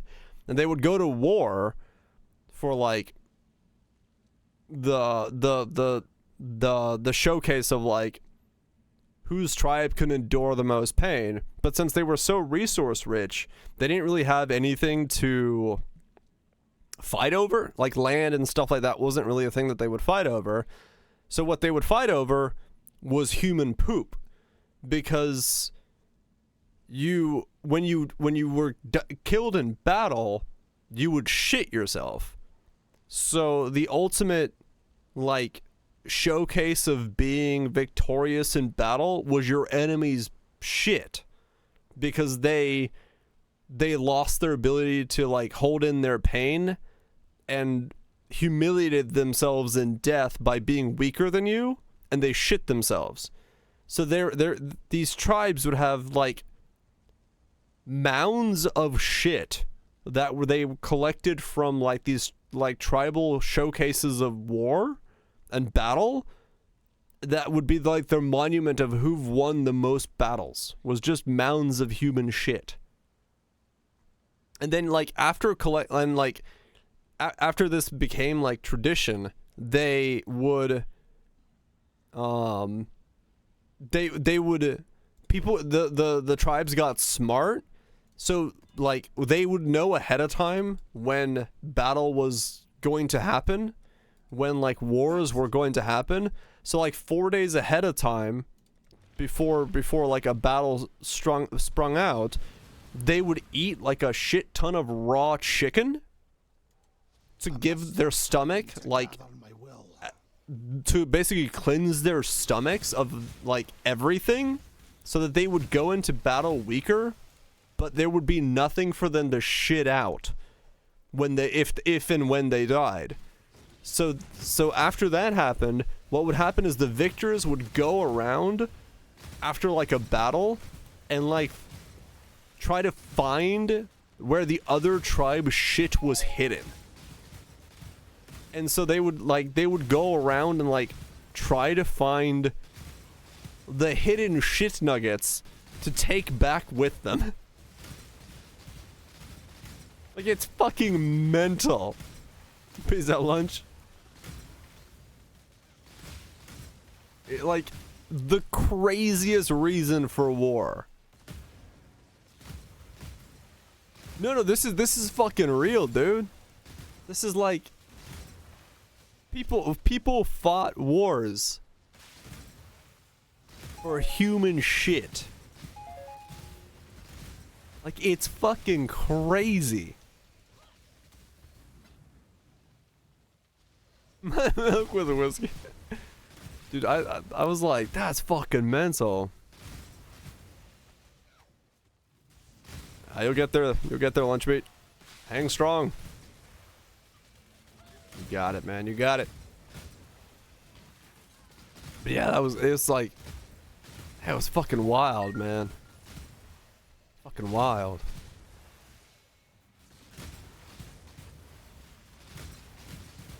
Just absolutely insane. Like, what a crazy fucking reason to go to war. Just to be like, yeah, we have plenty of resources, but we gotta show who's better, so let's go to war and I'm gonna take your shit. Not like your stuff, but like your shit. You should have no trouble in that dark little It's like, cage, what? assassin. What? Say what?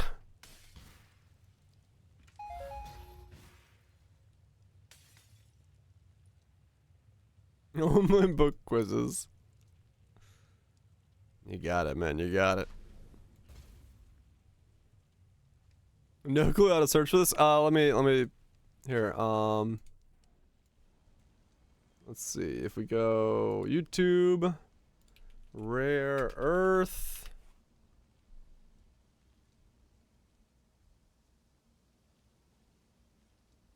There we go.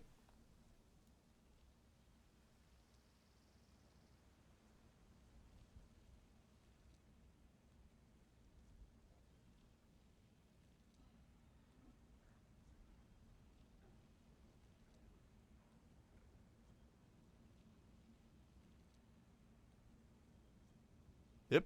Told you. See another man's poop.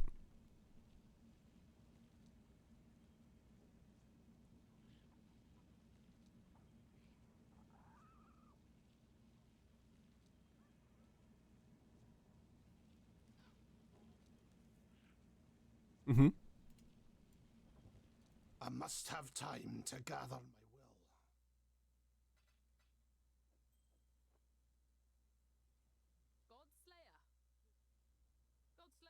Blessings. Yep.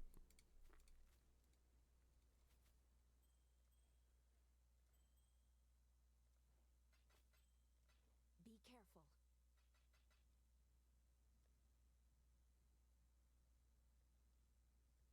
No. Fucking nobility.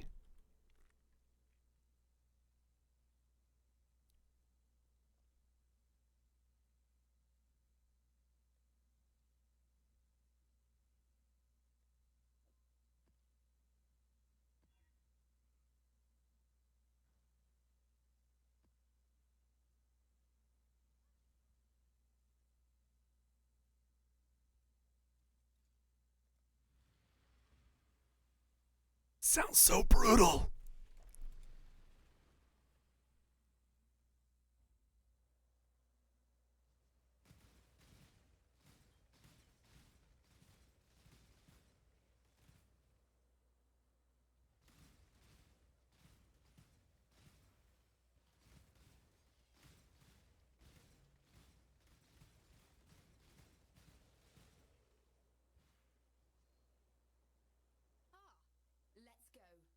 It does sound like that, Cathro, yeah.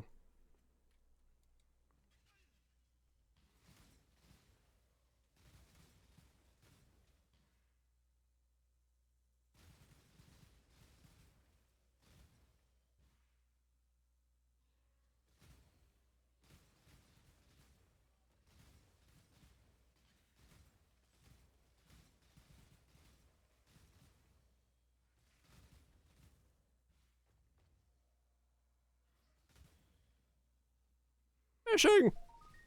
I love fishing.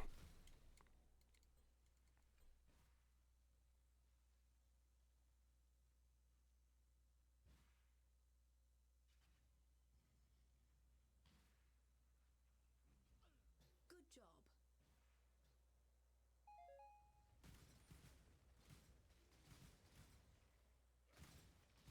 Mm-hmm. No need. No need. Let's go.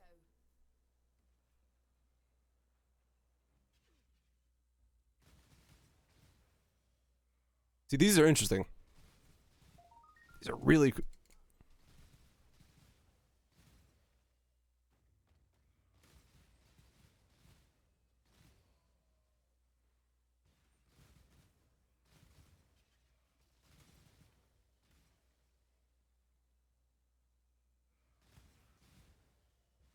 I must have time to gather my will.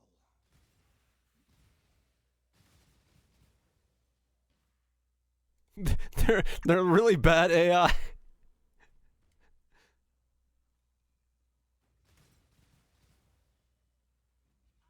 Good job, Exile. Of course.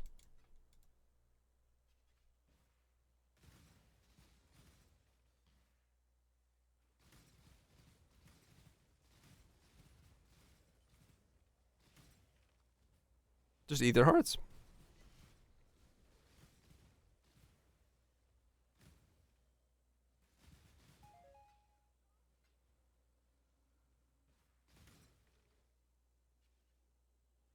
Of course.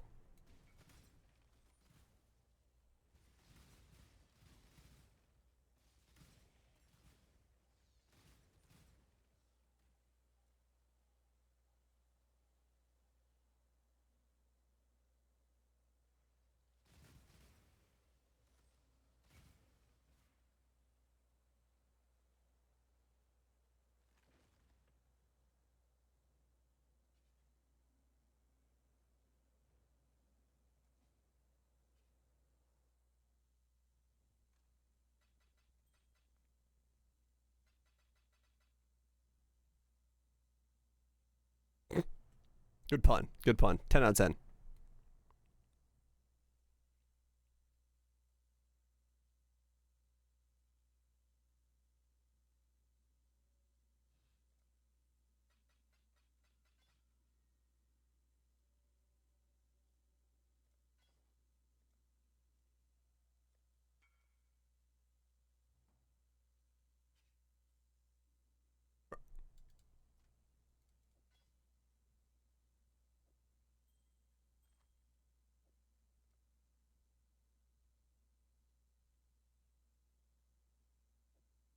Mm-hmm. See? See?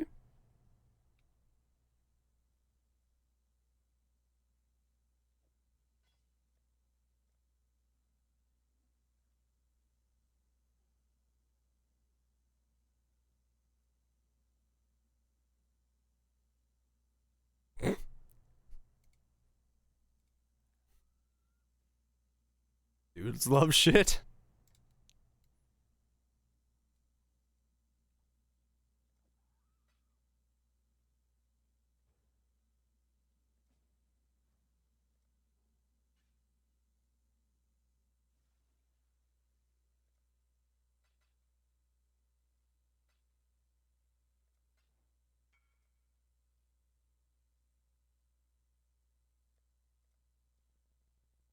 Oh, that's what it was. I must have time to gather my will.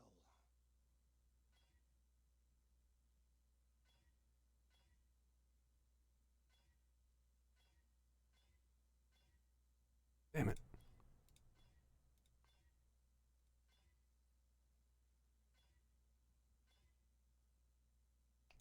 Close. Yes.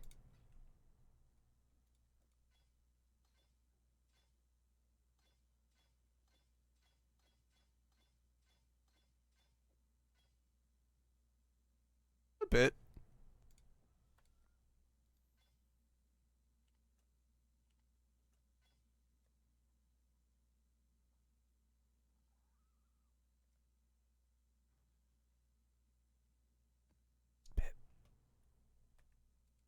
Hello. Hello, exile.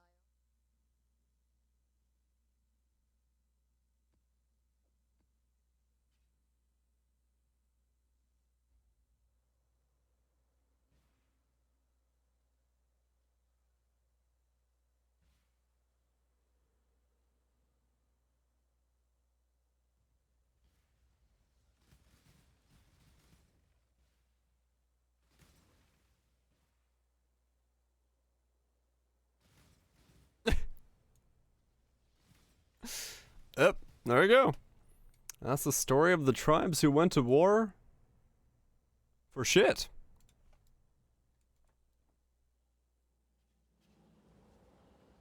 Told you. Shit's crazy. Ah, there you are. Ready to revisit? Let's go. I can't tell the difference. I mean, maybe. But for, you know, for that area, if that's their, like, you know, a lot of that's like oral history and stuff like that. Lack of a form of writing and stuff. But it's not like the only place that would have had that kind of ritual for like pain and stuff. Here for shits and giggles. Nope. So, you know. I love Rare Earth though. It's a great channel. It just talks about like super small things. The history that lived on the island for for our history. Oh, okay.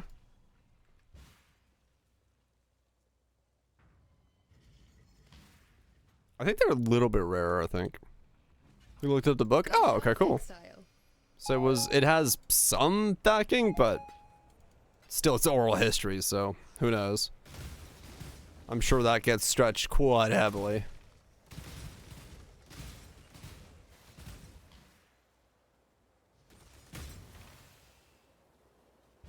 My collection is of on to the next But it is pretty crazy.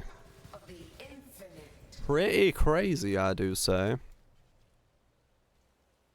Yeah, he has another video that talks about the temple that is there on Pohnpei, as on the island. There is a temple, and he literally talks about how it's the history he has of the temple is split between like 17 different tales, and each one of them has a different way of talking about it, what's involved, all that stuff. He has like a video of like, yeah, it's in the form of oral history, it becomes unknown as to what the real story is, because a lot of these tribes, especially on these smaller islands, just they didn't have written history. There was no reason to keep written records, and everything being oral, it changes over time. Flourishes are added, things are forgotten. I mean, yeah, it's the same as written history, right? You could rewrite written history, just be the one that knows how to write and the one who knows how to read. Good job. So it's not, yeah, it's not at all immune to it, but it's also one of those stories where I can kind of believe it. I don't really have any reason not to believe it to be true. I mean, people do weirder shit, so makes sense to me. Oh yeah, I bought myself a +4 while we were listening to the shit stories. AoE projectile +4 Atulas. So that's a thing I own now. You won't be posting, it's already there. You'd be late to the punch. Are we done listening to the weird podcast? Yes. You'd be late to the punch.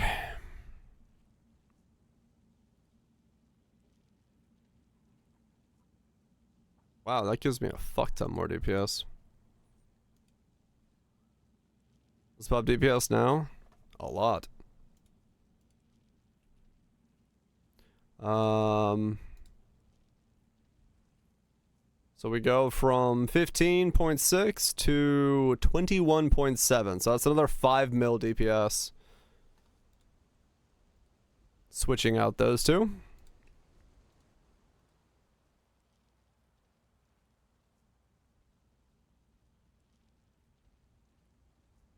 I mean, yeah. The writing, you know, has definitely skewed against him. Okay, let me use the bathroom and put some milk in my cup of tea, and we'll keep going. So we got 21 mil deeps now. That's not bad. That's a massive boost for the +4.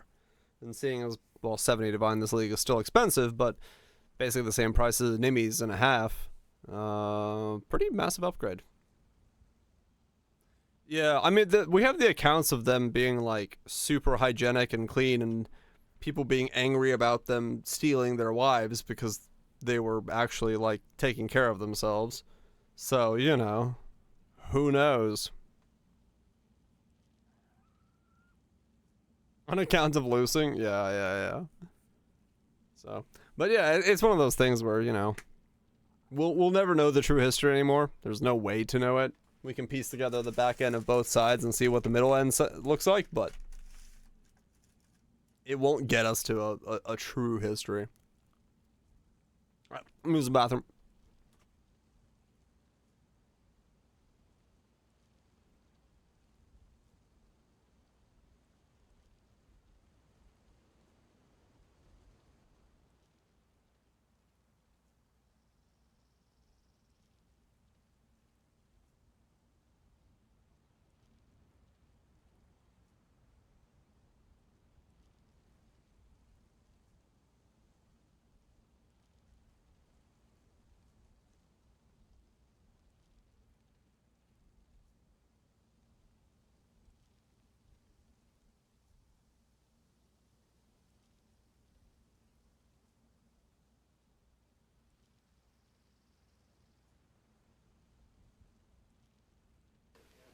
Most of the time, I slap it.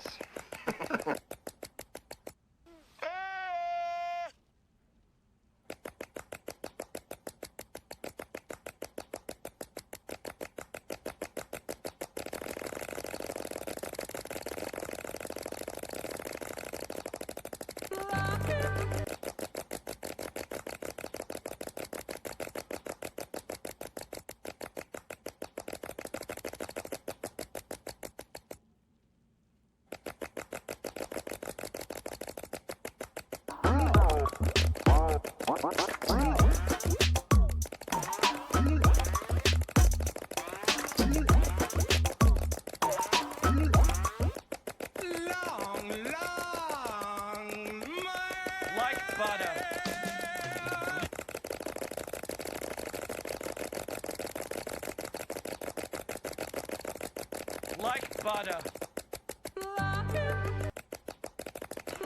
Nice and cheese.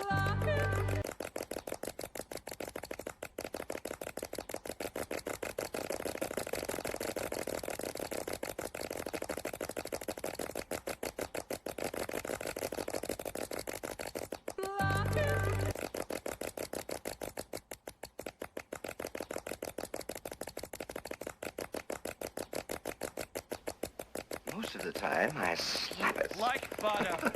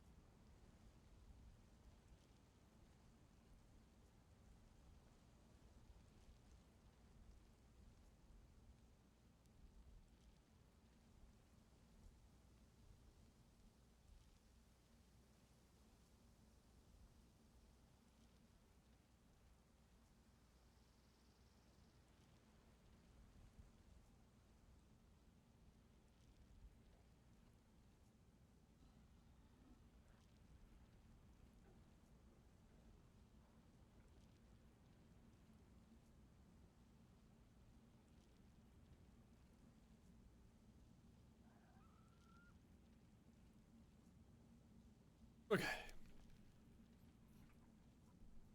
We don't need more.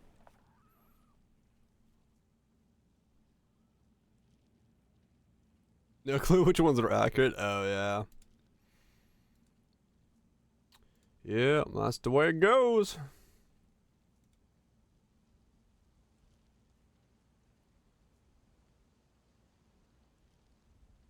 Mm-hmm. What? Success. Awareness. Who? Where? Why? What's going on? What's going on? I somehow did one too few temples. What the fuck? Weird.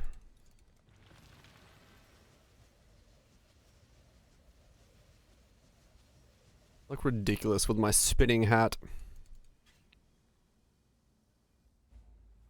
It is hard to count to 4.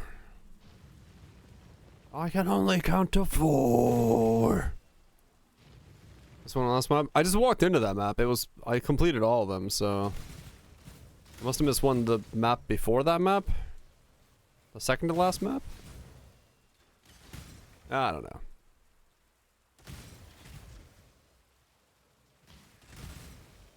Who knows? It's all good. I'm just chilling, grinding temples, having fun, having a right ripping time. See if one only got the corruption chamber. I might have, yeah.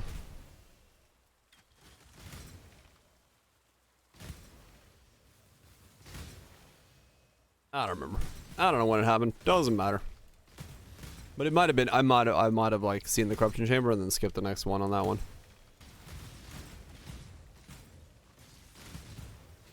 You have a mod among you? No, you don't. Lies and slander. No one's here. Witnessing a good kill. Time to up the stakes.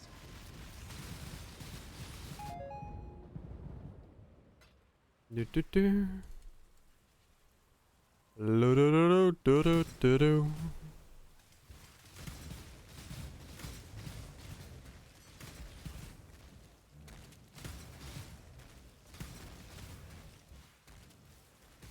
I know. Good. Keep it under wraps. Ah, there you are. Ready to revisit. Time to go. Damn. I didn't get the corruption chamber a second time the entire time. That sucks. I got the conversion to it and then I just never got it again.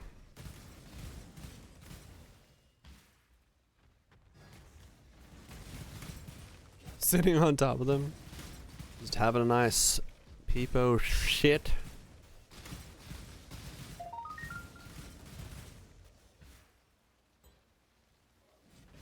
I want a new Pro League. Can we get a new one already? I know I'm playing this one and having fun, but like, new one? You know? New Pro League? No? Damn. Oh well, we got Epoch coming. That's what matters. I must have time to Give me some gather teasers, bro, please, just tease me a little bit. Wait till next Pro League. No! That will not do.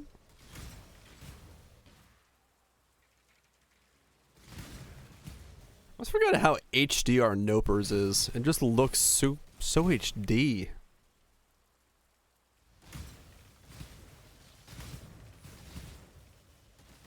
You know what the next one? Nah. Well, maybe. I don't know.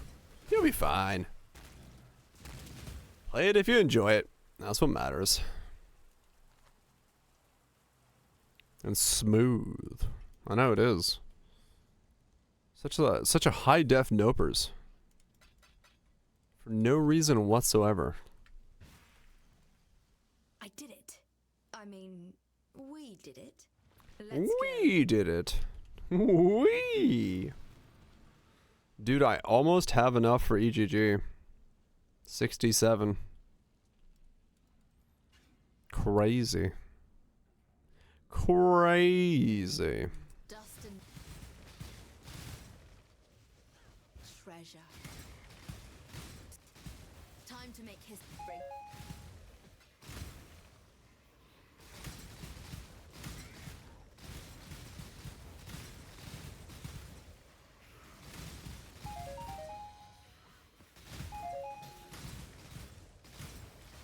At last, at Zoartel.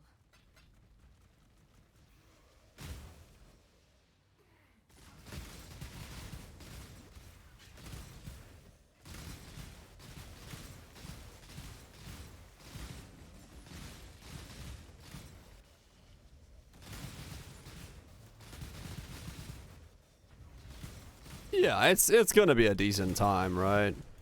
Like, it might not blow your socks off, and it, you know, might have its issues, but it's still gonna be fun. So, you know, at least if you know, if you like what you see.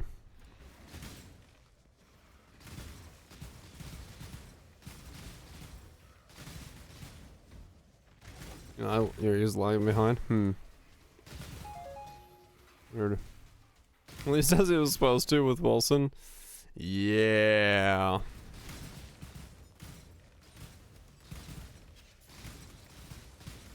Whatever happened to Wilson? Does it still exist out there in the ether somewhere? Dead as fuck. Okay.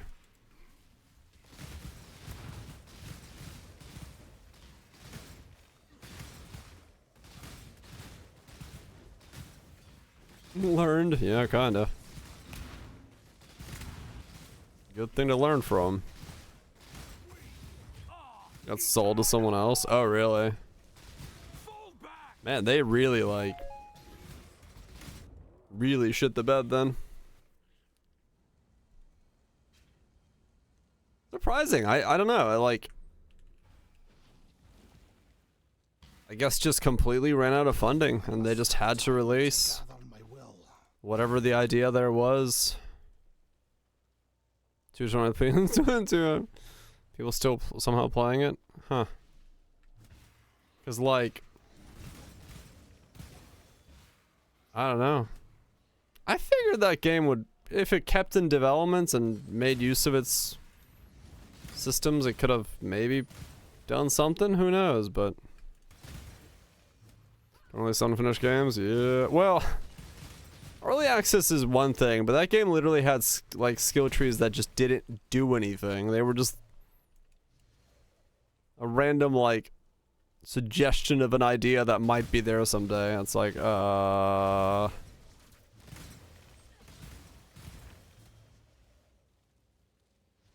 It's big bullshit. Yeah.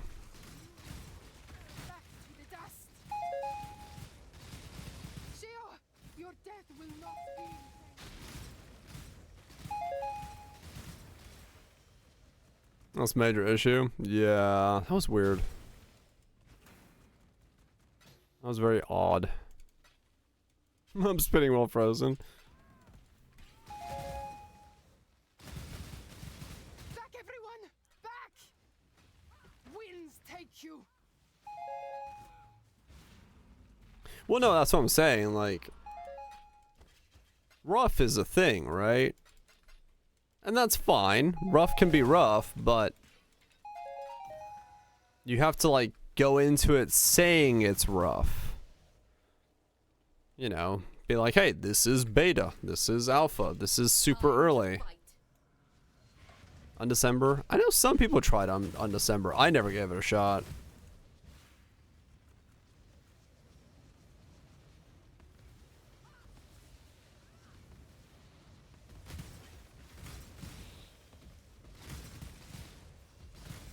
It's very mobily.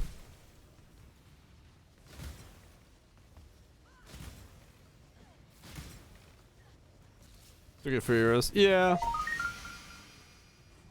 That's true. I don't know. I think in Poe's case, I kind of give it the benefit of the doubt for that because it's like they were showing that they were working on it. And what Poe was in 1.0 was, yeah, it still was rough around the edges and there had a lot of development, but like it had the backing of like, okay, these guys are working on it. We are getting updates. Like it's a lot easier to put out something that's broken when, you know, when you're showing that you are working on it. That's always going to be the biggest thing for me, is like, you got a track record of updating it? All right, cool. I feel like you're going to fix it. I feel like there's going to be enough stuff that it gets patched up. Pay to win part killed it? Okay, right. Yeah. Good communication updates and like, all right, cool. Like, it's getting worked on. Awesome. But, you know, going dead silent and then doing nothing, and then that's like instantly a red flag that something's wrong. Like Cube World. That's a game that royally decided to fuck things up.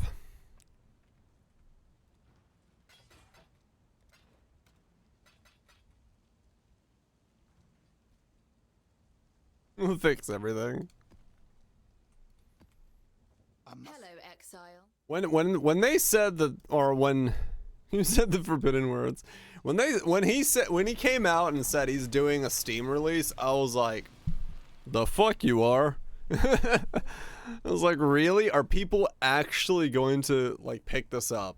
Like, there's no fucking way. And then people did, and everyone was like, wow, I'm disappointed. I'm like, yes. That was to be expected.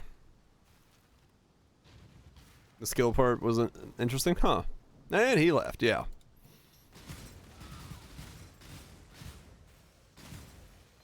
Yeah, this is totally different, and it's worse. Cube World Omega. Wait, he's working on Cube World Omega? Wait, what? We found the. Here's the plan. I did not see that, no. He did, Paper, yes. I had the original one, so I did play it on Steam to see what the hell was going on. It was a shit game still.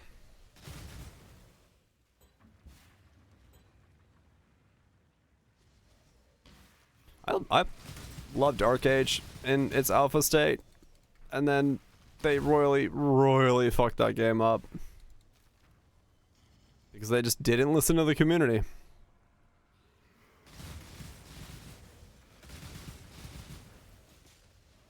What the fuck? Now that's some pay to win. Good job, exile. Yeah, Arcade really got shafted a lot. They had such a fucking good formula. It pisses me off that they threw it out the window, man. There you are. Like It's it, time. they had everything lined up to knock it out the fucking park. And then they're like, what if we got greedy? And then they just failed. Did the reboot do okay? Did it? I saw a bunch of sponsored streams for it. I don't know if anyone still plays it. They got greedy again? Okay. Gosh. It does happen to a lot of games, yeah. Like, I don't know, man. Just make a good game. And, like, make your money from making a good game. And you'll make more money. It's great. You should do that. It's just like how that works. Like, I don't know. It's not that difficult.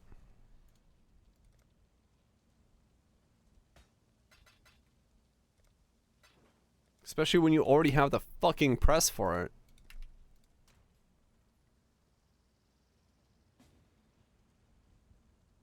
The Greed Nation attack. Trove. That was another game. There's so many games, like, especially of that era, that they had the formula down and then they just fucking sent it, man. They sent it down Greed Lane and didn't look back.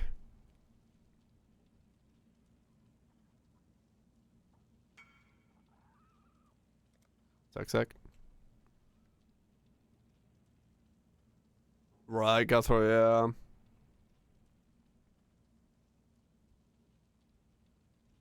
Yeah. They just wanted the greed, man. Like, yeah, no, you can totally, like, make the stuff up and, like, get the shit, and everyone's like, no, you can't.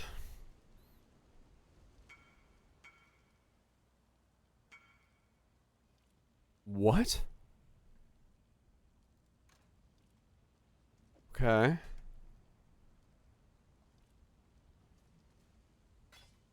Somehow this guy needs multiple minutes to buy a 25C that which was taken. What? I must have time to The hell? my will. Out of chaos? He didn't say he was out of chaos. Do not get ahead of yourself.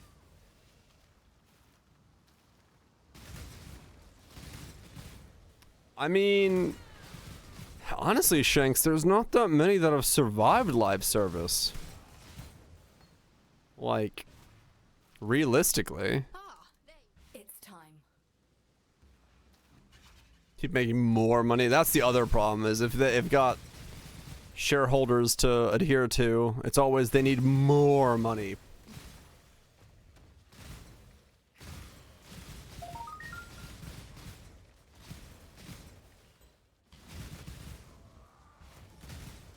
Otherwise they failed, yeah.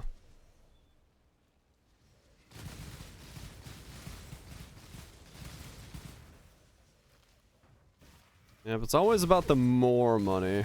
Because, I mean, other than, like, what, Warframe and Poe? And then maybe a couple of the subscriptions models. I don't know if, like, WoW and FF14 and stuff like that would be counted, but, like...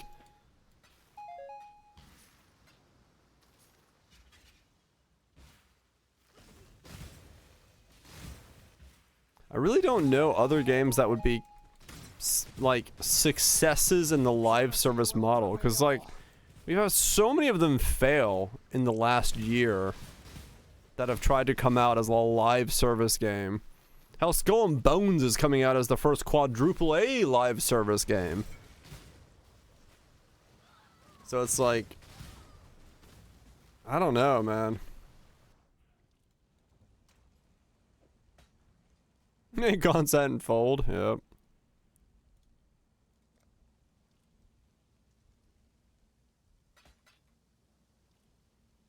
Oh yeah, that was Embracer Group was like, I'm gonna buy all the IPs possible and then fucking do it. Can GTA be considered a live service game? You know, maybe, yeah. It gets pretty consistent updates and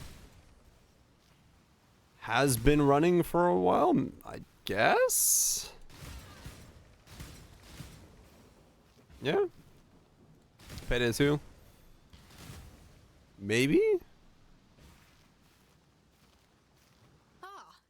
Let's go.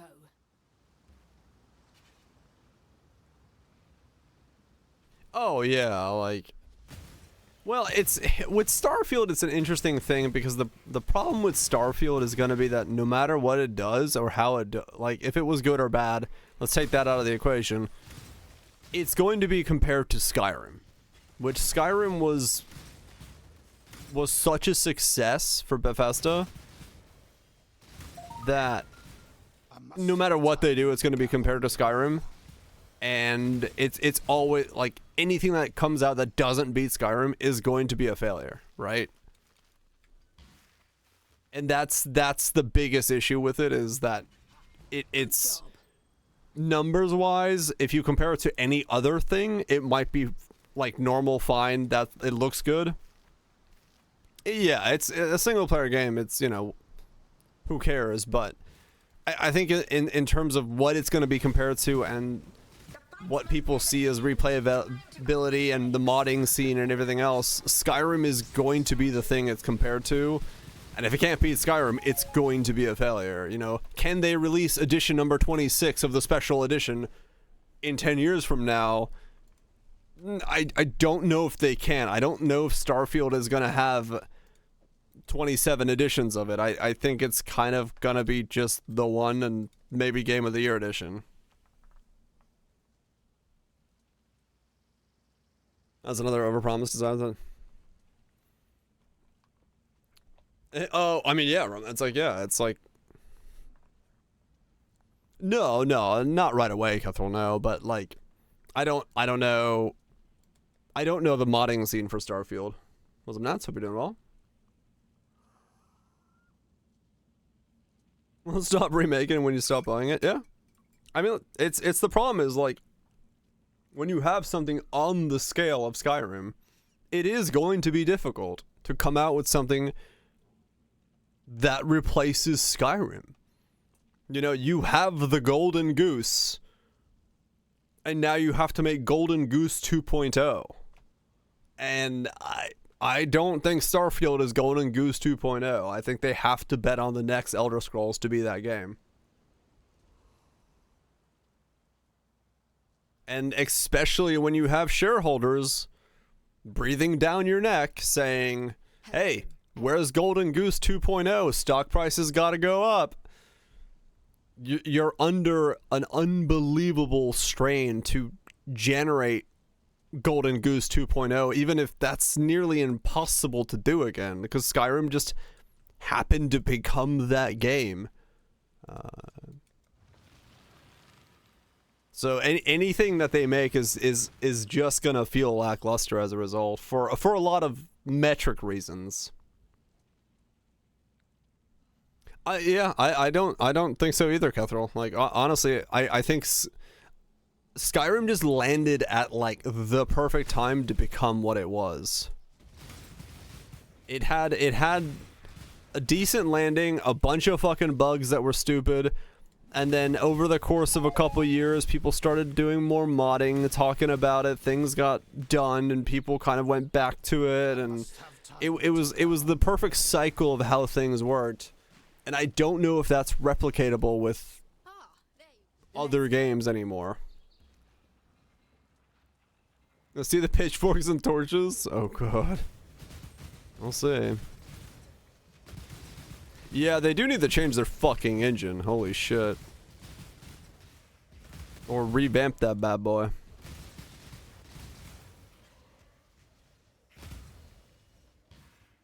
Yeah, I think there's a certain level of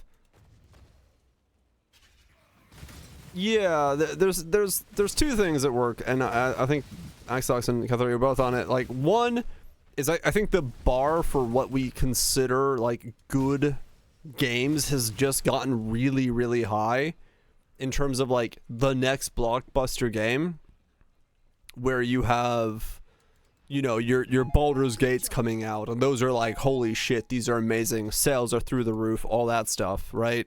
When it comes to like higher fidelity stuff. And so you have a situation where a game like Skyrim may not really be up to the snuff to break in and become that like giga game of the year in modern day and age, so you have to do better, which Starfield didn't do better.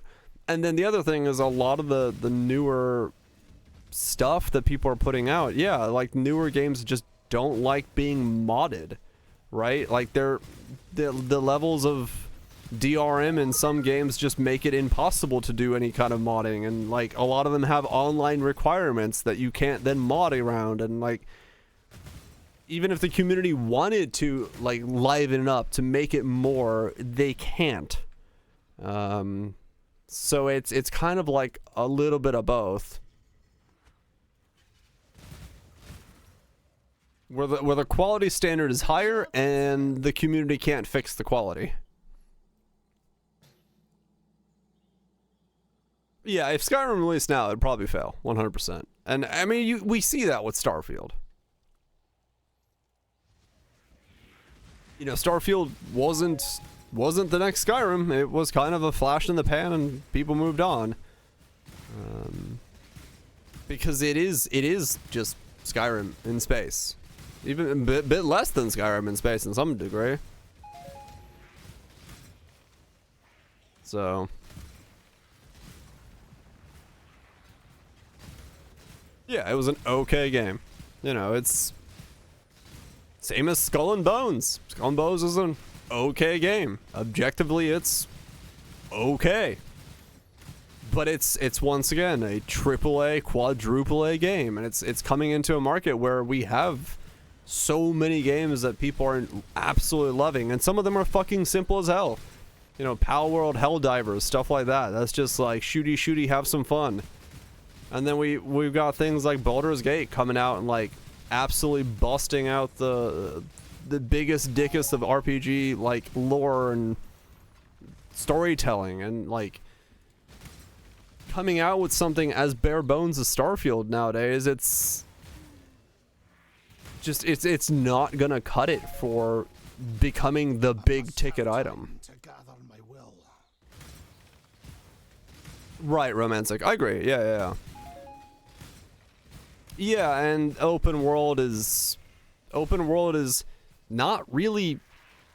No one has done open world in a way that makes you think, I want more open world. You know, people want more refined, detailed experiences that are sculpted to like be fun and different ways to approach them and different ways to do. They don't want an empty sandbox with nothing fucking in it.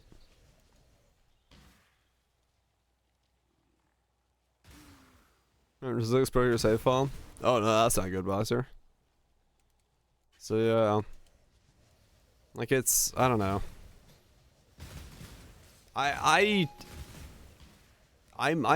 waiting to see who in the AAA space actually brings out a game that's gonna be the next Skyrim, if anybody.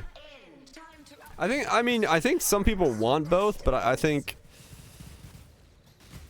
I don't know if with current technology both is achievable. On the budgets that these studios can work with, on the timelines that they need to work with. Because it's just asking too much. I agree, Shanks. Yeah, give me a, like, fucking first BioShock. I want shit like that, man. I want shit like that again.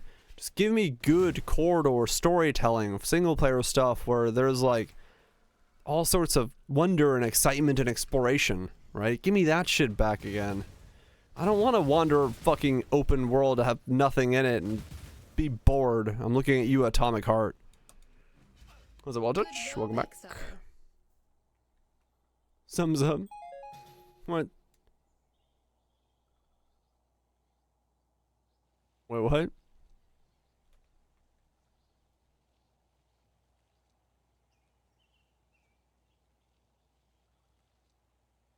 Mm-hmm.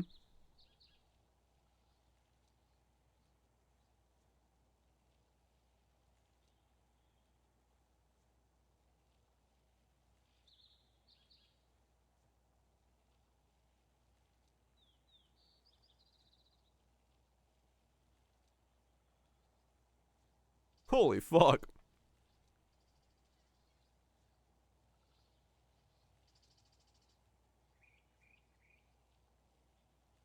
Yeah.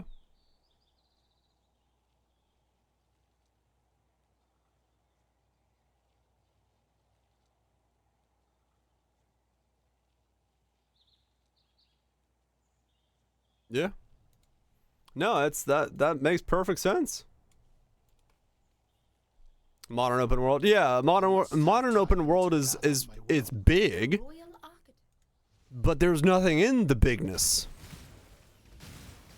Like you know, it's honestly modern open world is a fucking dick measuring contest, but when it comes time to like get down to the action, you just stay flaccid. Right? Like, it's great, you got 17 inches, but if it's a flaccid worm and you're not doing shit with it, it doesn't fucking matter. You can have whatever the fuck you want.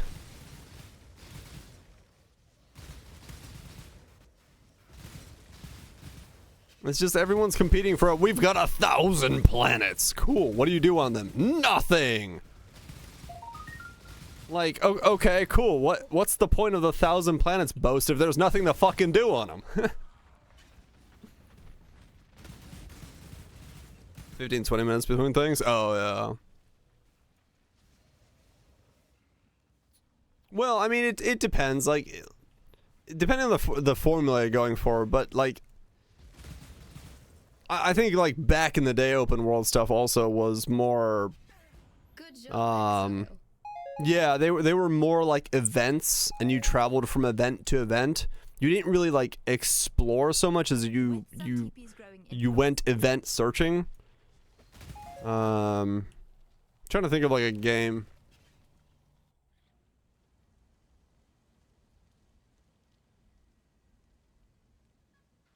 No, you did explore, but I'm trying to think of like like an old open world game. Like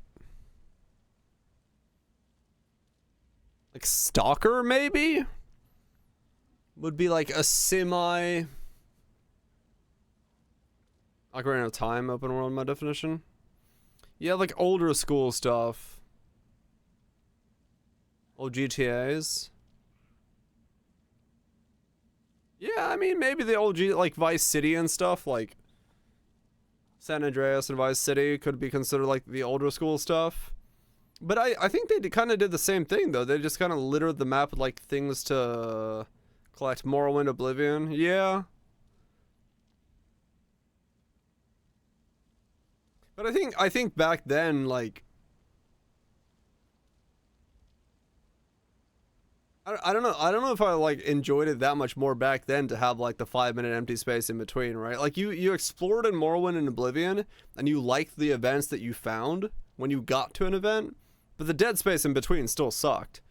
All they've done nowadays is litter the dead space with small little collectibles that take you from point to point to point to point to point, until you stumble upon the big event. But you know, like he's saying there, the 40-second window is kind of keeping you engaged from those points to points to points until you find the big event in there that takes you the 5-10 minutes to do, and like the quest line and all that stuff that comes along with it. And it's I think in some way, like the next leap in what is going to be the evolution of the open world game is that the map isn't going to have those points. There's going to be no points on the map that you specifically go to. There'll be an event generator system in the background that feeds you an event of some kind every 40 seconds. As you're exploring for the big points, the mountain in the background, the forest in the far distance, as you're going there, it'll feed you dynamic events every 40 seconds to keep you engaged on the way there. And that way the travel is split up by small things you can do or ignore to do. And I think that's honestly where we're going to see the next big step in terms of it. Yeah, I mean, yeah, getting check marks on a map is always, it's pleasing to mark off the map. Especially in Witcher 3, I did a lot of that. I marked a lot of the map off. But I think, honestly, that's where we're going to see the next big shift in open world, is someone's going to figure out how to figure out the dynamic event system and make it feel good to do. Because I think in some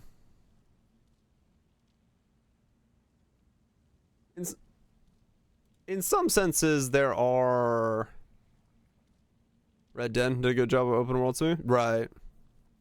Cars video game open world site. What the fuck? I don't know what this is. I'm gonna listen to it and see if it's gonna be good. Cars video game. The fuck? Neat.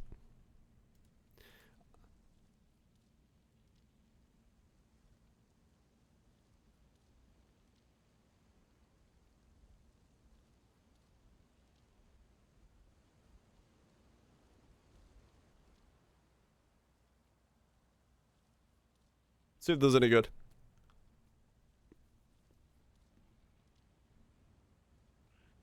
I can't believe I did that. I can't believe I grabbed all those barrels. To this day, I don't know why I did it. I got them all, though. I checked every box on that fucking map.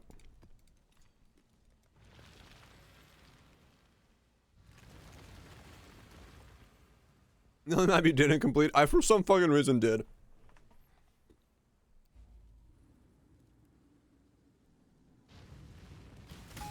But I must have yeah, I don't time to gather know. my will.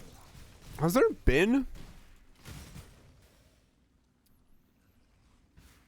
been an open world game that has used a dynamic event system yet?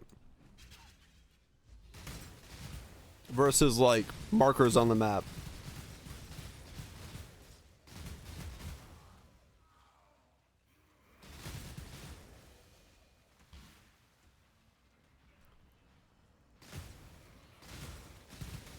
I don't know. I don't think we've had one. The Skyrim's bandit system one? I don't think so. Correct, Viraj, yeah. Some jank game? Yeah, I'm assuming it's gonna be jank as fuck. I'm just trying to think if there has been any game that's done like dynamic things as you patrol around. Iron Soldier? What? Open world first person mecha simulation game? Holy shit, that's old. When did that come out? 1994.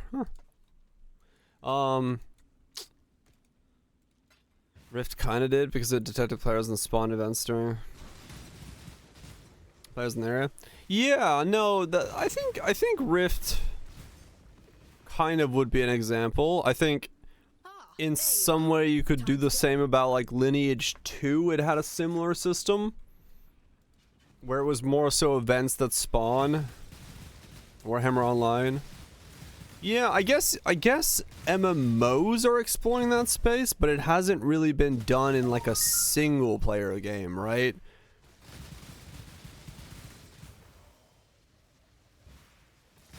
It's the first thing they did than MMO, I think. Yeah. The Rift spawns would be juiced. Right. I think Guild Wars 2 did a similar kind of boosting system where if there was more people, it would do like it would boost them, but it was still like marked on the map and stuff, but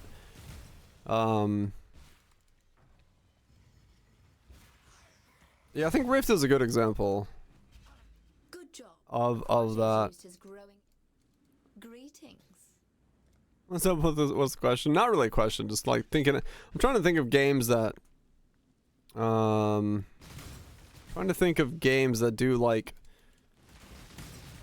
open world. If there has been an open world game that instead of having like a bunch of markers that are on the on the map that you go and check off, there's just like dynamic stuff that happens as you wander the world from big event to big event. Or like every open world game so far has it just been like Skyrim and there's markers everywhere that you just check off.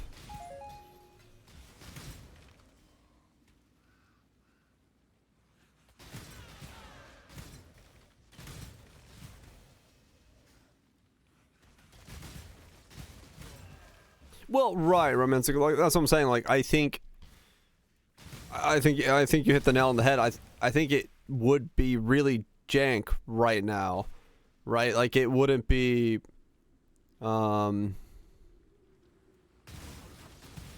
wouldn't be a system that would work yet. But I think that's when someone who cracks that code and makes it not repetitive feeling, is going to. That's going to be like the next big thing.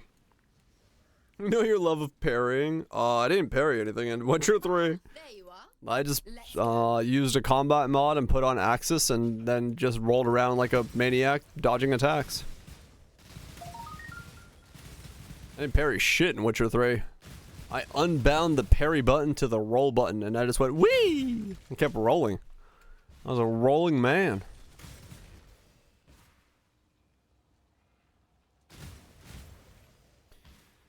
I mean, yeah, that'll be a massive evolution if the world can like adapt to what you're doing. That would be a huge step forward. But like even something as simple as taking, let's say some of the side quest let's take some of the side quests in like Witcher 3, right? You put them in a pool of side quests that can activate in a certain zone, and as you explore that zone, it pops that thing up into the world. And then you do that side quest. It's not something you like see on the map, but it just pops it up. And if you explore enough of the zone, you'll see all the side quests and stuff like that. Ah, there you are. But it wouldn't be like going from marker to marker. It would be like more so exploring the zone and like it putting different events in different places and just that giving that little bit of spice. I don't know if it would be good, but it would make it so you just don't keep opening the map and setting a waypoint to the next thing.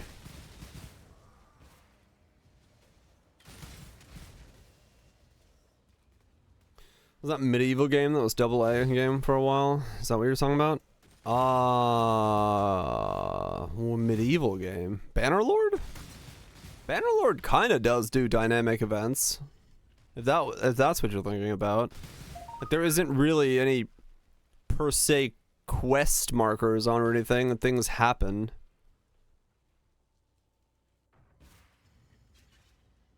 Fallout 4 did have random encounters, yeah, but it still had like mostly just map markers, and then you had like some bandits pop up every now and then.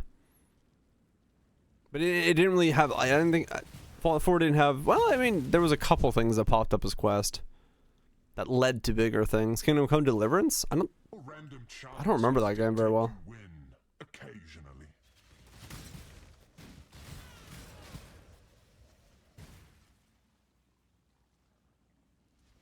Explore enough to make things appear and provide info, but not in giant chunks. Maybe, yeah. Breath of the Wild. I haven't played Breath of the Wild. I don't know on a Switch. To fight is to time to up the a veil of safety and security. A mismatched contest. Wait, really? Yeah, I don't own a Switch, so I'm not gonna play Breath of the Wild. Also, I'm not a massive fan of open world games. So, what's up, Club? I drunk with a priest. Banged whores? Nice. Not on a Switch. Sorry, feels annoying. You walked around. You overheard people discussing things and adds things to your quest marker. I mean, even that would be. I mean, I like the idea of that. Yeah, like if you could go to a tavern and people in the tavern would be talking about certain things, and that's how you like find out about things in the world, and maybe you go explore that thing and they're talking about. Like that's not, yeah. That's closer to what it is. But there has to be stuff to do in between point A and point B, right? Otherwise, you're just fast traveling from point A to point B, and you're just kind of, once again, errand boying your open world game. Like if you want an open world game where, realistically, the open world game that I would want to play would be one where you're exploring the open world, like, you know, going, ooh, what's over there in that forest? And as you're going to the forest, there's a lot of events that happen to you along the way that you didn't know that were going to be there. Because that would be an actual sense of exploration. Otherwise, you know the events that are going to happen because you see them on the map and you just click, I'm going to do this event. Right? Like, it's open world. No quest journal. I mean, you could still have a quest journal, but the quest journal has to, like, you know, populate from you doing things. But it's not so much like you don't see it on the map, right? It's not predetermined where the location is. Yeah, Morrowind could be a good example of it. There was still a lot of empty space though. At least die with some flair. The void protects its children. It's the empty space that makes me not like open world games, because if the space between me and the thing is just empty, me and the event is just empty, and it's just me traveling to it, my head goes, I don't know why I need this travel. Like, can I just get to the quest? And that's where that like idea of like skipping with fast travel comes in. You're like, well, I would like to just skip to the thing that's more exciting than this vast openness that I'm exploring, and there's nothing here. No, yeah, no. Quest markers and all the map markers and all that stuff, that's definitely new tech.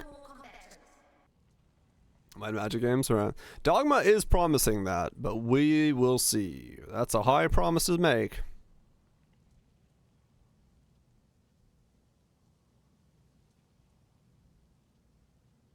Most wild stuff, yeah. Like, you know, Far Cry was definitely the leading example of let's make towers to climb to explore the map to reveal all the markers, right? Oh yeah, I love everything being yellow painted because that's the only place you can hang off of, right? Like, shit like that just, I don't know. I get why it's there, because there's a certain frustration when being like, I want to go up there and I can't figure it out. But like, having the fucking cliff faces painted yellow, I was just like, really? I can clearly see there's a fucking ledge there you want me to grab onto. Stairs, I can probably climb these.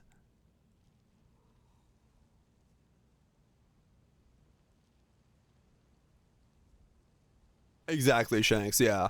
Like, if you have to go from point A to point B, and it's the most beautiful scenery, you're going down, and there's dudes lumberjacking on some wood and just fucking chopping it, sweat's glowing everywhere while beautiful babes are onlooking, the birds are singing, the waterfalls are going, it's paradise for the eyes. But after you're like an hour of doing that, you're gonna be like, all right, can I just get to quest point B? Because I'm tired of looking at the paradise. Like, it's nice and all, but like, I want to get on with the quest. You know, it's there's only so much eye candy that can pad out a game. Especially if you're like playing an action game. You want to get back to the action. It's just, it is what it is. Gamer brain's like, ooh, quest.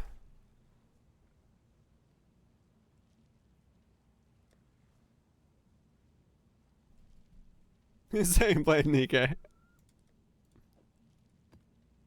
What about fan service games? Well, you know what you're there for.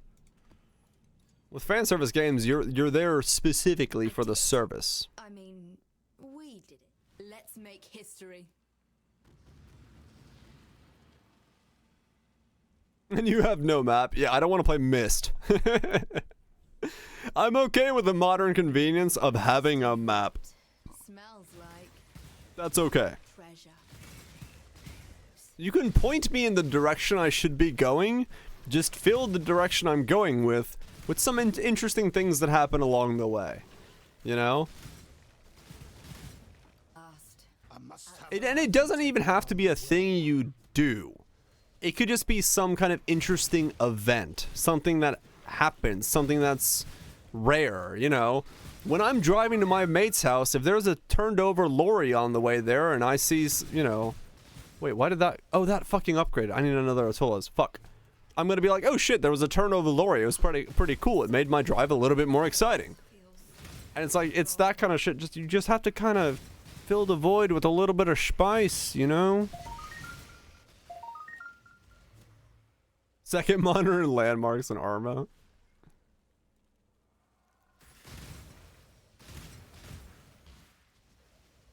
Right, Shanks. Yeah. I mean, I get why they're there. Sometimes it's good to show that you can interact with something and, you know, what can and cannot be interacted with. But sometimes it's very overdone. So, yeah. Or, yeah, you see a trader being robbed and you intervene and he's like, oh, I'll give you, you know, some of my wares and a discount next time we meet.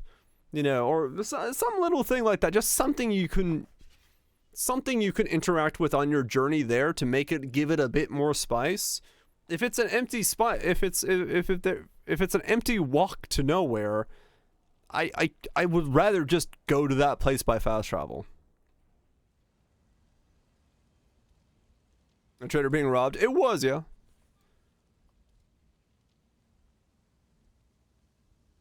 Like a free shit amulet.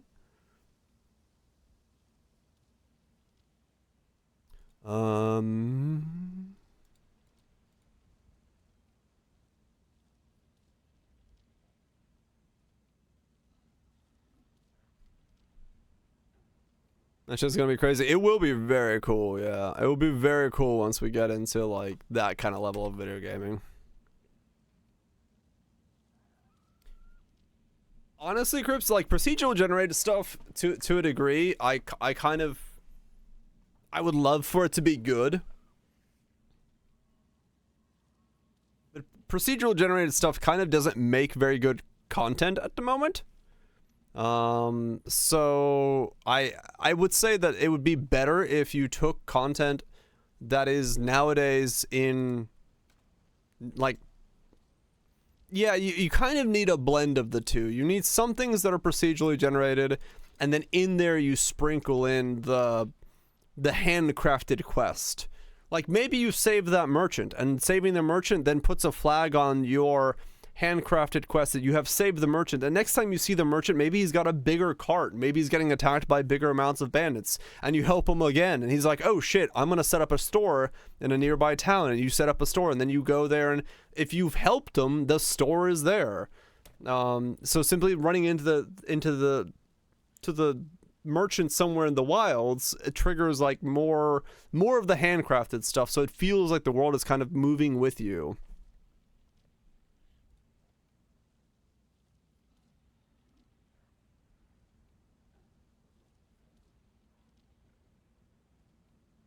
Right, Crips, yeah. No, I mean, I get that, yeah. It's, like, if you do the route multiple times, then, yeah, you're going to exhaust those quests out, right? There will be empty space. But there would be empty space if it's in the current state of games as well, where you have those check marks on the map and you just check them off and there's nothing there anymore, right? Like, it's fine for there to be a space that doesn't have an event once you've gone past that space. And that's, you know, that's where things like fast travel systems come into play. Made outfits are Gloomhaven? No, I've heard of it. Well, for reason one, you adored exploring it. Fuck yeah, trust. I mean, yeah, if you enjoyed it, it's good shit.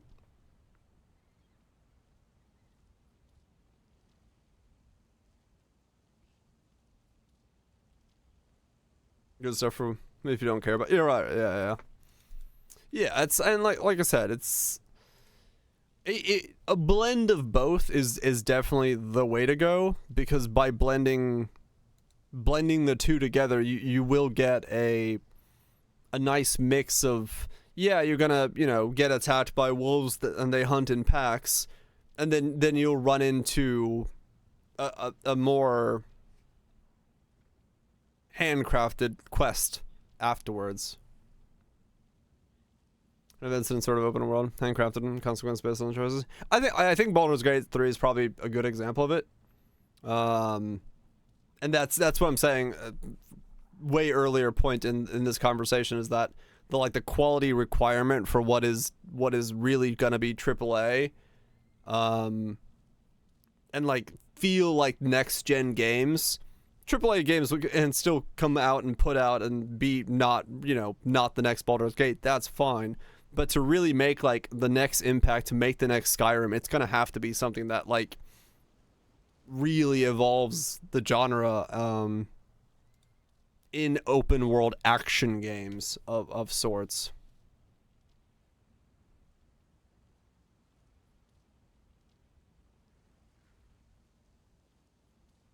Yeah, you can make a decision tree that's gonna branch out into different things, but you still gotta make that decision tree fun in some way.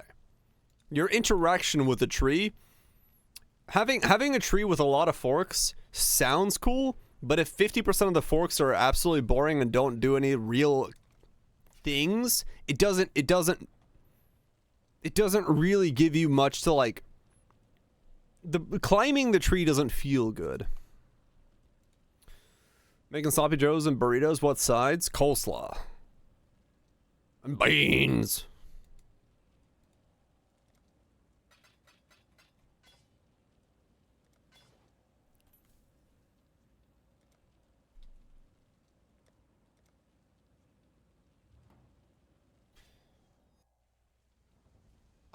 It's like, I mean, it's honestly a question that if I ever get around to actually working on my game fully and like making the game, it's a question I'm gonna have to answer for myself is how do I fill an ocean with things that make traveling fun?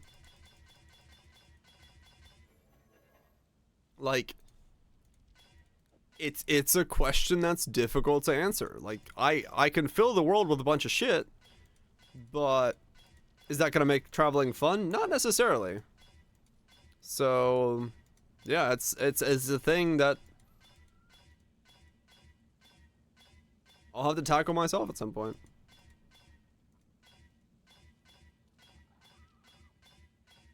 I don't know why I'm trying to link this. I'm just gonna double corrupt it.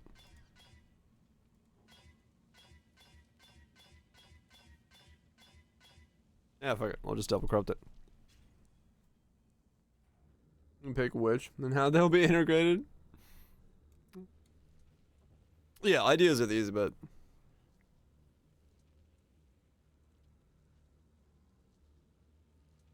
there's so much choices and you want sides with. Yep, that's true.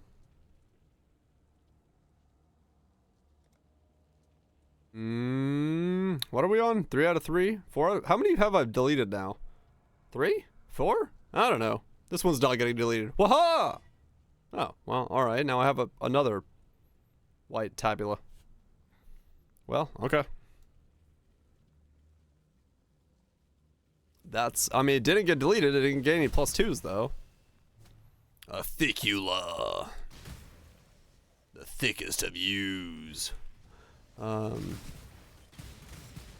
does a gate win? When I find a month of time.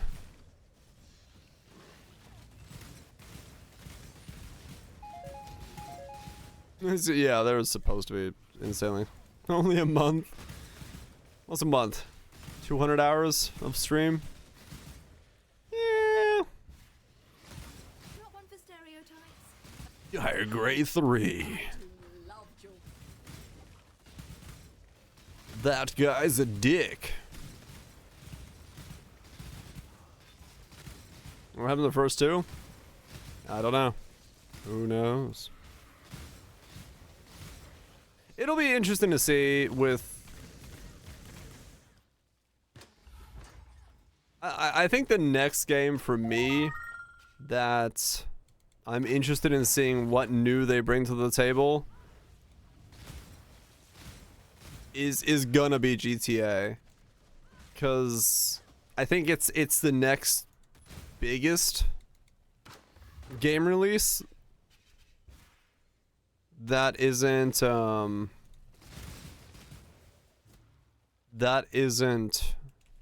Scrolls. I must have time to gather my will. No, it is a place to seduce the character. Right, I mean, even if you don't enjoy it though, I think it's the next big mover in the space that's gonna have the most eyes on it. They'll bring nothing new. Oh, that's what I'm curious about.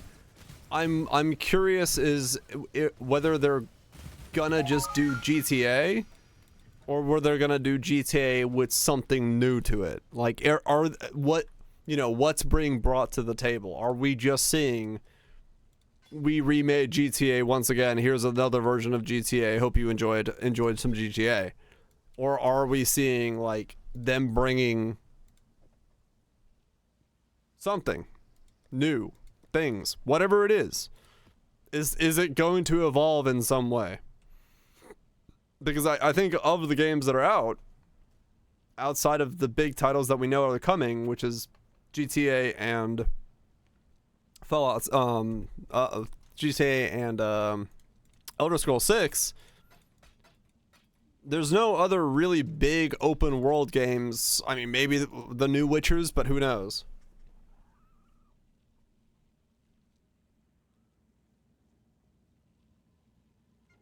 Well, yeah, like truly new. Yeah. No, I agree. I think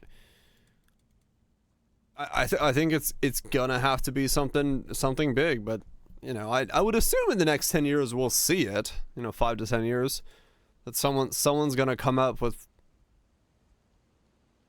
something that really blows the socks off. But I'm curious as to. Mostly, it's just I'm curious as to what the next Skyrim is. Like, what is going to be greetings. that game? The game that is the decade-long game of we re-release this thing like over and over again.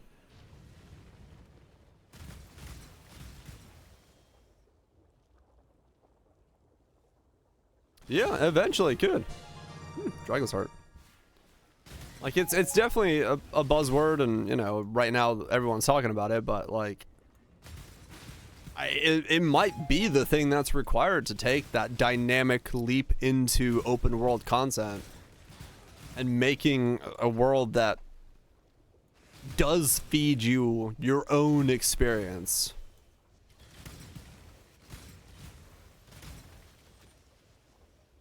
When they switched to a new engine, yeah. And clear flaws, right? Yeah. I mean, it's like, yeah, I think especially given the current growth rate of AI in general, that there is every possibility that it starts becoming the generator of,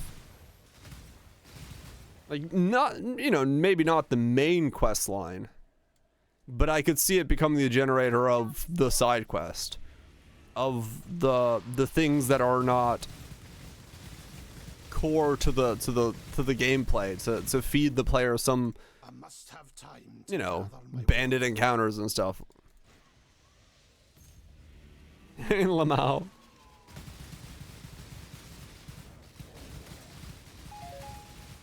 Yeah, exactly. You know, just sprinkle in the things that make it feel like the world is kind of semi-living around you. Make things happen. I mean, one of the biggest things, honestly, for me, like when it comes to how alive a world feels, is that very basic interaction of, like, if I help a merchant in this town, he may, or if I help a merchant on the way to the town, and then I go into the town and he sets up shop, and, you know, he gives me a discount there, but then he has a quest because he needs something from the next dungeon next door, and I go help him, and he can build a shop a little bit better, and, like, all that stuff. And then if there's a raid on the town, he may have move locations or something like that. Like, that kind of stuff, like, yeah, like, make it so that he kind of knows you, and then, like, when you interact with him, he's like, oh, I heard you helped the town over, even though they're not related in any way, and, like, that kind of stuff. Like, yeah, it's the little things that would, I think AI is going to be very good at, is keeping track of what you're doing and making it so people react to those things. Because, like, right now, it's like, if you play Skyrim or something, you can save the fucking world, and everyone's like, how dare you come into the Citadel without being this person? And then you go and become a great, like, the Grand Mage, and they're like, oh, never mind, it's you, the Grand Mage. It's like, yeah, no, I've saved the world, I've defeated the evil hordes, but because I wasn't the Grand Mage, you didn't know who the fuck I was. It's like, what? Deckard Cain, the Grand Mage. Yeah, I mean, that's true. You can't record lines for that much shit, true.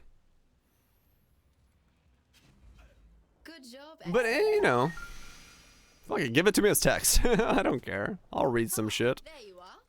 Let's go. Yeah, well, yeah, you could, because you could do it a lot easier, right? You could do that stuff without the VA work. But we'll see. Remember, yeah, titles collection in Skyrim is something. And for that, like, it's also kind of weird because, like, if you think of, like, if you think of Skyrim's, like, how many titles you collect, right? I must have time. Even such a simple thing as, like, making it so that the people, if you get the title of Grand Mage, when, you know, the next title you're going for the Dark Brotherhood, they should know you're the Grand Mage. They should react to it, be like, oh, maybe you you don't have to do the initiation trial because, well, you're already the Grand Mage, right? It's like that idea of, like, even that simple level doesn't exist in Skyrim, and it feels really odd when everyone just kind of resets every time you go into a quest line. So I think, yeah, I think if open world games and RPGs in general are gonna kind of go into that route, then they're going to have to make character introductions and things like that be a bit more dynamic. Freyren has to do the trial anyway. Well, she did accept to do the trial. She didn't have to do the trial. Maybe it's on letter O. Yeah, basically. Like, fuck. Never mind. You did not steal my sweet roll. I'm excited to see how they do the next episode in Freyren. Yeah, they're like, oh, welcome to our town. You should leave your money at the door. And you're like, you're whipping out the fucking Mace of Moloch Bog and the staff of the Archduke wearing Archduke robes. And like everyone in Skyrim's like, yeah, he killed some dragons and he like runs the College of Winterhome. And everyone, and the guard's like, ah, you should give us your money. Everyone's like, what? Like, come on, man.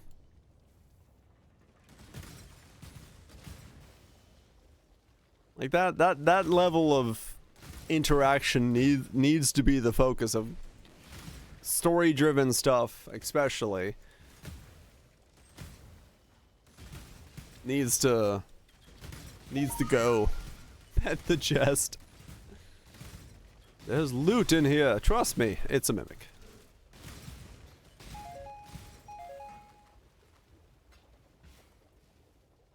You can't be that dumb.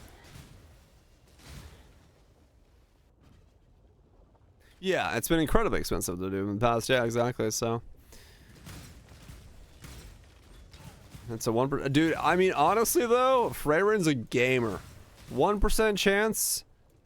1% chance to be wrong, but 1% chance you get some epic loot. I'm checking that chest. Like, that's a gamer mentality. 1%, I'm checking that chest. I've rolled for worse odds.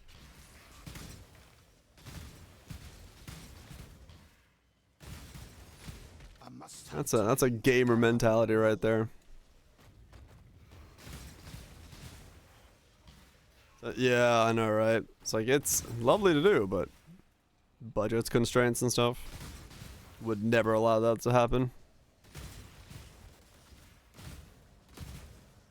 Yep, Baldur's Gate's a great example of it.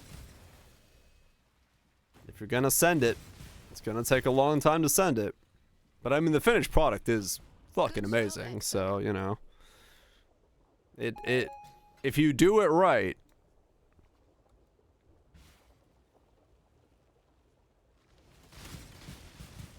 So small? I'm sure over the next, 5 years, we'll start seeing more games incorporating that stuff.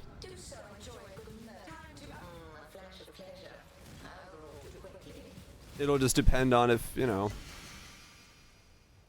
if it's done in a way that actually adds to the game.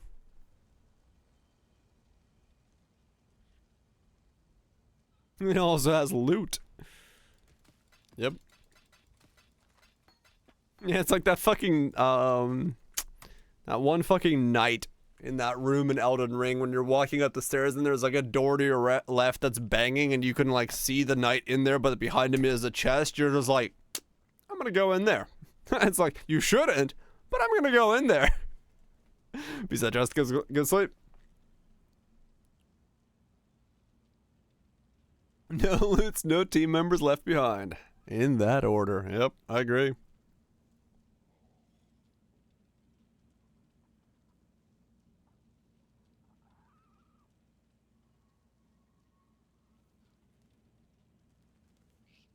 I mean, yeah, Dwarf Fortress is a great example of, like,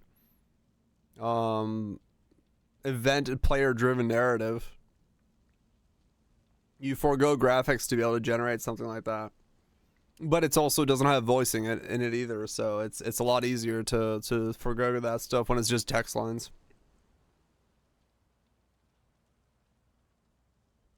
Oh, yeah, I agree, Cutthroat, yeah. like once we get to that point where it's a seamless integration of both systems Hello. without the massive overhead, we're gonna see a big boost in terms of like the level of immersion that you're gonna be able to get. But it will be. It will still have to be very like I think in some way it'll be very hard to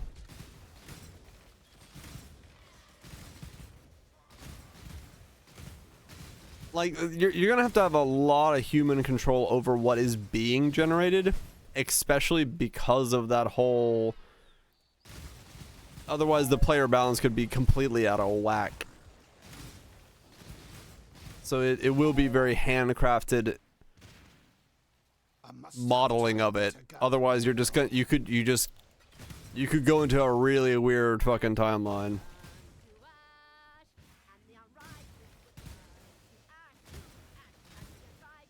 I agree, Goobs. Yeah, that's like I don't know. I think the industry will have to move towards some model where it's like,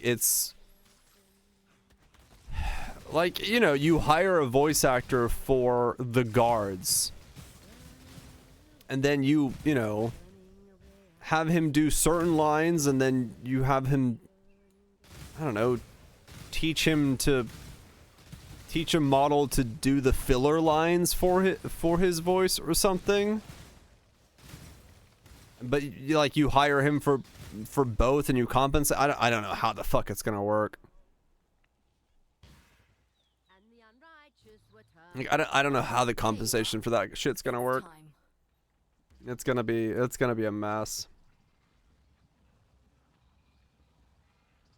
Makes something you have left at the end. Yeah, true. The talent font, right? Yeah. It's gonna be definitely a struggle across the industry and in all sorts of forms into, you know, what the future of that model is going to look like, especially for VA work. If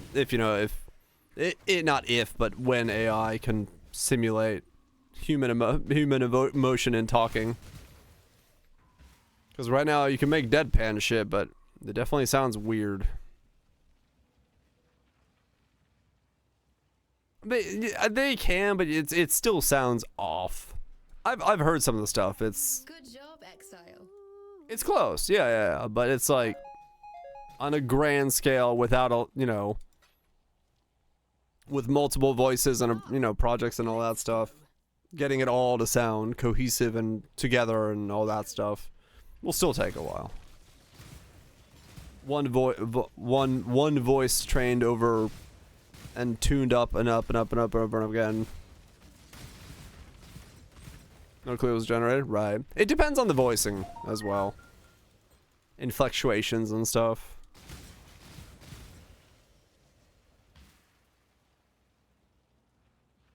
Yeah, I mean, that might be Goobs what happens. You know, and that's gonna suck for the VA work and talent. I mean, because it's gonna suck for everybody. Because it's gonna suck for artists. It's gonna suck for VA work.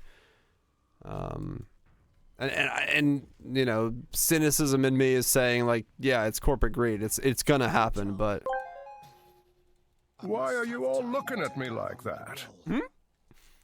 Deckard, we're looking at you because you're sassy. Let's go. And answered all your shit. Really did it, Dons? Huh.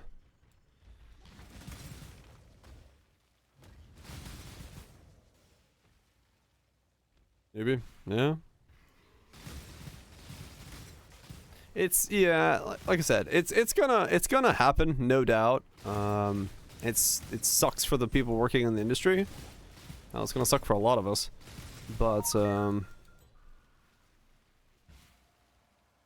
yeah, it's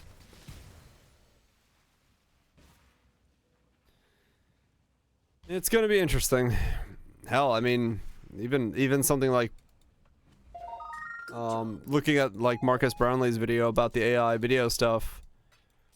Yeah, you're not gonna need a drone pilot to go fly over, you know, XYZ thing to get footage of it.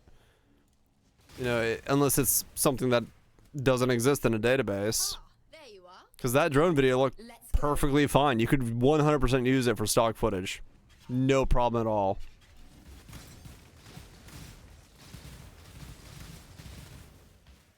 Yeah, unless your pixel beam is gonna pass. Yeah, it's gonna happen.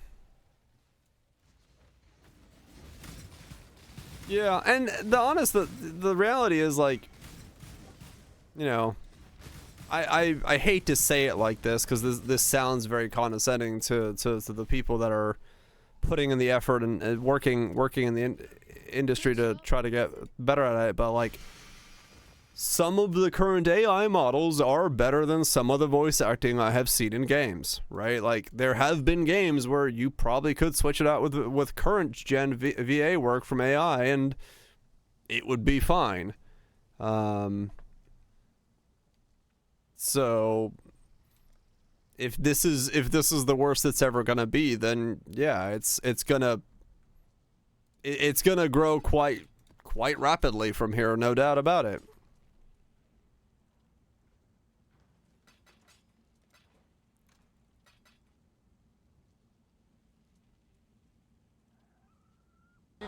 Why would you say something so controversial and yet so brave? So brave.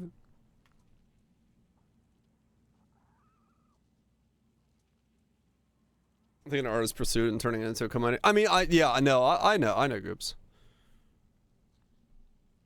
Well, actually, it's the thing is, like, you know, if someone's passion is to do VA work and they have a job in VA work, it sucks that they lose that ability to do something that is a passion job for them.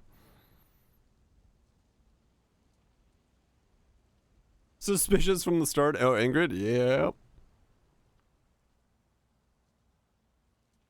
And make yourself adapt.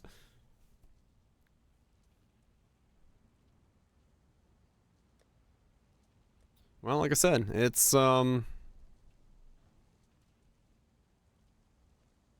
you'll adapt, but adapt to what? Depends.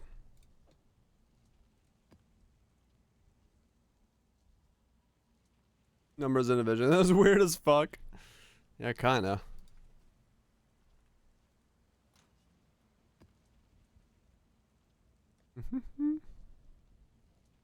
Yeah, I think I've heard of the thing you're talking about.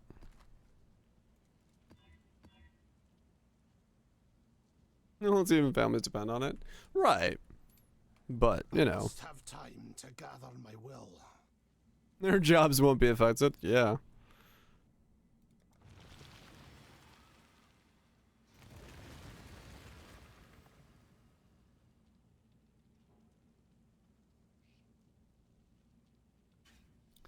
It's gonna be, you know, there's gonna be a lot of things that will be taken over by it.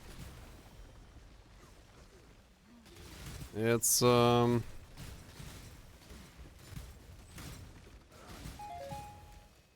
it's gonna shake up a lot of industries, and they're not everyone will have a position that they can adapt to.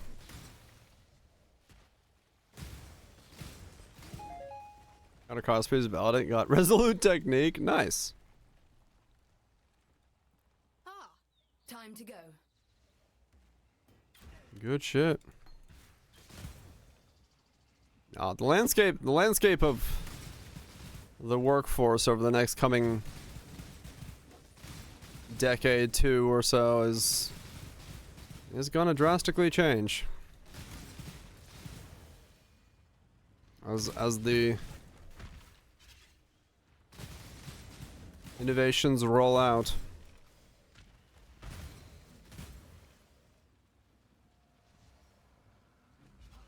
Good job, Exile. Yeah, I mean, I'm excited for the benefits it brings to my life, but the drawbacks and such definitely have hesitations.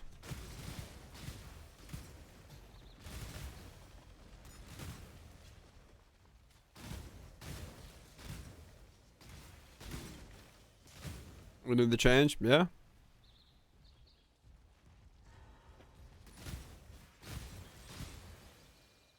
Yep. It's Ah, there you are. Time to go.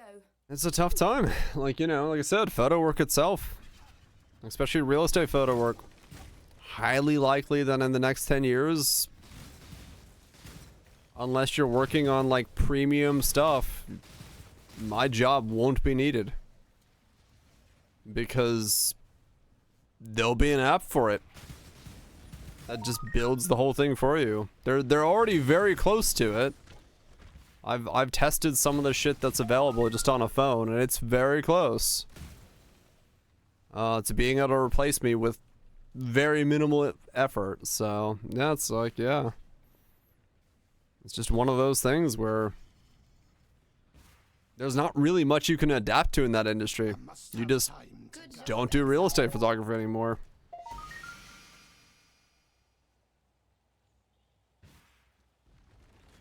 Yep.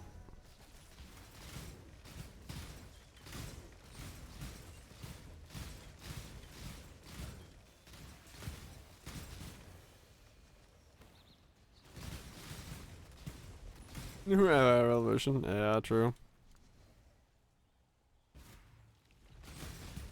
How good it's getting? Right. It's evolving fast. But yeah, it's, you know. The future is here, old man. Get with the future.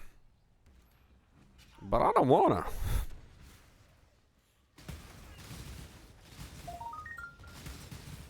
You know, like, and the thing I've got a degree in, right? Fucking business administration. That shit's almost completely being phased out in a lot of places for just software and, you know, all that shit. So don't need a team of managers anymore. You just need one dude.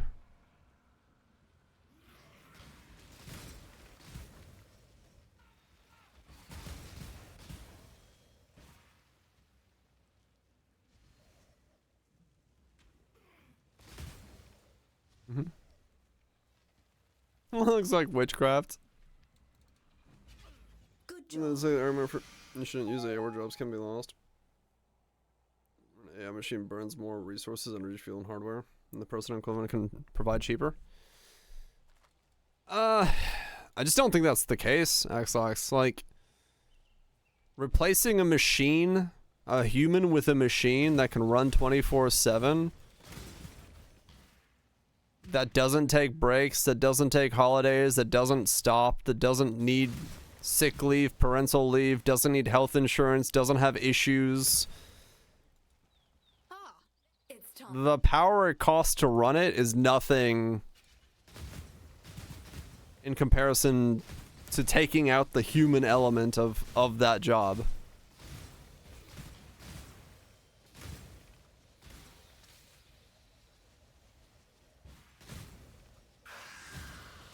This one will Yep, basically Wild Switch, yeah. my collection grows, and I smile.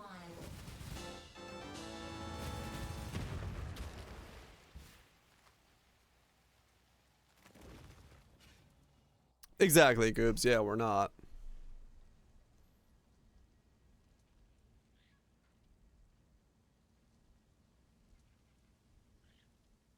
No, but AI isn't going to replace me setting up scenery, doing rigging.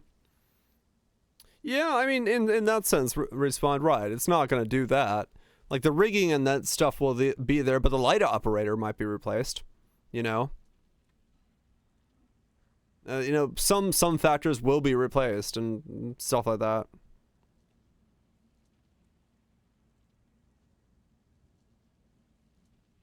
Well, it depends on what it is. Like right now, like autonomous factory systems are very autonomous. Like if you look at like a paper machine mill, that shit needs like one input a week to check the sensors, and then it just runs a week. You know, those are 24/7 operations that have like one person working on them. And those are entire facilities. Starting action, I mean, yeah, the last middle manager. Star Trek Society would be nice.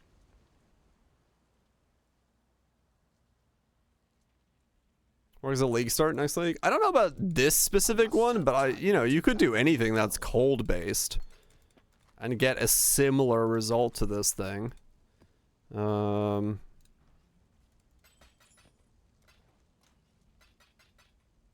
Yeah, exactly. You're not gonna delete everything like this is, but like you can definitely do something similar and like kick off with just cold damage in general. And yeah, Squire is gonna be like expensive as fuck next league as well, so. But yeah, I mean, it's just the reality of like, we don't live in a society. We don't live in a society.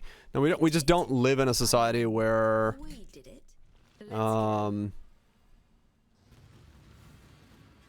the people left behind at an accelerated rate due to the advancements of technology will not be taken care of, and they, at a certain point, there'll be a tipping point where they do not have a job to take.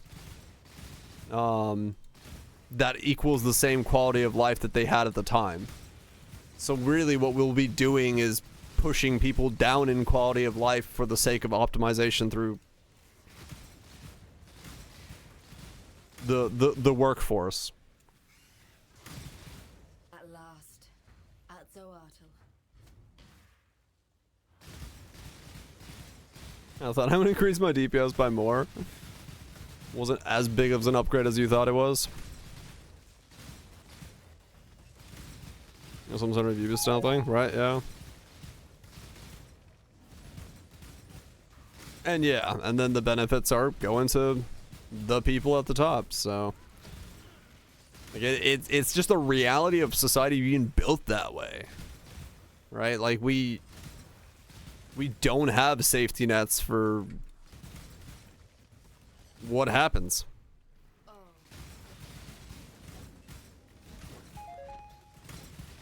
Yeah, it's the what's good, the shareholders. 6.5 to 12.7. I mean, that's pretty good. Capped chaos resist. I mean, it sounds like a damn good upgrade, Hans, I'd say. What's up, Nukes?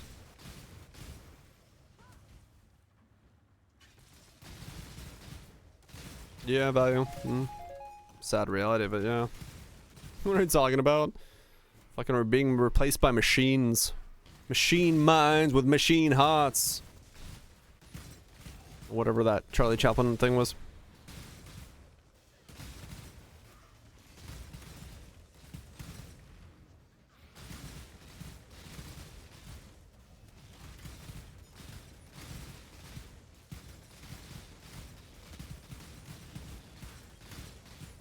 Quality should improve. Yeah, but quality will improve, but who can afford the quality? Right? Is what I'm saying. Like what do you do when you don't have a job?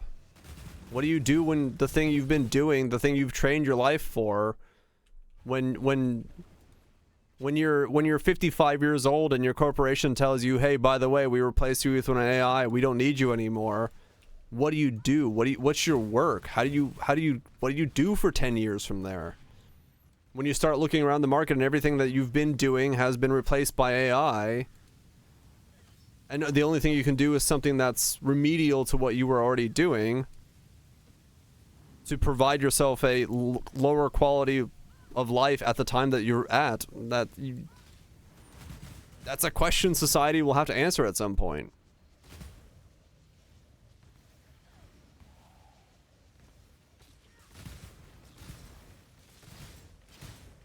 You have a workforce scheme? Yeah, but you need the money, Axlax. You need the money. You need the money to save up for retirement, to save up for your ability to pay your medical bills. You're at the point in your life where things are costing and breaking in your own body. If you're making $100,000 a year now, but you get replaced at buy an AI and then you have to make 70,000 a year. You weren't projected to make less money. Right? Like, that's the thing. Like, yeah, sure, you have less things to do because a society is more efficient, but your bills are still there. The insurance company still wants their money. Your mortgage company still wants their money. Your taxes still want their money. Your food bills are through the roof because the price of food has gotten more expensive, even though everything's more efficient. And the entire time you've been going slowly up that corporate ladder to get that wage. And now all of a sudden your wage cuts by 30% because the job you had isn't there anymore and it's been replaced by AI. The question is, we can talk about the ideals of everything being more efficient and like much better, but the reality is the money is what it comes down to, which would not be allowed. Exactly. Now that's the thing. Like, it all boils down to that. Yeah, I mean, Finland ran a universal basic income test to see if it was, like, possible.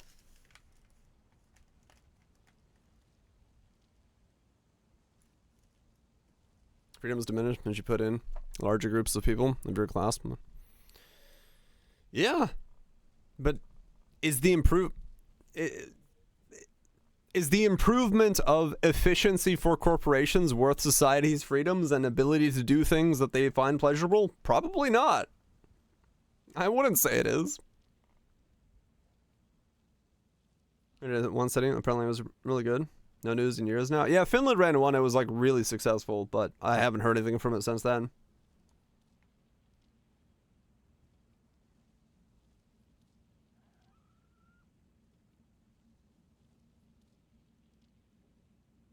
The problem is that I would love that to be the case value, like 100%. That'd be great.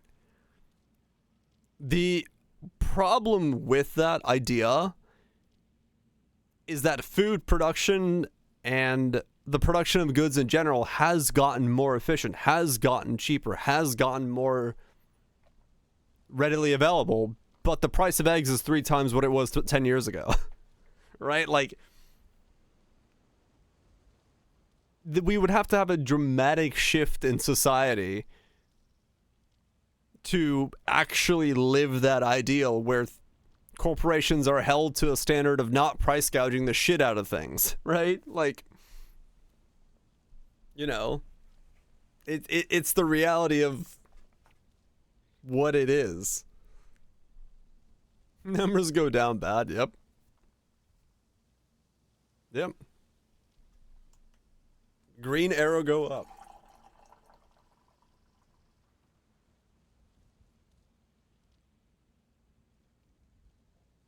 Like, it sucks, but it is the reality of the life that has been showcased. I wish it wasn't that way, but it is what it is.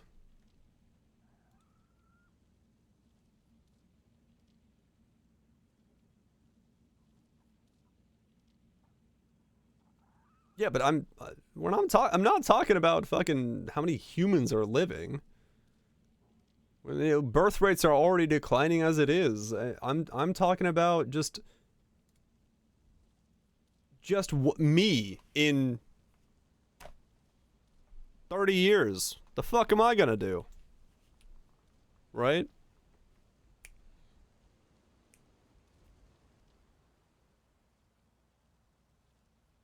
You're gonna be stream here? Dude, I hope so. Fucking, I'll take it, dude. If in 30 years I can still be fucking doing this, dude, I'd be fucking living the dream. But, yeah, it's just like, it's the reality of looking at the world in not so rosy glasses, right? Like, we've seen what happens. We've seen in the last decades that things are more efficient.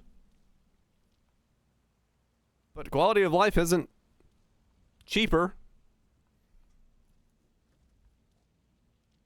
Still no 24-hour stream.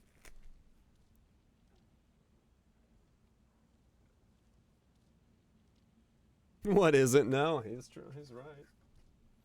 What isn't price now? Gonna get harder to do year after year, huh?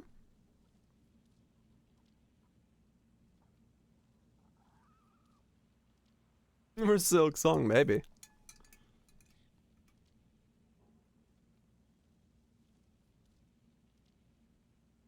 Right, Cutthroat, yeah. That's about all I've seen as the argument against it. But, like,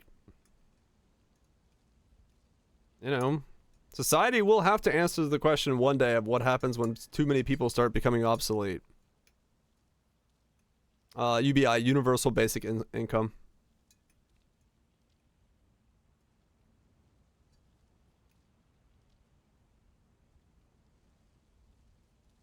And, you know, there is an argument to be made that should 80-year-olds be stuck working at Walmarts to pay for their health insurance? Like, is that a smart fucking way for society to run? Does the door greeter at Walmart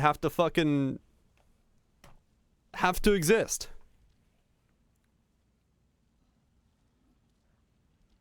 All right. And we already are. You don't really need to sell houses. You can just buy the first one for sale. What? I don't understand what you're saying, Xbox. Is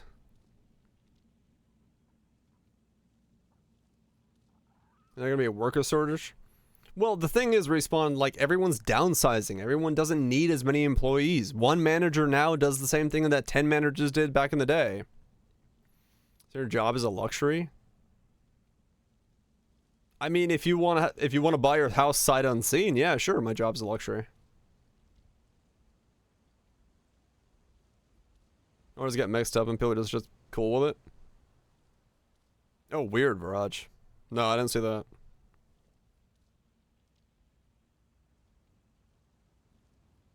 Yeah, it's kind of a sad thing, Wild Touch.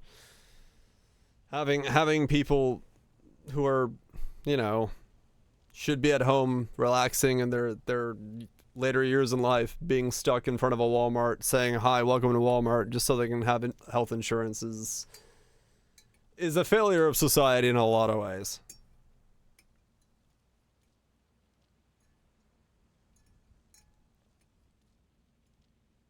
Oh, 100%, because, well, yeah. What are we doing? Apparently we need door greeters at Walmart. That's what we're doing.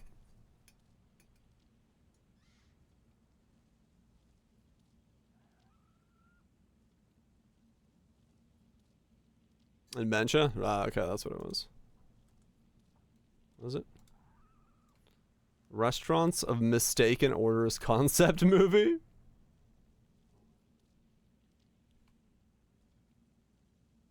What the? Whoops. I must have time to gather my will. That one?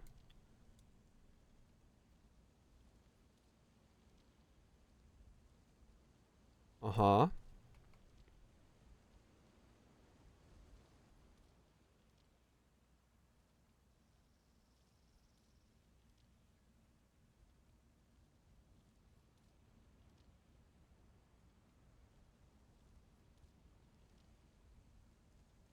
Hmm. 115 million? Holy fuck.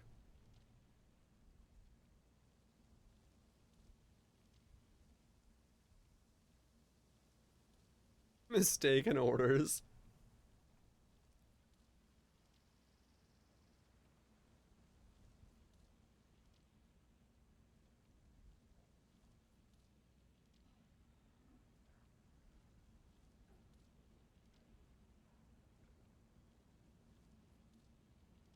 That's funny. That's wholesome.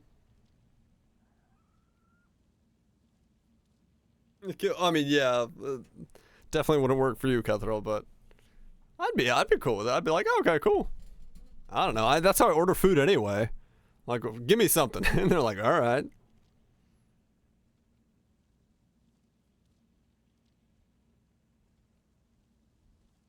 You too. Random peanuts. No, I'd be fine. I just like have a coughing fit, but I'd be okay. That's awesome.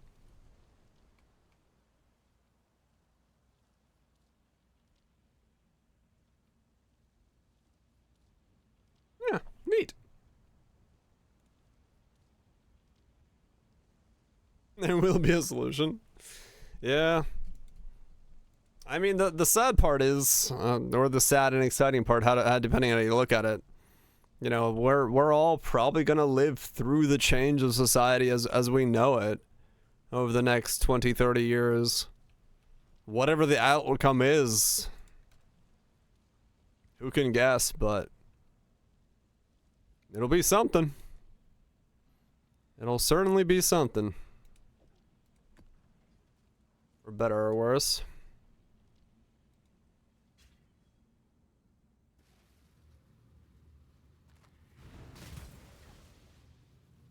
Alright.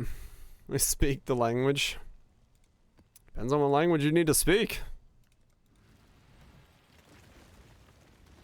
Depends on who we gotta convince of what. To make it so we're not all miserably living in dead-end hovels scrapping for food. I must have Yeah, hopefully without the fallout. I'd be okay with that part. Not being here.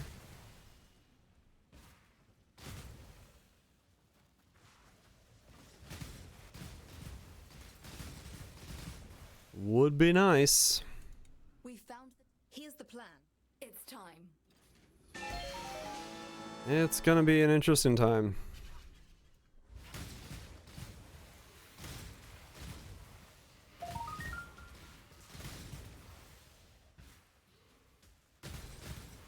Politicians here, well, do I call them politicians or circus clowns? I'm not entirely sure.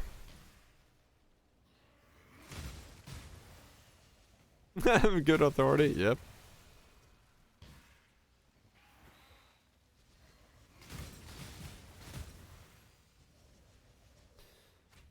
Only as it is, we. Yeah, but I mean, the reality is, like, it may not have taken your job, but the computer took a lot of jobs. Realistically, right?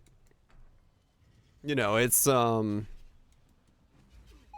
of those things where it's easy to say that it didn't affect me or the people I knew, but the reality is it did. It affected a lot. It affected a fuck ton of jobs, and it's still taking those jobs. Now, you know, did the children yearn for the sewing machines of the factory? Probably not. And it's a good thing that those jobs were taken. But it is the reality that those jobs are gone, and those jobs will not pay a human ever again. You know, the auto assembly plant is becoming automated. You know, the factory lines of the Ford automation system don't have as many humans there. Who's gonna make, yeah, so it's like those jobs are disappearing, and the incomes that come with those jobs are disappearing. But yeah, so many people that want to run the front. Yeah, but you don't need that many. That's the thing. Like the argument of like, oh well, that one job still exists. Yeah, but the 100 people that work the factory line doesn't exist anymore. It's now just 2 dudes that work on shifts and make sure the machines are operating like the way they are. And yeah, they're not the same people, right? Like one is a highly skilled laborer that understands fiber optics, and the other one was someone who had a low skilled job that maybe wasn't fully literate but still wanted to work and provide for their family and make an income that allowed them to put food on the table and a house above their head, right? Like,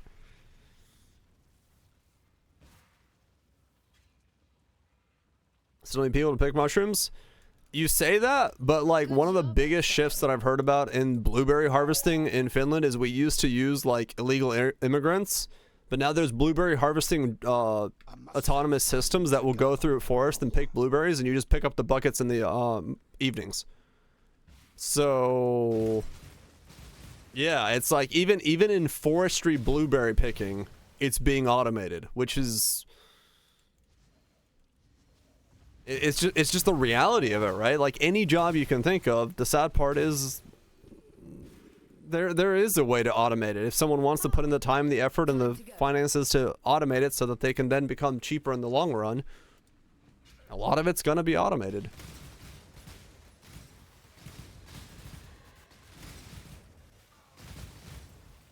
They're up 90% of the jobs, yeah.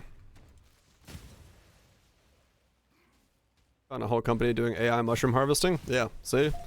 Like, that's the reality. Like, you're like, oh, this is a job that can't be replaced. Really? Like, you know, it's just what it is. It's just the reality of it. Like, Good job. you can automate a lot of shit. A lot of what humans can do with our hands, well, something else can do it. It's time. And they can do it 24/7. This stone chippers, I know, right? Yeah. Same as fuck. What?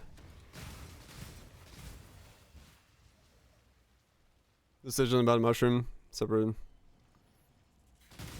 Compared to human pickers, yeah. That's true, right? Like it's just the fucking reality of it. What? Okay. Yeah.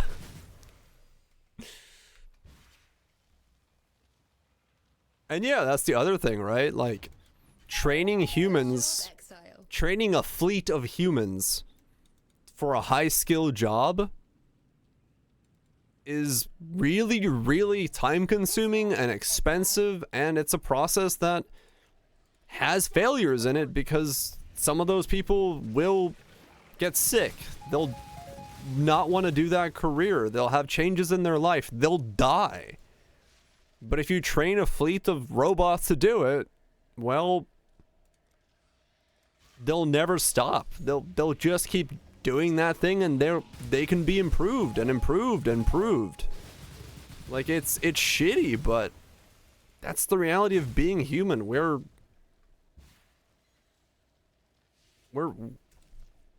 not indomitable. We're fleshy meatbags that have issues and things come up and life changes and accidents and mishaps, and it's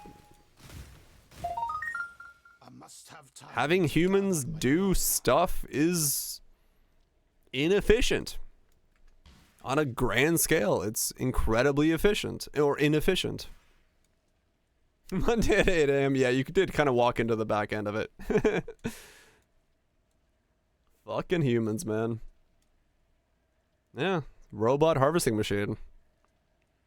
It's getting hard. Banks now don't even have that much money. All online. Right, Don, yeah.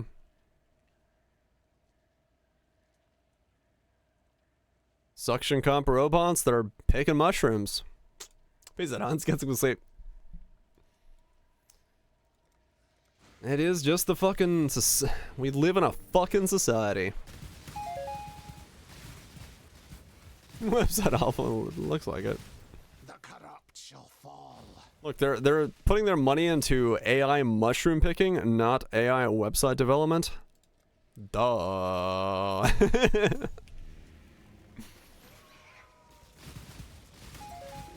But yeah, like it's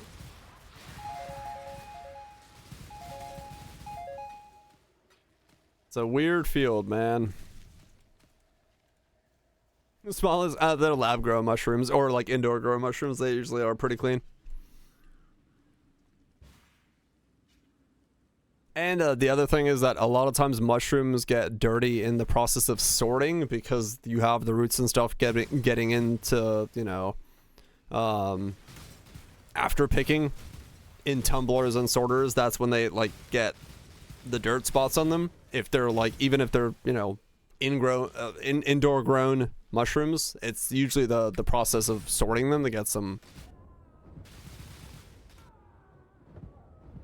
A contest of wills and time to up the stakes. And into repairs and maintenance. Medical field for when AI takes over. I mean, a lot of surgery stuff is being trained to be AI driven as well. And then, yeah, repairs and maintenance, it sounds like a thing that, like, yeah, we're going to need. But the reality is you don't need that many people, right? You know, not everyone is going to be able to become a robot repair person because you're just not going to need that many people, especially in industrial grade stuff where, you know, shit should last for a while.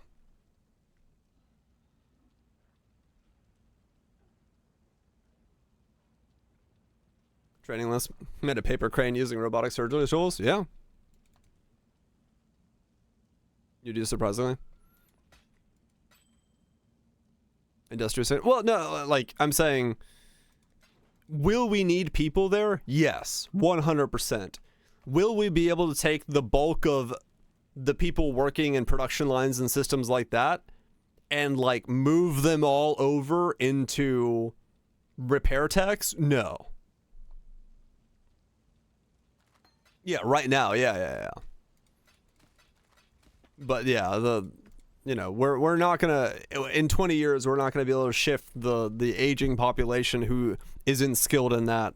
When we're reaching 55 years old, we're not gonna be able to move ourselves into every one of those repair fields. You know, we're not gonna have jobs available to everybody in that. So that's the main problem.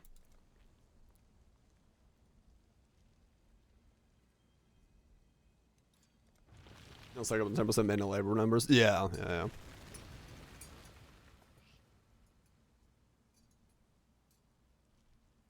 And right, exactly. Like the training time, the skill requirements, all that stuff's going to be longer and longer. So if you have to do that shift later and later in your life, you're not going to have time to make the shift. Right? Like, that's the thing is like, it's easy for someone my age to say that, you know, like, oh, just shift jobs, change careers, learn something new. It's a lot different when you're 55 years old and knocking on the doors of retirement and needing to have that financial cushion. That's a different state in your life. That's a different time in your life.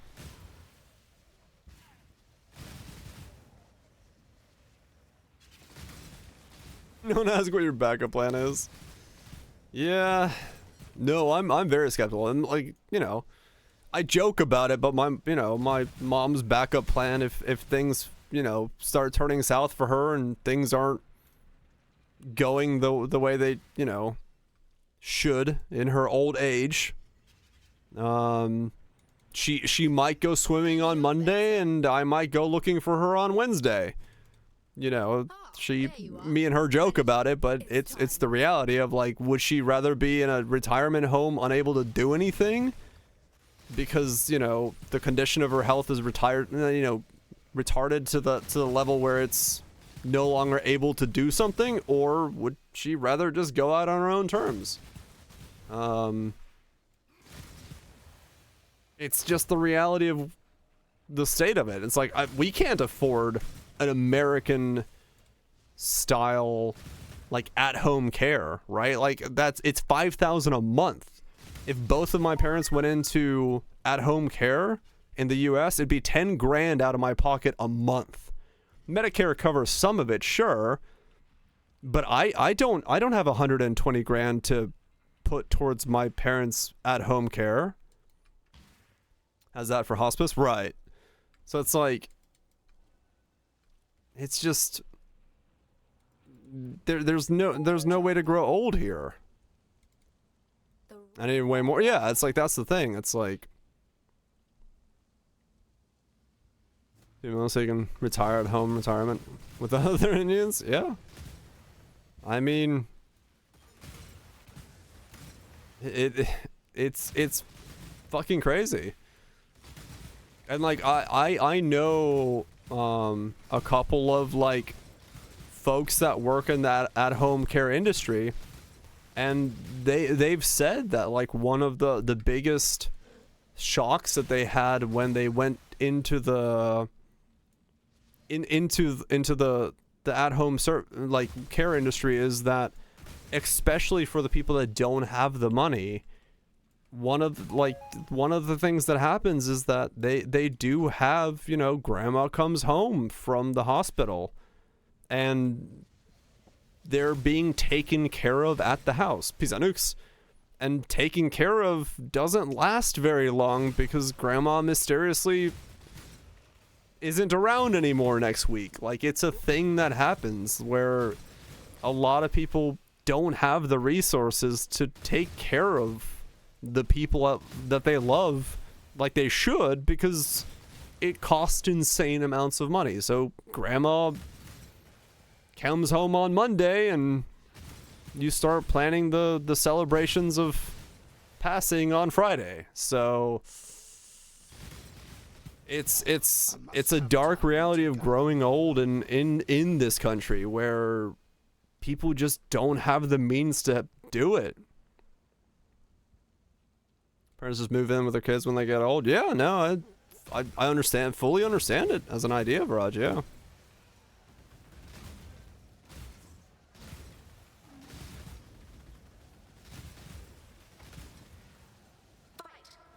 I mean, that's the joke me and my mom have, yeah. It's that exact idea. It's like, rather than putting the financial burden on me and my sister, it's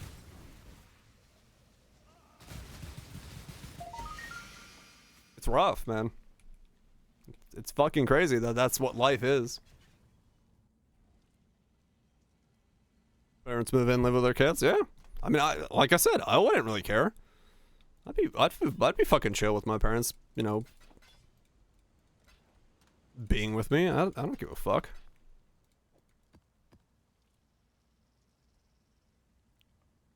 I was in the West, right? It's still strange, yeah. It's just, yeah, it's the American mentality. You know, you hit 18, get the fuck out of the house, and then, or for some people 16, right? You get the fuck out of the house, and then you live separated lives where you maybe meet up on holidays, and then, you know, once one party is old, you're left home and slowly pass away in your loneliness. 8 sacred orbs? What the fuck? Holy shit. It's 20 orbs.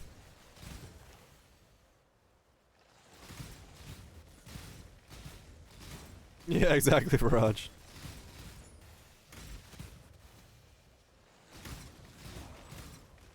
Gonna be one house? Yeah, I mean, why not? Why not share the responsibilities and keep the house running and all that shit? Like, I don't know. I don't just. Who cares? Let's go. Okay, I know the old ones too. We take care of them? Yeah. Go independent. What are you, a pussy? Don't have the American guts. Pull yourself up by your bootstraps. The fuck is a bootstrap?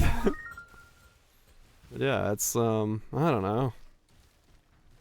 It's just, it's such a weird mentality to me.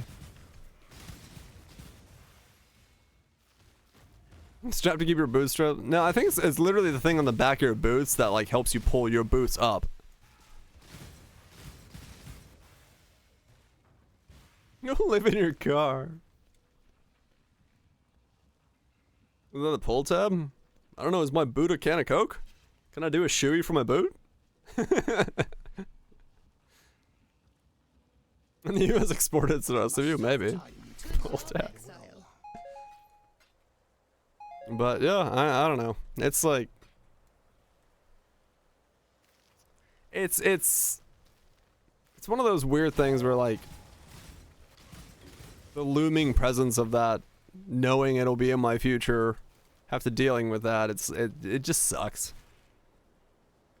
Like, I don't think about it grimly, but it's just one of those things where, like, there's melancholy to that idea of, like, well, someday I'll have to deal with that reality in my life if I keep living in the States and don't somehow become a fucking, you know, don't have the financials to do that. But there you are. it is the reality we live in. It's time. My boat's sizzling. Because I mean, realistically, even you know, even just the simple fact of, like, me being me by myself, Like, I don't have a partner. I don't have, you know, it's just me and my sis. So even if, like, my parents did, you know, grow old and we kept kicking about together and, you know, or in the same house, I'll still have a job. I'll still have things I, you know, need to do, and time becomes a constraint. You know, it becomes a reality that there isn't that many hours in the day to do everything, and just by myself taking care of that situation is that itself is rough. Would you like a partner? Alright, call our sponsors at 1-800-fuck you. Yeah, I mean, yeah, it'll someday happen to me, but you know, I'll be alone and cold, and I'll go rowing a boat into a river that has no end, so it'll be fine. I won't be a financial burden on anybody.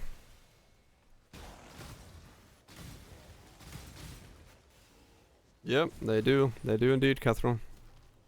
Every river end eventually, not the river Styx. That shit flows forever. I'm gonna annoy the ferryman till he lets me off. He's like, this dude will not shut up. It's like, yeah, I've been a streamer for 50 years. What do you think I do 7 hours a day? I'm here forever. You're stuck with me now. Let's talk about my next po bill. It's a lazy river? Hell yeah. Paradise is a lazy river with a margarita.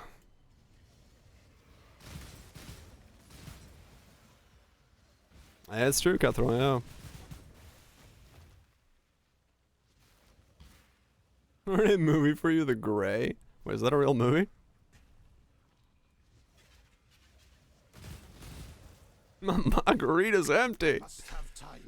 Dude, it's Margaritaville, man. Margaritaville. I'd be kicked off the river Styx so quick. He'd be like, dude, shut the fuck up. I'm like, but. Ah, there you are. Ready to revisit the past? It's time. Lost my shaker of salt? Yes, I did. Now I want to listen to Margaritaville.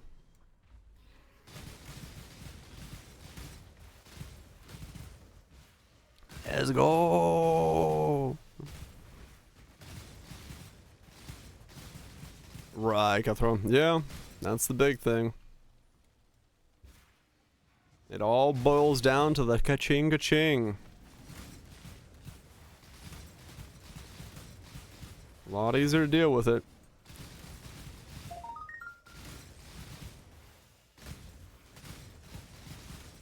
It's gonna be rough growing up in this decade. I mean, I'm sure every decade says that. You know, they all have their... Good job, Exile. things, but the older you grow, the more you think about those things. Prove your last victory was not mere chance. Yeah, interesting, Alex. Huh. We got people emotes. I'll look back fondly. Losing my mind. Talking about Twitch chat. Even though I'm just sitting on the bathroom. Talking to my shower head. Yeah, that's true, Catherine, yeah. Yeah, you do. You see a lot. What do we have? What entertainment do we have on the boat? Margaritaville and fishing.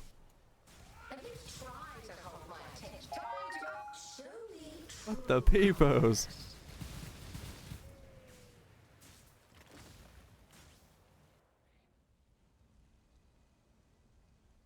Margaritaville. By Jimmy Buffett.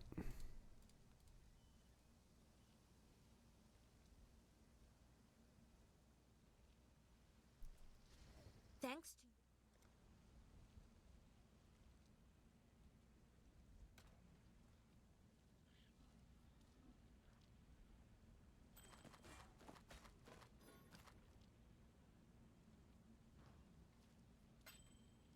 fucking Margaritaville.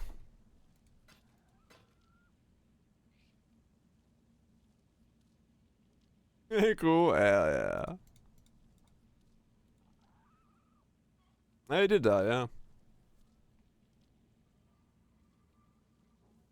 He needs to memorize everything. Godslayer.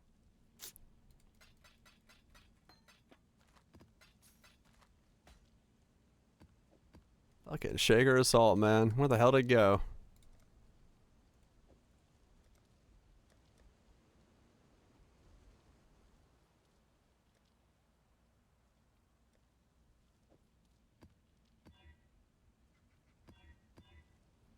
Isn't this about a breakup? This is a song? Or something? I think it was.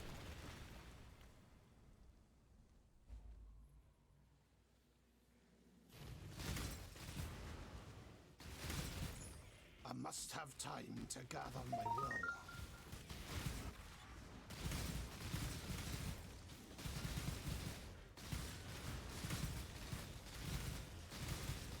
I forgot what the song's about, yeah. I think it's a breakup. A loss of something, I forgot what it is.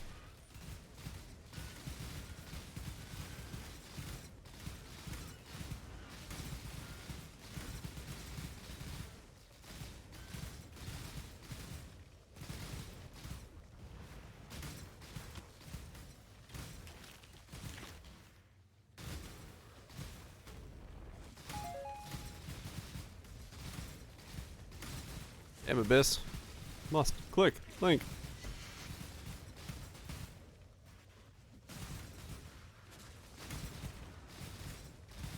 What do you do on your free time? Damn, Abyss. Stop it.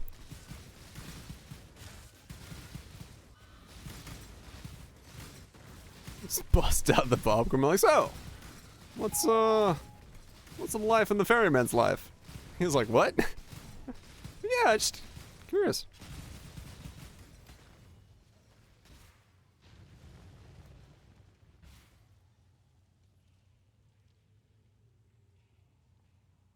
Man, spending an entire season at a beach resort.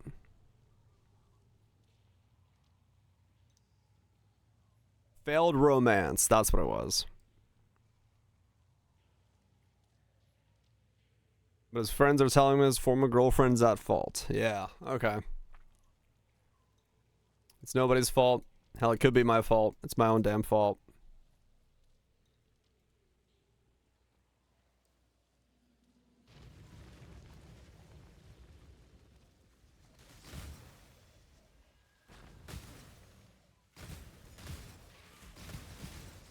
Yeah, that's what it was.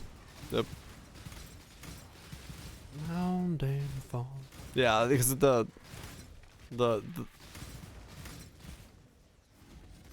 their weddings. Uh-huh.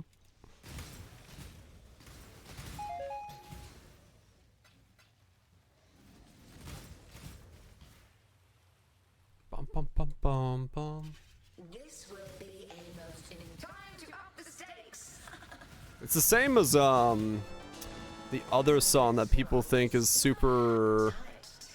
Some people think this is super upbeat, but it's not.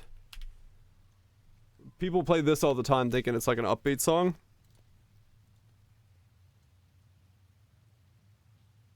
But it's not.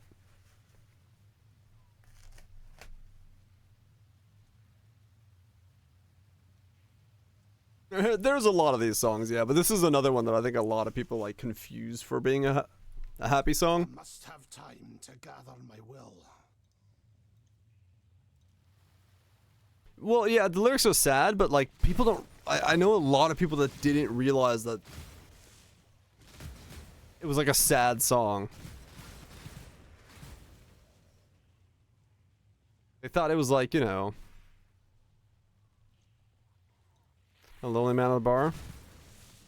Well, it's a lonely entertainer more than anything. Because a lot of people think that the pianist is. A lot of people think the pianist is like happy and making everyone else happy. They kind of skipped the part where, yeah.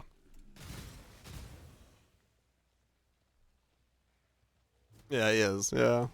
It's really a very well done song. Right, Kethel, yeah, that's another one. Yep, he's the saddest man at the bar, and he's the one everyone goes to.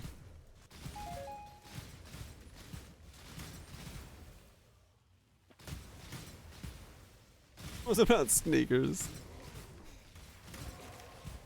Nope. Take me to church. That's a whole different thing. Ah, let's go.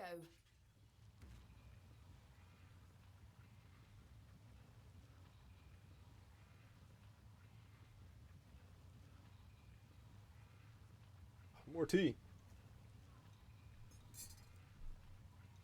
Bum bum.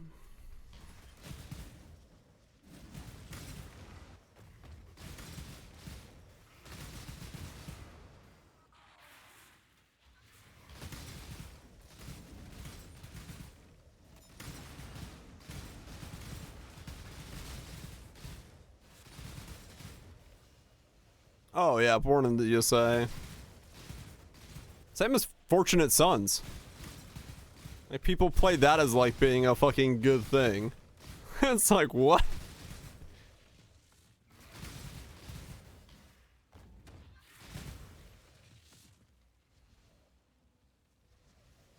Every breath you take, yeah. There's a whole lot of songs people are like, oh, it's such a lovely song. It's like, oh. Good job.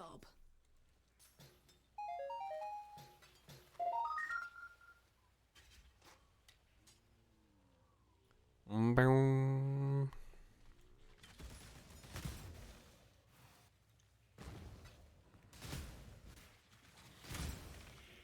Bum bum bum bum bum. Ah, there you are. Ready? It's time.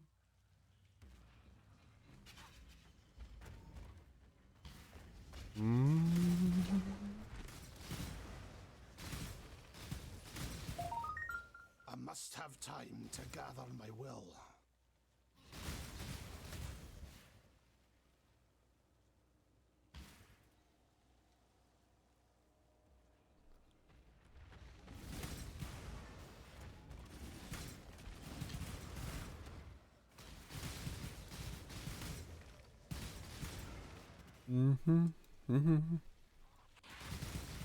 What was the? There's another song that has like an insane twist at it, but I don't remember what it was. Good job. Fuck, what is the song? It's the dude who he's singing from inside of a jail cell. And then at the end of it, he's walked out of the jail cell. Thanks to your... Be careful. I did it. I mean, we did it. The location of the temple... Let's go. What was that song? Dust and... Smells like... treasure. Something about... Close. Time to make history.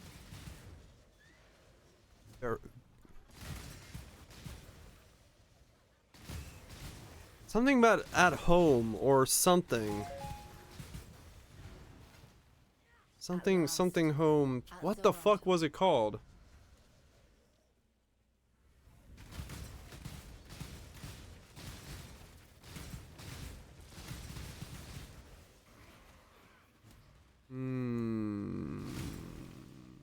Scorpions? No, what was it called? No, it's not Hotel California. It's like what was it? It's... Oh man, that's gonna bother me now. Fuck, what was the song? He's singing from inside of a jail cell talking about how he'll go home.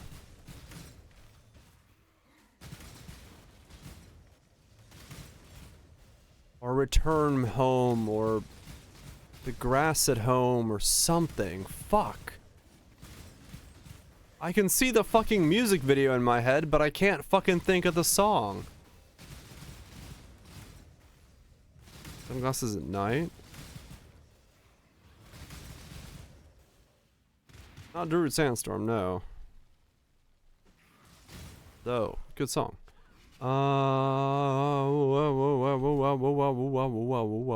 What is the song I'm thinking about in my head?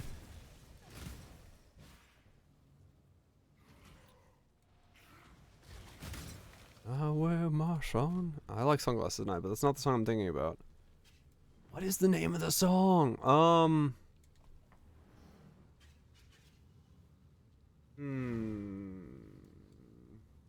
Man singing in a jail cell about going home.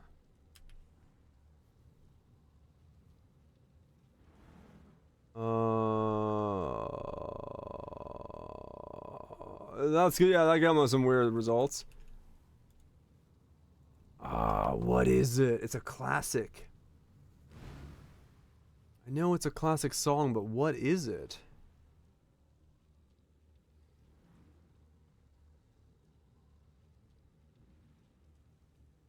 Oh man, that's gonna bother me. That's gonna bother me. I don't... Okay, hold on. We'll put it on more symphony while I think about this song. What is the song? No group. I can't remember anything about it besides the music video.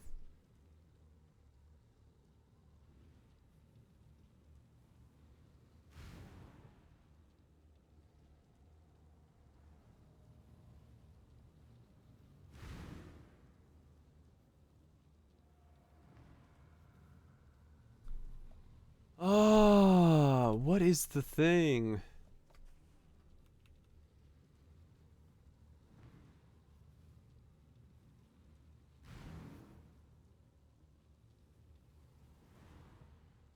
Not proper English, right? I don't...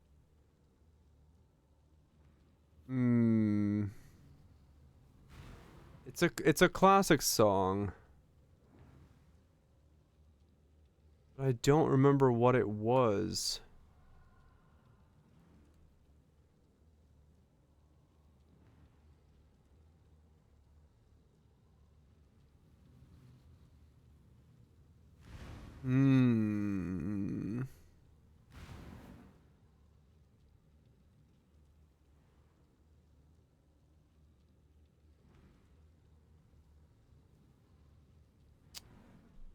What the fuck is it?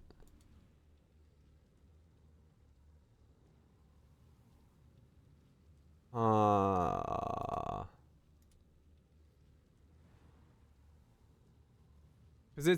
it's a guy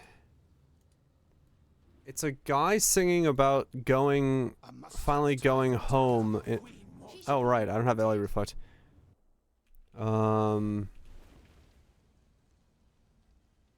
I can't do this one. I need to do it on my other guy.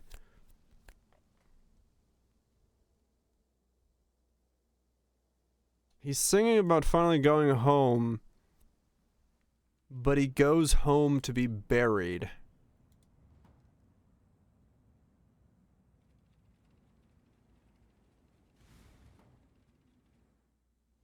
I cannot remember what the song was. My mana is gone. Like, it's a weird twist at the end of the song where you realize what he's singing about.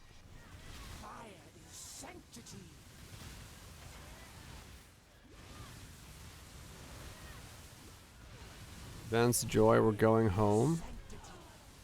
Is that it? Ah! A minute, Zuri.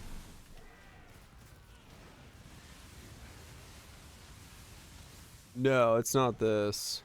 Like it's literally a classic song. Like the dude, it's the music video is dude literally just in a jail cell. 80s and I think so, yeah.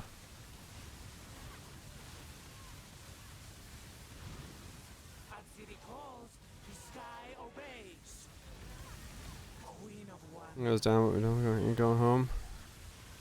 Man, I can't remember.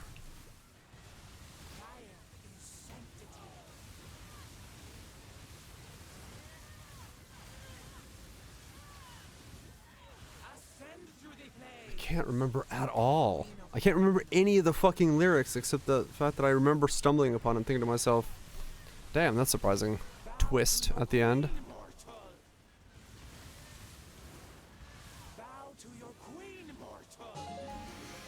Hey, Mortal Ignorance. Nice.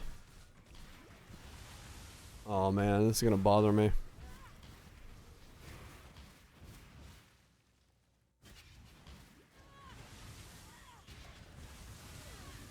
Final journey home. Let me look.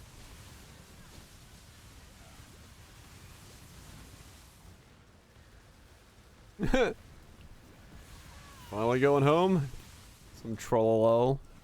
Good shit. Final journey home. Al Pettyway.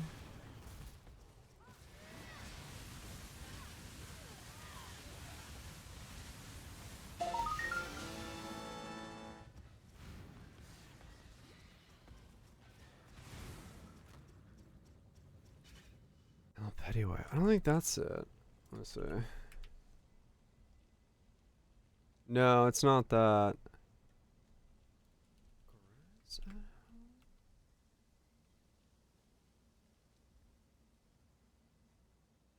No.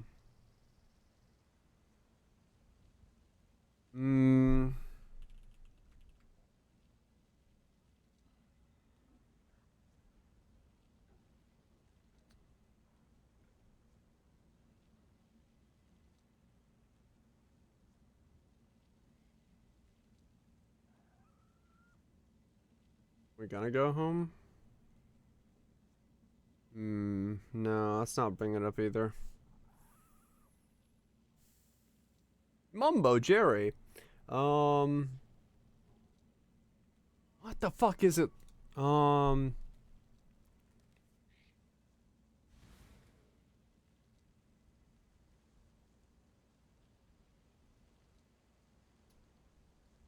Why can't I?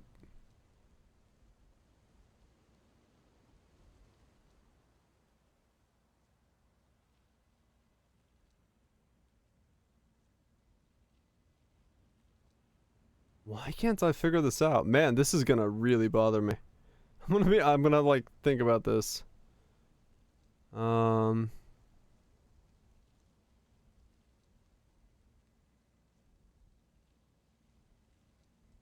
can like picture it in my head. He's hanging on the bars, singing about it in like an old-timey jail. And there's like 3 dudes to his right, listening to him sing, and it cuts in with like flashbacks of his life. And like I can see it.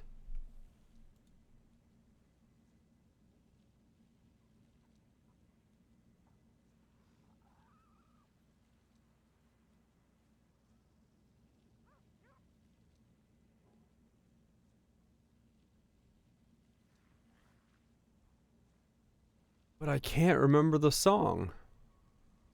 Yeah, it does go back to that. Names are Noise and Dust? Yes, they are. What the fuck is the name of the song? Huh.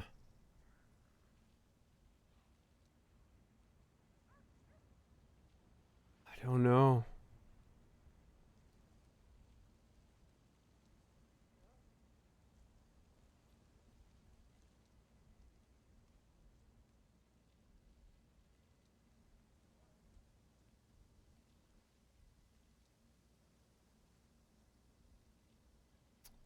Nah. I don't know. Fuck.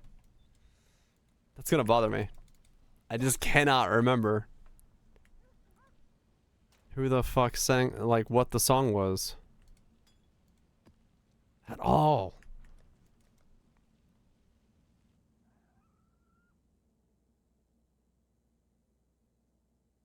This is a subreddit, I know, right?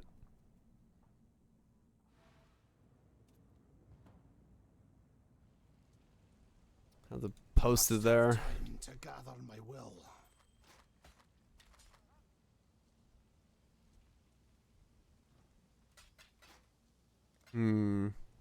Wait, what if I... Was I? Maybe. Could be. Was I?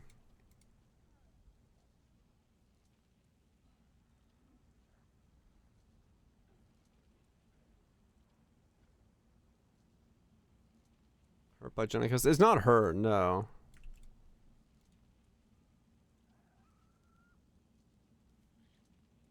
No, it's not hurt.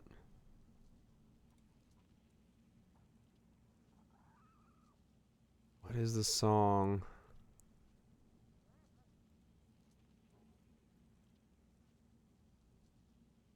Let's see.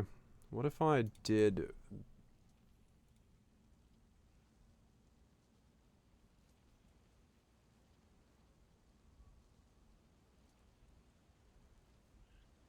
No.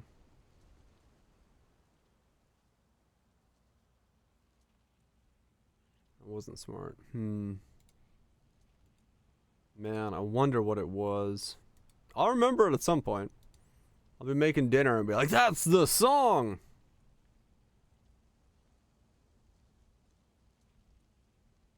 I just don't remember it right now, not at all.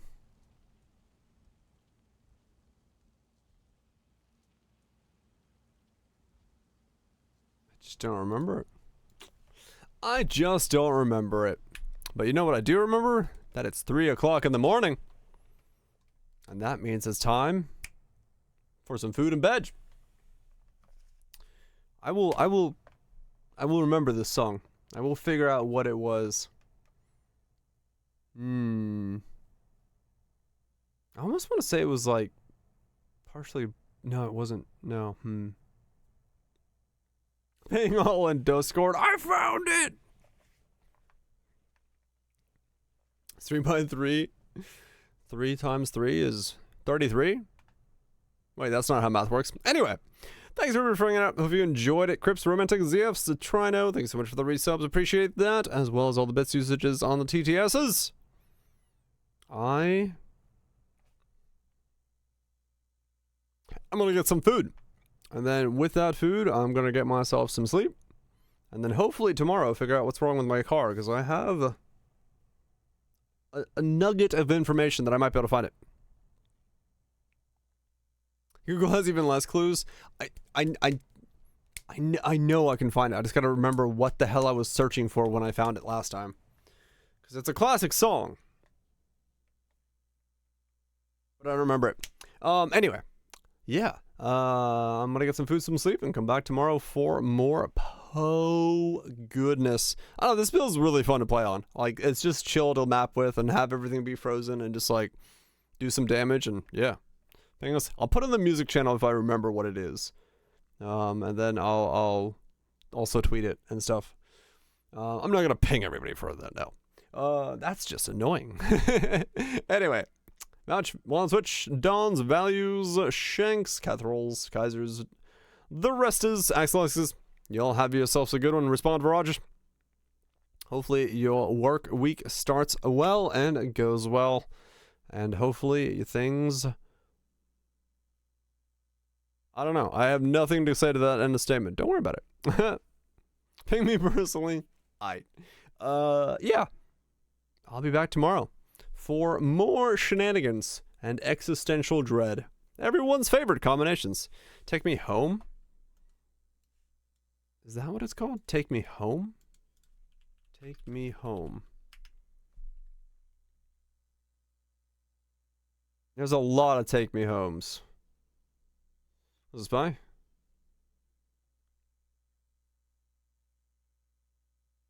Country Roads? No, it's not John Denver's. Country Roads, no. Phil Collins Take Me Homes? No.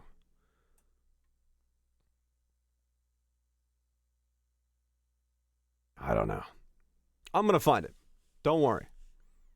I will figure it the fuck out. Anyway, for now though, you have yourself a lovely one, Spy. Get some good morning coffee for you and get on the roads. Let's go to sleep. Maybe. Maybe. Could be the plan. Peace.